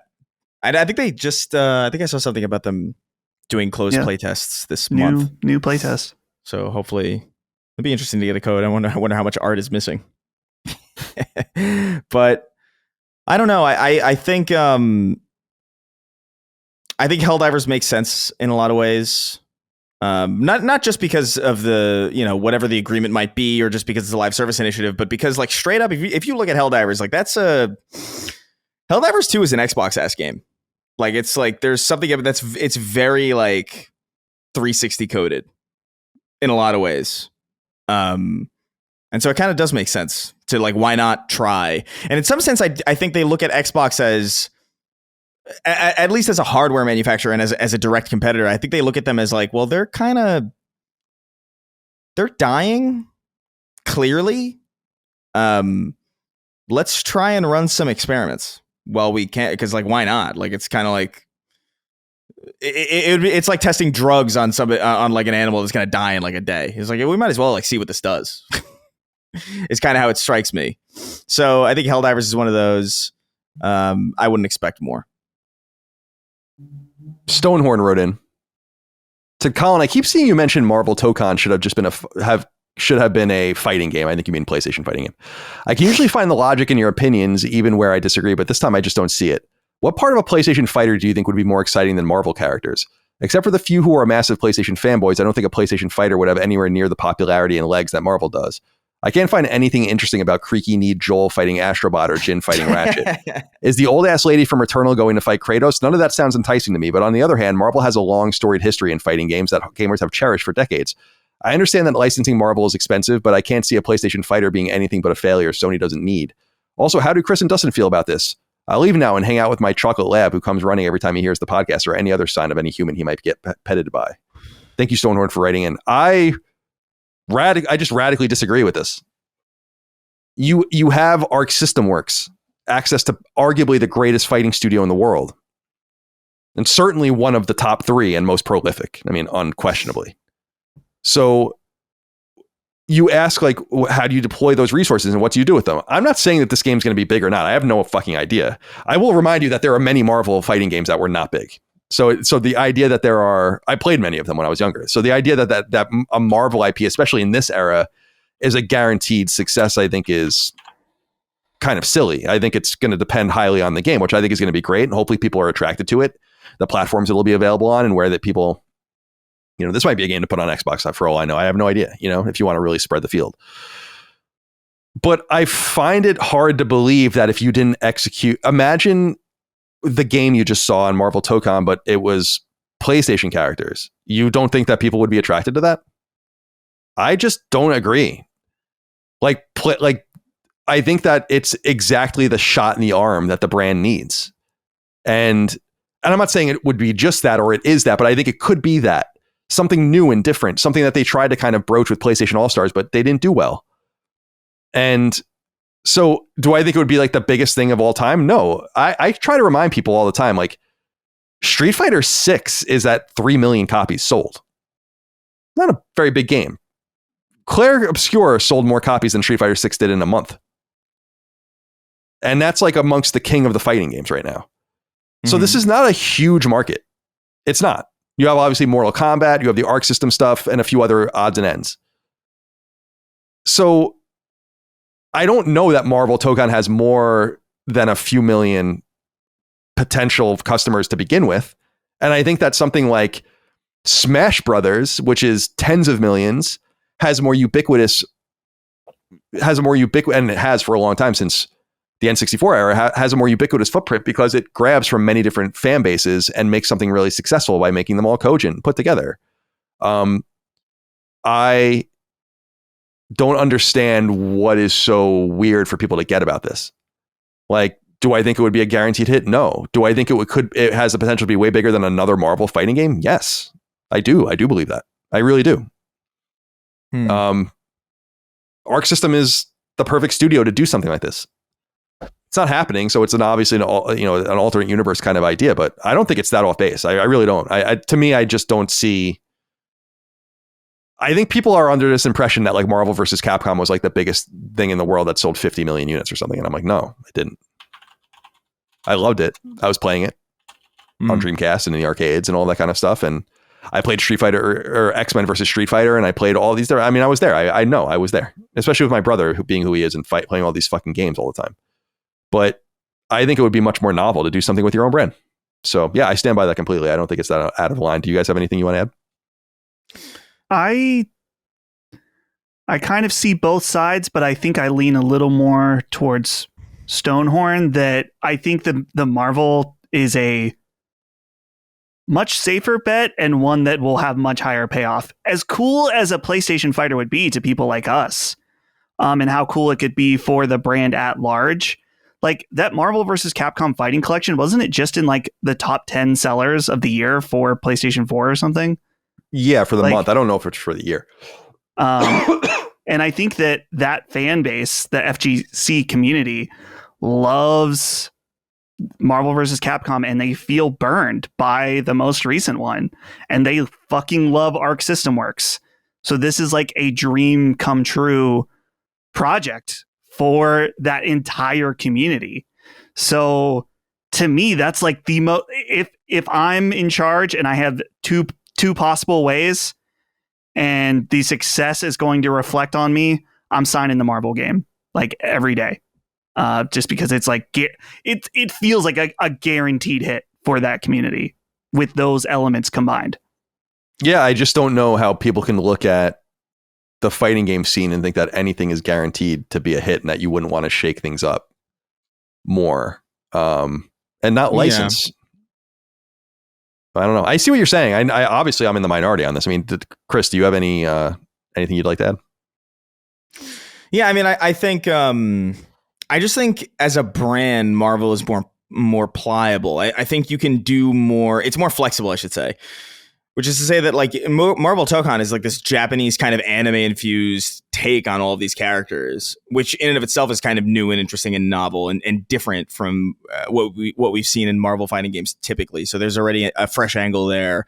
It is the best fighting studio in Arc System Works working on this thing, and it is something that harkens back to something that is revered quite heavily in a community that, while not huge in numbers in comparison to the overall casual space or even some elements of the hardcore space, more of them would probably be willing to stake their bet on this than Joel Miller versus Cole McGrath, I think, which is inherently a little bit more like.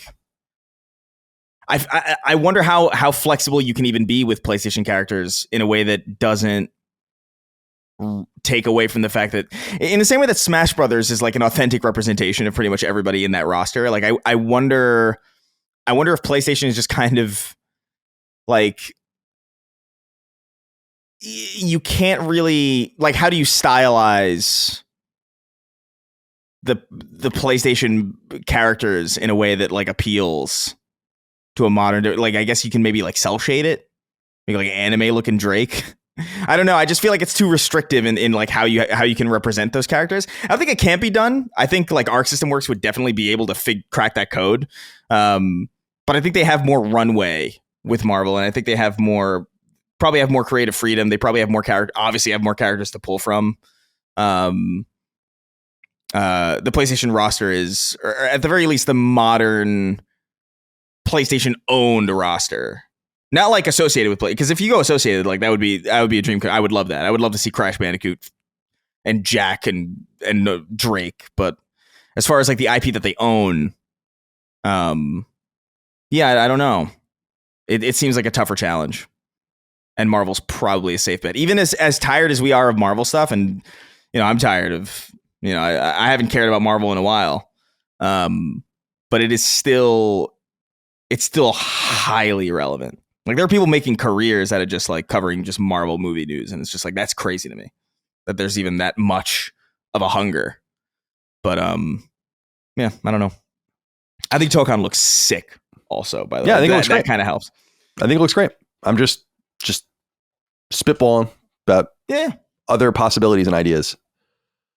Spencer Smith has the final inquiry. He says, hello, my fellow split fiction clit frictioners. What the fuck does that mean? Jesus Christ. I can't remember what show that was on, that my friend Brandon once, and so he was like, oh, you're playing clit friction. I'm like, oh no. The audience really liked that. Other morning in early AM, I accidentally deleted my Expedition 33 save file. I was about 12 hours into the story. I have a newborn and usually can fit in about 30 minutes to an hour of play before work. I woke up about 5 a.m., put on a pot of coffee, and in my delirium somehow deleted my save file instead of selecting play. I sat there in disbelief for a time. It was certainly my fault, as I then looked at what I had to do to delete the save file, press triangle, not cross, then hold cross after being prompted that this was an irreversible action. I'll never understand how I managed this. I've since returned to where I was with the game on easy, and while skipping all cutscenes, it only took about 2 hours. My question is, have you done anything similar? Lost a save file accidentally or otherwise with a large amount of progress? Did you recover from it or not? I'll sit back and slitter my clitter. Have a lovely week, gentlemen. It's horrifying. That is amazing. That's the best one yet. Slitter my clitter. Slitter my clitter. Dustin, have you lost a save before that has stuck with you? Yeah. In first grade, one of my Pokemon saves got corrupt, had to restart, and I definitely cried. I would cry too. Situation. Yeah, I would cry too. Big time. Now, Spencer, assuming he's playing on PlayStation and you have PlayStation Plus, you could have, if you delete the in-game save and then you realized, you could have loaded your cloud save back up. You would have been fine. Yep. It sounds like you've got the system sorted out, but there's a good chance you had a backup of that save if you acted quickly. So it's unfortunate, but thankfully, I don't think I've lost any progress in any game in a very, very long time. It's mainly those cartridge games, dude. Mm-hmm. You look at them wrong. Breathe on them wrong. Yeah, the batteries die and it's over. And as I've noted many times, the NES would just delete your saves if you didn't hold the reset button in when you shut off some of those games. Which is why I don't. There were games like, I think Castlevania 2 had a battery on the Famicom, but in the West it had a password system. And I'm like, I'd prefer the password system actually for these more rudimentary games, because at least you can't lose your progress. I've lost a lot of saves over time. I've told the story before. My dad dated this woman, Joanne, in like the mid 90s, and she had 2 kids. One of them was my age. Her name was Kim, and we got along fine or whatever. But she had a little brother named Brandon. He was a little piece of shit. And I had an SNES with a bunch of different games, and I had like a complete save file of Zelda: Link to the Past. And I think I was playing it and like deep into it and like kind of looking around, and I came back and he had like deleted it because he was like playing the game, and I like fucking lost it. I just lost my mind. So that's like a memory for me for sure. And more recently, during the PS3 era, my PS3 broke and I had to send it in, and I was in the middle of Rainbow Moon, which was a side quest developed East Asia Soft published role-playing game on that was actually a PS3 exclusive for a while. And so I lost a bunch of progress in that too. That was probably the last time it happened to me, because after that it was all about cloud saving, and I am crazy about cloud saving. Like every time I shut a game off, I manually upload the save to the cloud. It's like, there's no way I'm losing these saves. Like I can't, the games are too deep today, and like there's too much time spent in them. If I was raw dogging and playing Death Stranding Director's Cut for 70, 80, 90 hours and just hoping my console didn't die, I wouldn't even be able to do it. It would be like too much for me. I would like, this has to exist somewhere else. It's too risky to have this save sitting here. Chris, do you have any that come to mind for you? Honestly, I'm sure this has happened to me. I'm sure I've lost an important save file. I'm sure I've like spent hours and hours trying to do something only to lose progress, but I can't remember anything like this really happening to me in the context that it sticks in so much as that it still sticks with me today, or that I vividly remember it. I remember losing like, maybe like an hour or two, or, having like a memory card crap out on me, like, all my progress for like several different games. But the issue is like, back in those days, I replayed the same games over and over and over and over and over again. And so for me, losing a save just didn't really matter, because I was just going to get to where I was anyway. Like, saves don't really have a lot of value to me, unless we're talking about something like Death Stranding or like modern games. They matter to me more. But I've also, as time has gone on, as we've entered and gone through this modern era, I just find that saves are safer. Like, I feel like I don't lose as many saves as I used to. There's cloud saving, obviously. There's account saving too on Steam, and cross progression for a lot of things. So I don't know. Like, the closest thing that I can imagine that is like maybe somewhat adjacent to this is that I remember going on this achievement hunt back in the 360 days, and me and my friends all gathered to get this really, really difficult achievement. And we were making really, really good progress. And then we got to damn near the end. I think it was like maybe we had 2 more checkpoints to go. And then I got red ringed. That sucks. That was the only experience that's even remotely analogous to this, but that's not really a save issue. That's more of like a fucking complete hardware failure. And then like I could still jump back and do it, but I had to wait like 3 weeks because you had to wait for them to send you the coffin. You had to put the 360 in the coffin. You had to ship it out. You had to wait like God knows how long, and then you had to wait for the FedEx guy to come, and then you had to hope that the FedEx guy cared enough to actually like. Because I swear to God, this happened to me a couple times back then, where I waited for my 360, and then I've been home all day, and then I'm like looking, where the fuck is it? And then I go to the front and there's a sticker on the door. It's like, oh, sorry. Yeah, bullshit. You weren't here. We weren't here, so we took it to some fucking random undisclosed location and fucking, well, we hope you get it. It's like, cool, thanks. Amazing. But that's the only experience that I had that was even like that. And I guess like in a similar vein, although we're getting further away from the main topic, platinuming or going through the process of trying to platinum Alan Wake 2 only to have that one trophy glitch on me, I was like, oh, okay. Like, I'm still kind of working my way back up to like going back and finishing it off, because I'm just like, man, I really do love that game and I do want to play it again, but that really bothered me because I would have had it by now. Yeah, that sucks. Yeah, that sucks. Well, salute to everyone that's lost a save. Rough to lose a save. Salute you. All right, that's all we have for this episode of Sacred Symbols of PlayStation podcast. It was a good one. Let's go Yeah. around the horn, say goodbye to everyone, and be on our merry way. Chris, goodbye to you. Be well. Any plans for the rest of your day? Not really. I just got to pay some bills, although maybe I'll just send them to Pam Bondi's desk so they can just fucking vanish into the ether. I don't know. Outside of that, I think I'm probably going to try and dedicate some time to Death Stranding today. I think also after this, I'm probably going to go get a haircut. My hair is getting annoying. It's getting too long, too frustrating to deal with. So I think I'm just going to go do that probably immediately after this. Well, Godspeed to you, my friend. Be well. Dustin, goodbye to you. Be well. Any plans for you for the rest of the day? Plans for me, as soon as we are done recording, I'm going out the door, getting wings with the boys. Oh, cool. That's so excited about that. And then when I get back, I'll do some work for the show, get it ready for tomorrow. And then it's Donkey Kong time. So that's about it. I'm going to a retro game show this weekend in Cleveland, unfortunately. But it's a good show because it's not just video game sellers. Like, it's like people that have collections that they're selling off. So you can get some good deals. Cool. So looking forward to that Godspeed. as well. Good luck. Anything you're keeping an eye out for specifically? Mega Man 64 complete in box. Oh, cool. To complete my Mega Man Legends collection. Nice. Well, Godspeed to you, my friend. For me, I don't know what I'm going to do. Maybe I have to work out probably. It's hot. I want to go outside, but it's just too hot. It's just too fucking hot out. Muggy. Gross. And then, I don't know. Play more Death Stranding. Who am I kidding? I'm going to play more Death Stranding 2 after that. As one does. God bless. But I appreciate all of you guys out there for your love, kindness, and support. Thank you for being here with us. You can get us 3 days early and ad free over on patreon.com/lastdaymedia. Could not do it without you and your support over there. So we appreciate your kindness, love, and support. Lastdaymedia.store for merch. I think that's pretty much it. We'll see you next time for more. Until then, goodbye.